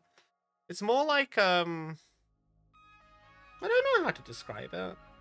It's just like a regular paint that's just, you don't have to thin. It just kind of like goes on and does its thing. I'm not really seeing it leveling or doing anything special in the crevices like the other speed paints do. I think it's just like, yo, straight out of the bottle, you have a good coat, like a paint with good coverage that's just gonna get you the stuff. I know it does allow some, like there is definitely some that comes through. Maybe it's only on larger portions than these little details I'm using it for. Maybe. It's a nice color in regardless. Like it's just a nice color. I'm just taking off some. How is it I get all these random little hairs on my miniature? Like I don't know how they get there. They just like pop up and I'm seeing them as I paint.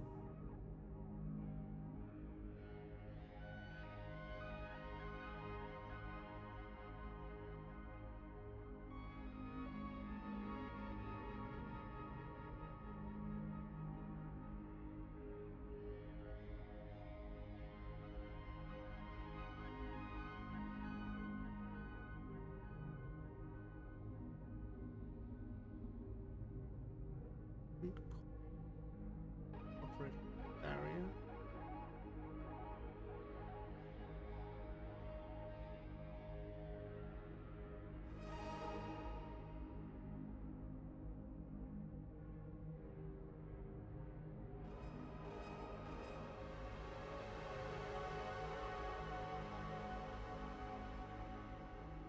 So you decided on what's this Daemon Prince's backstories? How many genocides did he commit to get the senpais to notice him?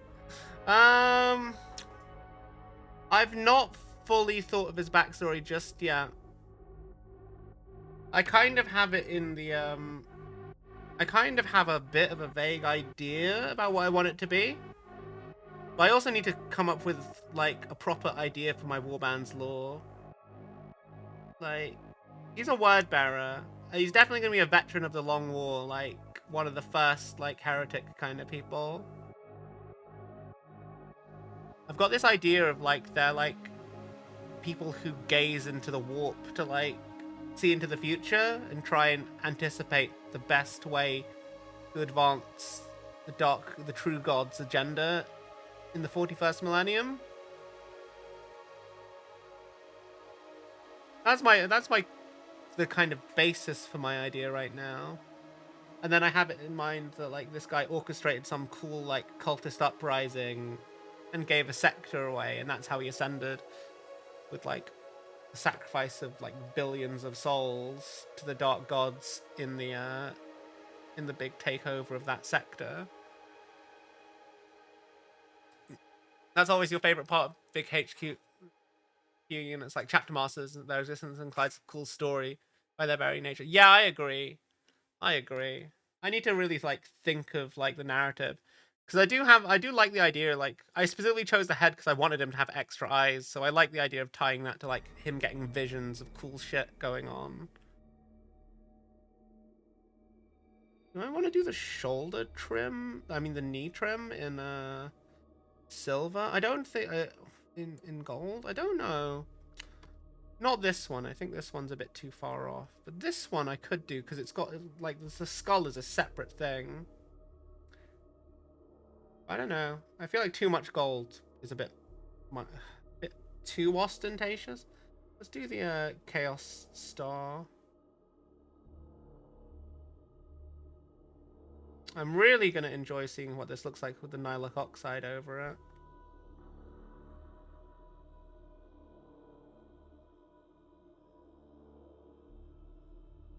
I remember back in 2nd edition and 3rd edition, people were never really playing to win. They were playing, it was more like a role-playing game where you'd have a cool story for your army and what they were doing. And you never took special characters because, like, they were meant to be overpowered, so you had to agree to use them first. So no one ever really took them. And it was really cool. Like, I played Belial of the 3rd company before he became Belial, Master of the Deathwing Company. And that was really cool. It was really cool seeing him, like, evolve as a character. And I used, like, the old generic, like, Dark Angels, the Space Marine Captain to represent him. And he had his own unique back banner that you had to print out of the codex with a photocopy. And then I was thinking this guy's disciples are like the rest of the HQ choices. I've started to come up with names for them, and I want to give them each their own backstories. Like, but yeah, very much. It's gonna be a cool story. Because Word Bearers are like my main faction. Like, I think it's a lot easier to come up with newer stuff.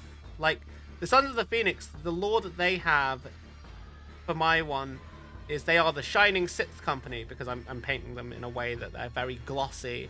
And also, you know, they're rumored to be, like, they're rumored to be Sons of Fulgrim, potentially. So I kind of just want to play into that a bit. But they try their best to fight like Sons of Dawn. So I play them mostly with like Gravis armor and like big like bolter lines, but like they're bolter lines full of explosions and like very flashy because they've got lethal sustained hits, and it's like, yeah, that's how I'm building my army.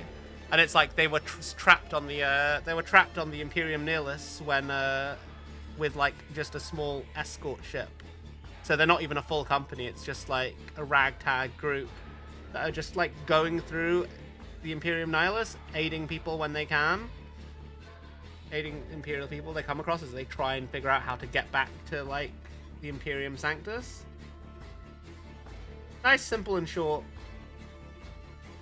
Gotten like Captain Rylan is the leader of the company, and he either goes in a jump pack or he goes in like Gravis armor with like a heavy bolt rifle, with like Apothecary Fabian as the apothecary biologist that goes with him. Just lots of like Emperor's Children references. It'll be fun. It's a fun time. It's a silly time being a Warhammer person.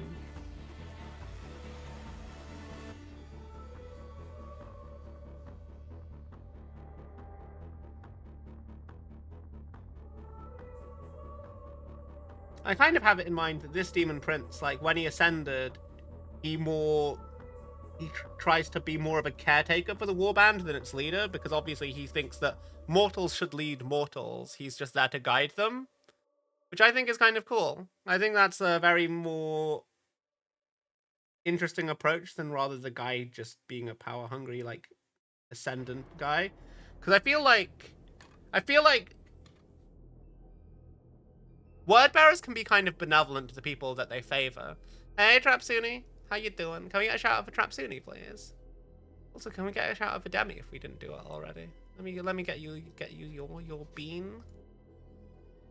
Everyone enjoys a bean. What? Where do I want to put this? Thank you, Metal.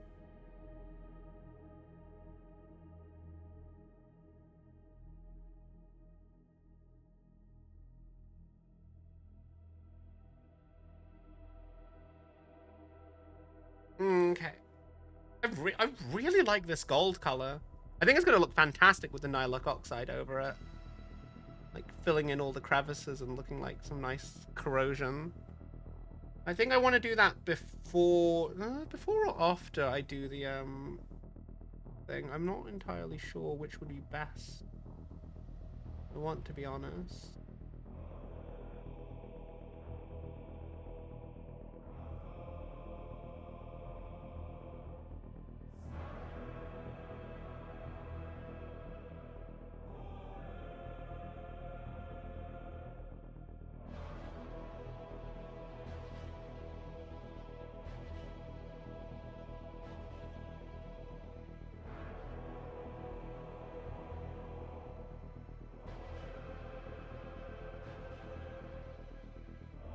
Do I do that knee? I feel like yeah, I should do that knee in gold as well. I think that would look good. Not the other one, just this one.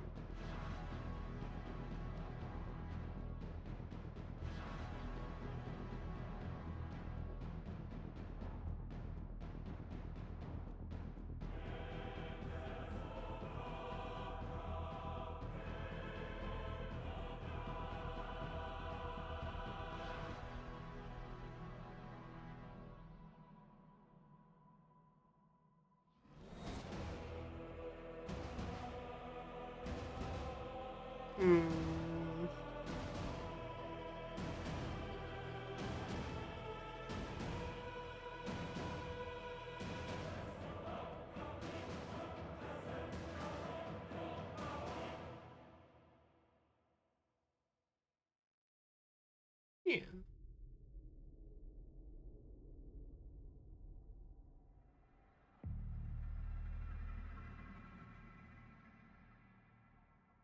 Yeah. I'm liking that. I'm liking that a lot.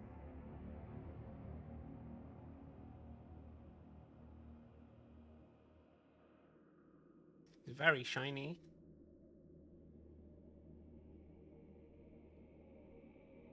I think we are improving at this whole painting business. We're not as good as some of the people I know, like Froggy, but we're getting there, little by little. Okay, now I need to leave that for like a couple of minutes to like dry and whatnot. Use the airbrush to accelerate the process a little bit.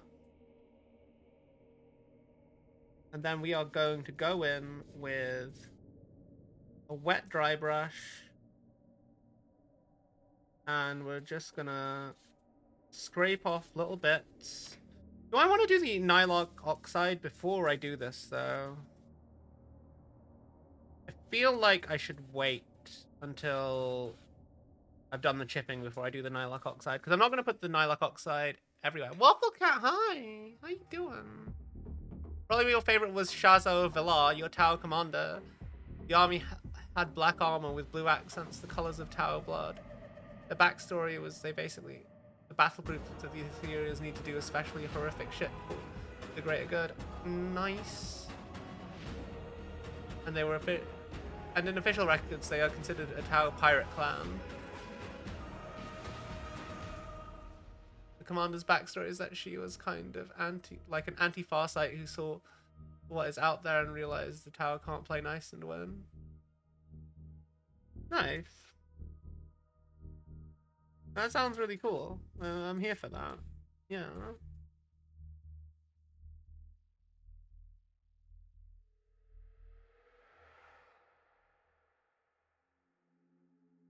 Is this dry?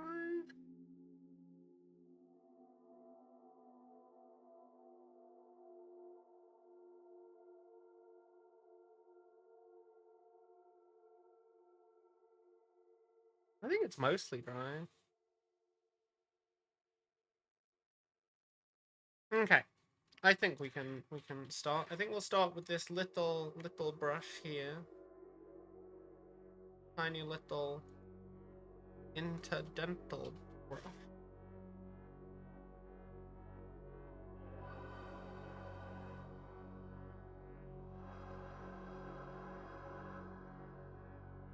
Chip away.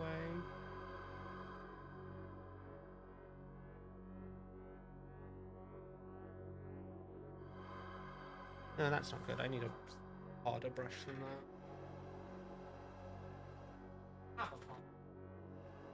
Yeah.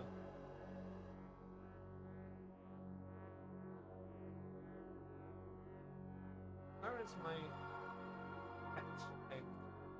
Crappy. No, this is not right. That'll do. Everyone has like horrible brush somewhere in their collection, which is just like the ratty one you use for all the shit. Like, that's what this is. This is my shit brush that I use for all the shit jobs that just need to be rough with.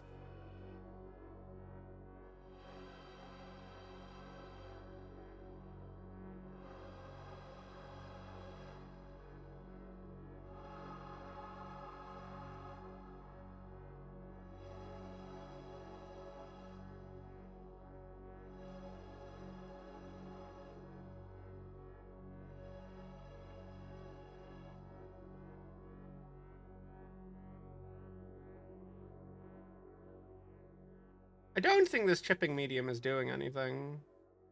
Am I just being really impatient?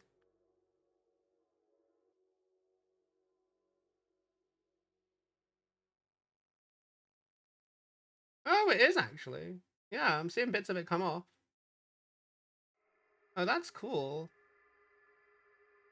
You have to be a bit rough with it. Okay.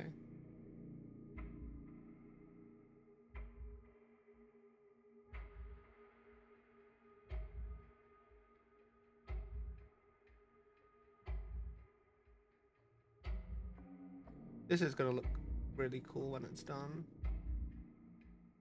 I do wonder if I'm gonna go a bit too hard with the chipping. But, you know, that's okay. If we go a bit too hard with it, we can always just add more paint.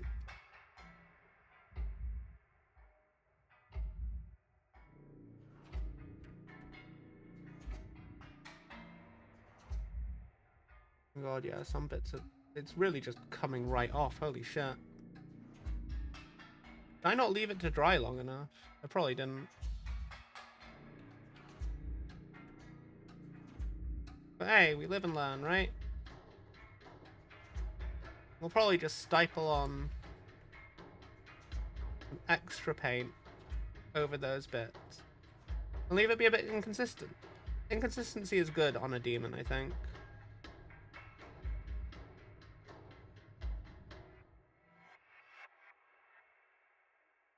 Right?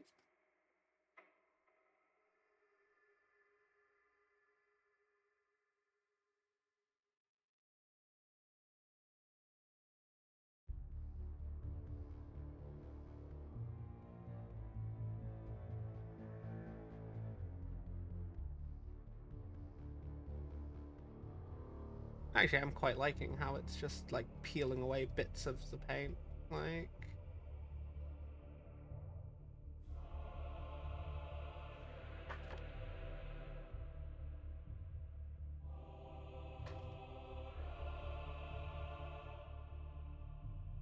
And again, that is kind of what... was the kind of overall goal, was that it was gonna peel away bits.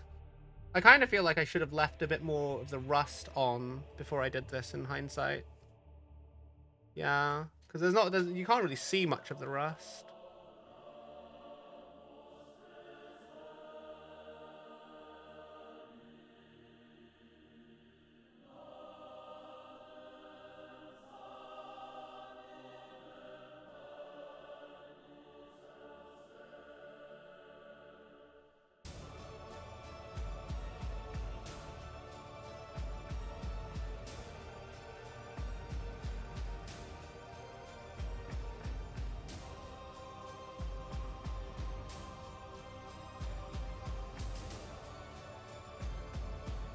So that's okay.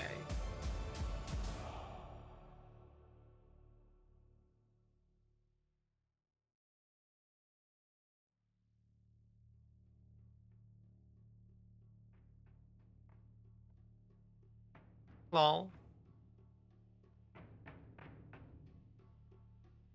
The beans are always there, Trapsuni. They are always watching.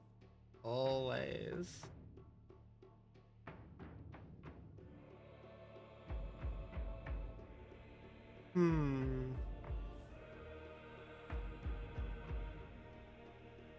The real question, though.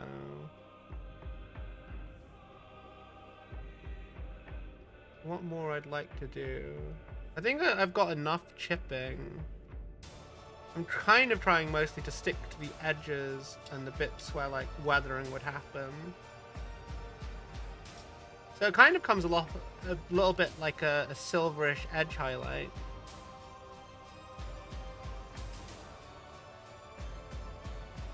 But it's more like a stabbing, rough motion.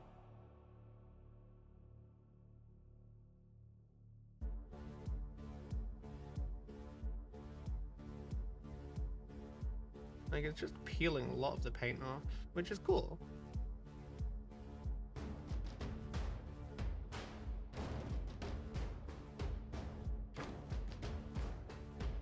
I think it's going to go down really well when I start, like, mixing other bits into it, like,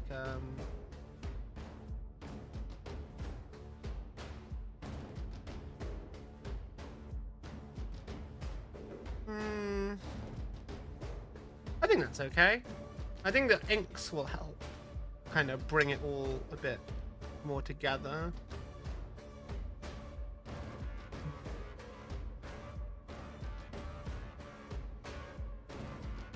What do we think, chat? Do we like the chipping? Can you see the chipping?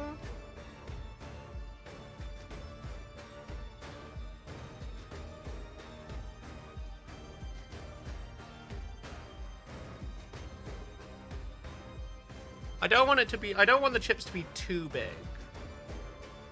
Is my big concern. At the same time, I do want to make sure I'm getting off any and all mistakes where I've gone over the silver trim. Another bit of me thinks that the silver trim is way too bright. What do we think, guys? I think it's okay. I kind of like it. I think it definitely needs something to kind of like bind it more to the overall scheme that we're working on.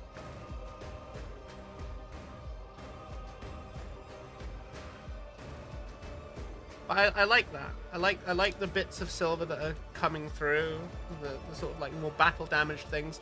Because like, I guess on a demon, battle damage wouldn't matter because the armor is part of who the demon is, right?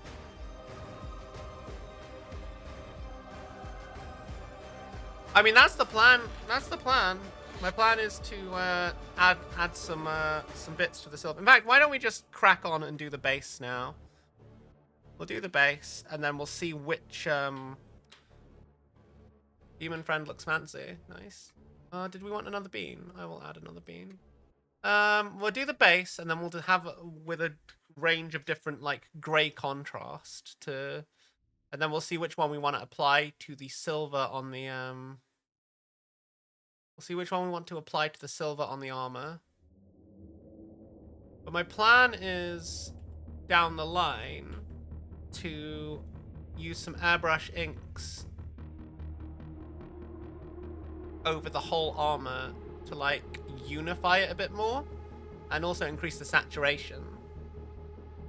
So let's I guess let's just start getting these contrasts on the go. I think we'll start with Rattling Grime, Silicolum Grey, or Space Wolves Grey. I think we'll go with Space Wolves Grey on the bigger panel. Space Wolves Grey on some of the bigger panels on that base. I do want to get some Tesseract glow on some of these like panel-y bits, but I feel like I want to also use OSL for that. So maybe I'll just stick with like something else. Maybe.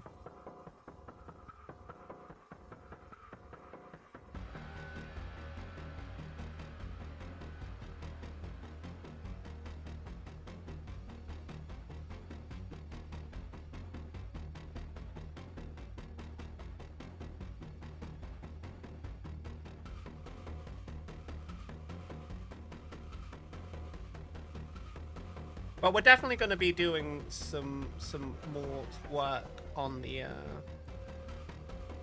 other bit. What's going on here? Move this because I'm terrified I'm going to knock it down.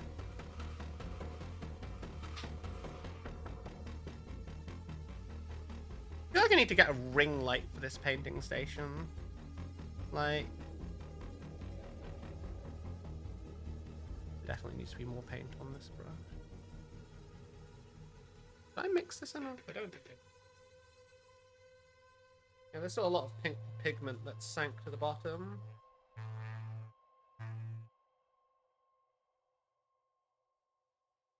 Come on, mix, mix, mix. I should do.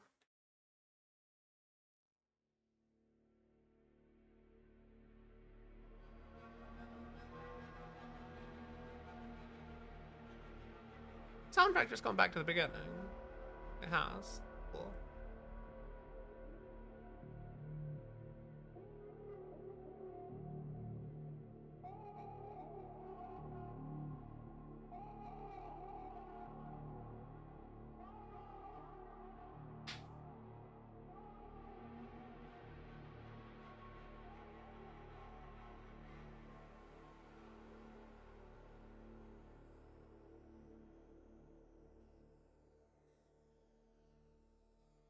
I think probably using the very bright silver on the base. I think I should have just stuck with chainmail and gunmetal. I think that those would have probably been good enough for the base, because I'm slightly worried now that's very bright, and it's going to take a good long while to, like, kind of tone it down.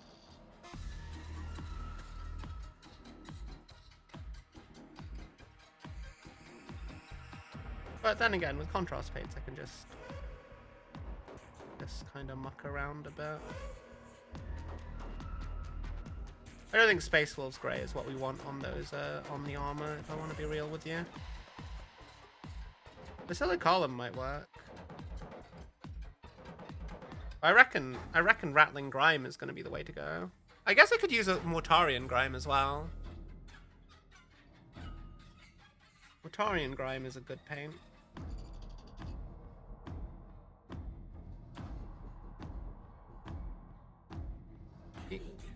When Space Wolves Grey looks darker, I feel like that's the best look for it. It just doesn't really want to go.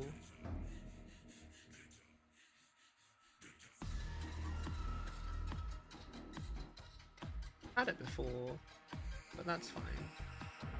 Let's add a darker grey to these other bits. I mean, not necessarily a darker grey, but a different grey. Type of Silicolum Grey on some of the deeper recesses.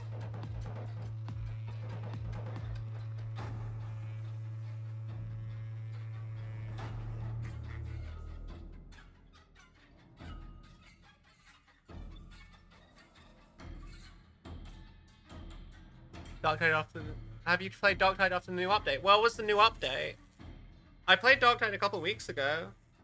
Fucking love Darktide. I'm part of the partner program, lol. I used to do... I would do Darktide with chat after next week when the charity event is done.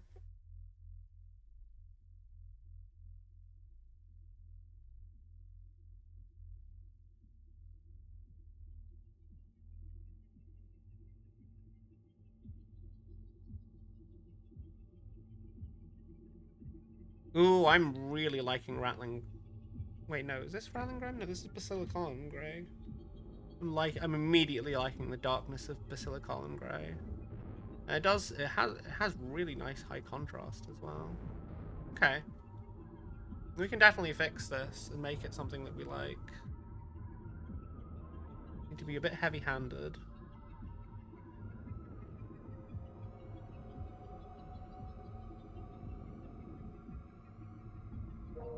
Darken it down significantly.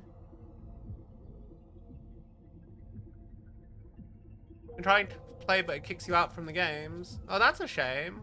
Oh no, yeah, no. I played it a couple weeks ago. It was a good time. It worked. And then yeah, I had a bit of a weird disconnect issue as well. Gotta love when they try and update a game to improve it and then they just end up breaking it for a bunch of people. It's weird, they've done such a good job with Vermintide, and they just can't quite get Darktide to work, which is a shame, because I love fantasy, but I just think Skaven are a bit lame. Like, I know that Vermintide 2 has Nurgle Chaos Guys, but... Nurgle in fantasy is just a bit lame compared to Nurgle in 40k. Like... Give me a good 40k game, please. I am very excited for Space Marine 2, though. We're definitely going to have some Space Marine 2 community nights later in the year. Ooh.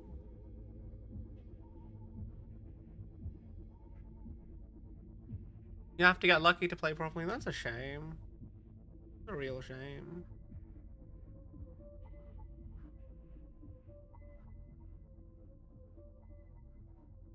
Just having the Space Wolves Grey, the brightness of Space Wolves Grey around all these darker Basilicolum Grey bits is okay.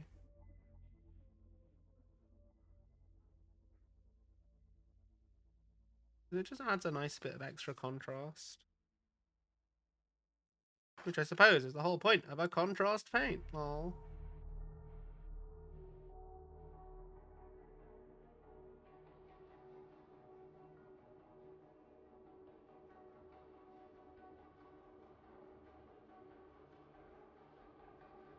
You know who I haven't seen a little bit?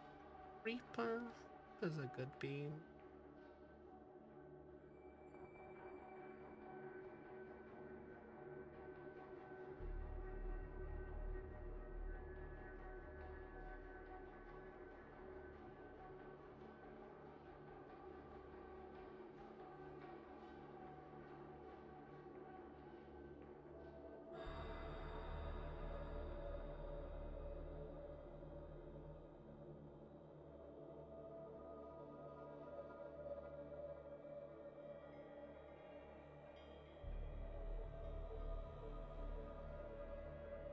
Have a bit of overlap there just to see how that looks.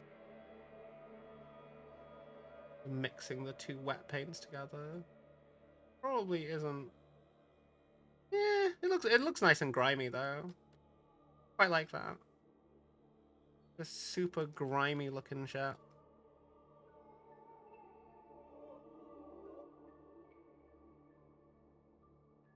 Again, the base doesn't have to be nice. The base should never be the nicest bit of the model. Like, I have no delusions. Like, I'm not going to be a Golden Demon winner, but I just want it to look really nice on the tabletop.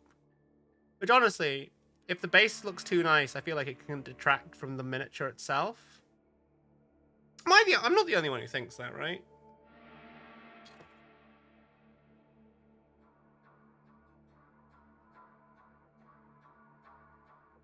No, I can't be the only one who thinks that. Yeah, actually, I'm just going to go over all the Space Wolves grey with Basilicolum grey. I just think it looks nicer. That grimy look of, like, the thick, like, yeah. We've still got, like, bits of dirty down rust showing through as well, which is nice.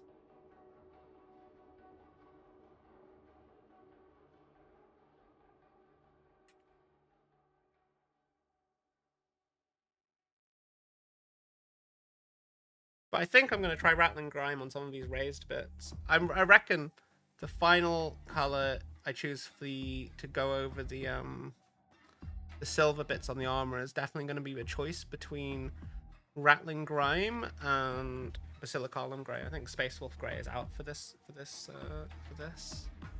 Yeah.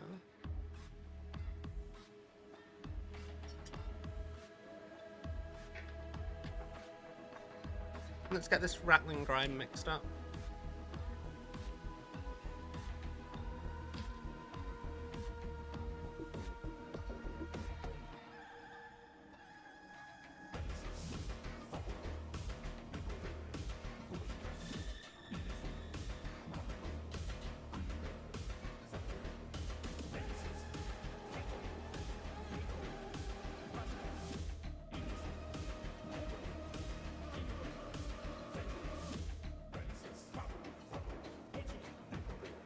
I can never figure out what the lyrics they have here are, or if they're just saying random noise to, like, just make it sound like something is going on.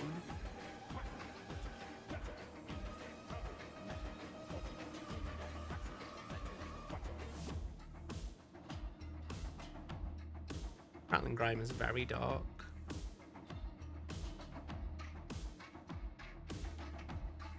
A bit more warmth to it than the Basilicolum Grey. Which I think might be what we're looking for.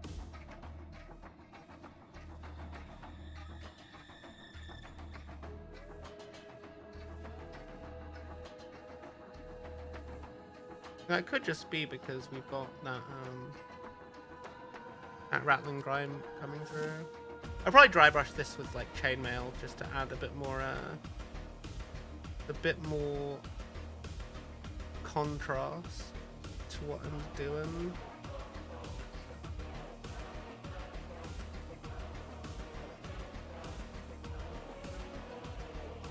Being very heavy-handed with this contrast paint.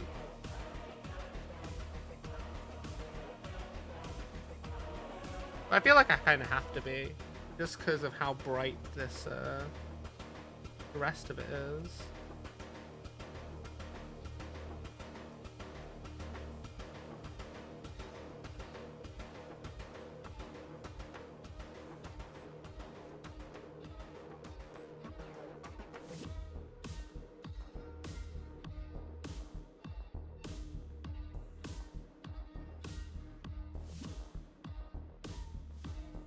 Just a bit of a shit-looking ruination of a city, which I think is okay. We'll probably go over this a lot with like different inks and shading down the line. I just kind of want something that kind of lets me figure out what color I want. God, that looks disgusting. That's fantastic. Like, it just looks like it's covered in like city grime. Like, it's like London if it like if you look at the side of a London bus before it's had a clean, it looks like this fucking nonsense with how much pollution is in the air down there. Which I think makes sense for Hive City to be like, hi Evie, hi, Kato, where are you going? What is your plan, Kato? He has not a single thought behind those eyes. Oh.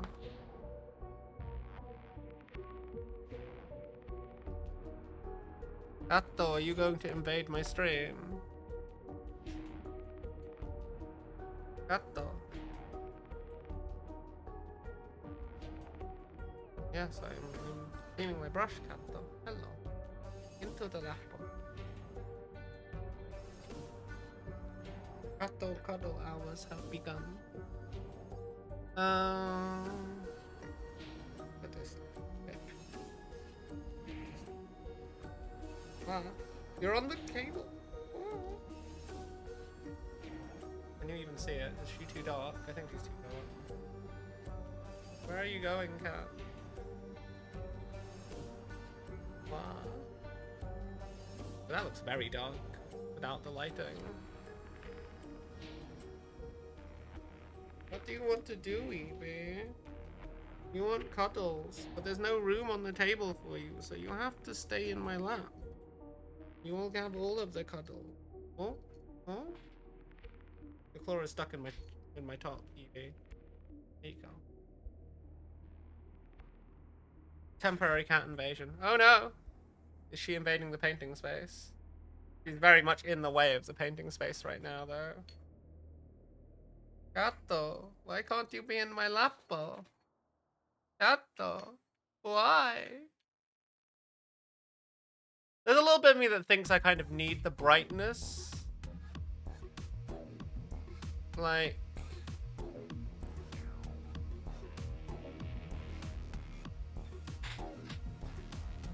Look, cat, I will pet you as long as you stay in my lap. That's how this works. That's how this works, cat. Oh no, I dropped something. Oh, my makeup brush I use for dry brushing. Set this thing. Set this thing. So dark, I cannot even see her. The flashlight. Look at her little face.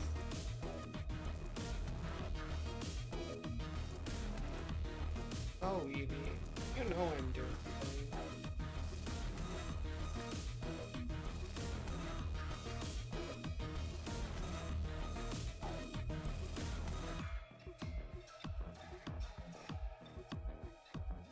It's fine, guys. We're just derailing the stream a little bit for cat time. Well, we're all okay with this, right? No one's complaining about seeing a happy Kato in my lap. Right? I'm kind of hungry. Oh god, it's almost midnight. Okay, well... Shit. I have work in the morning, so I have to get up quite early. But I think we've done okay for the first session. I knew I wasn't going to finish him in one day. But I think with how annoying this cat is wanting to be and how attention-seeking she is, I think we might just need to leave it at this. Let me see if I can get a better focus on this model.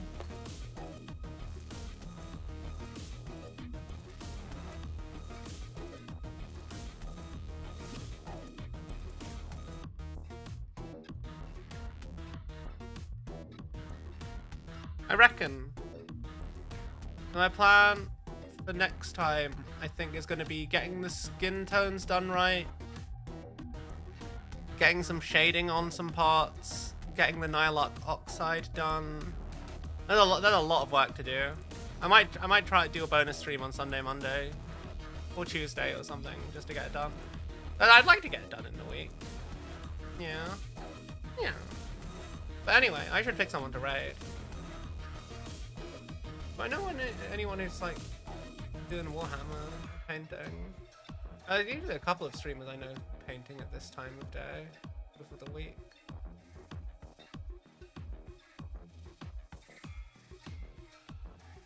Huh.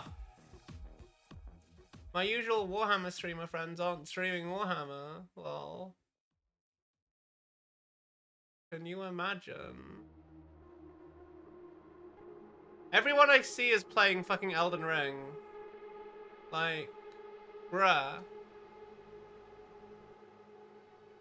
Gato. I wish I had Elden Ring.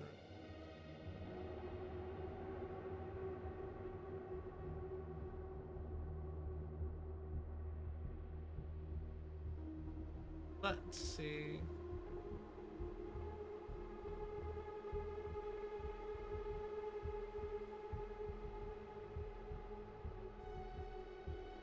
Oh, bye, Gato. Why are there so many people that are using the Warhammer tag incorrectly?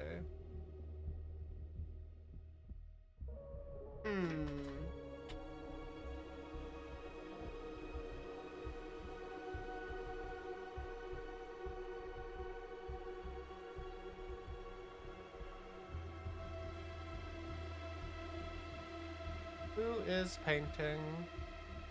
You wanted to play Elden Ring, but you're stuck away from home. Pato, I feel this. I would like to play Elden Ring, but I will play Elden Ring all of next week, lol. Who's painting something cool?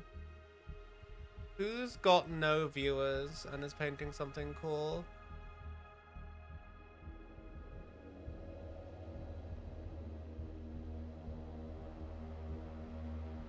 Ninth one, there's a battle report.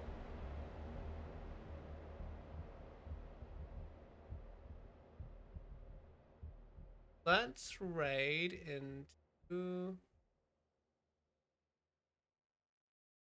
another VTuber. Oh, that looks amazing. Holy shit. All these people are really good painters. Holy shit. Let's see, who's not been going? You've been going for ages.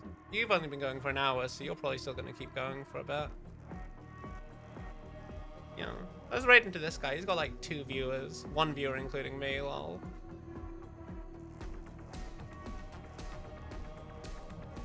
I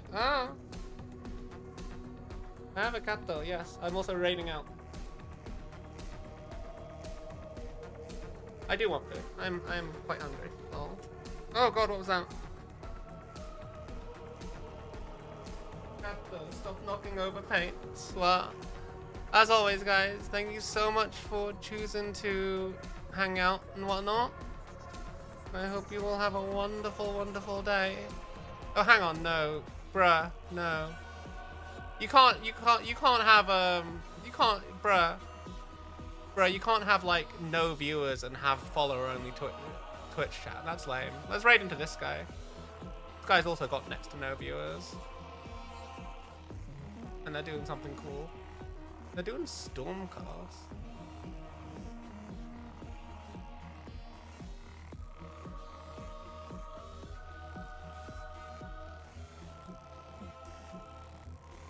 Yeah.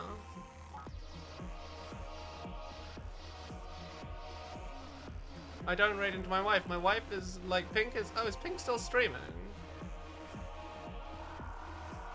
Pink came in to ask if I wanted food. I thought that she was not streaming anymore. I didn't see her in my list. I will raid into Punk. I don't know any of these people that was streaming. I wanted to raid into like someone I actually follow that also does Warhammer, because most of them do Warhammer on a Friday and they're not doing Warhammer. And it's weird. Wow.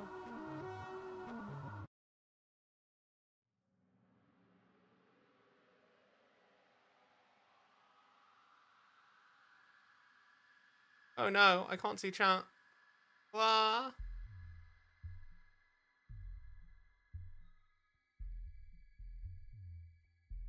Thank you all. It's the Elden Ring craze, yeah, probably. I love you all, guys. Tomorrow, I'm probably going to stream Bolt Gun DLC because I fucking love Bolt Gun and I can't wait to play it. Even though it's not scheduled. Or I might do some more painting of this guy. I don't know. We'll see. We'll see. We'll see. Mwah. Mwah.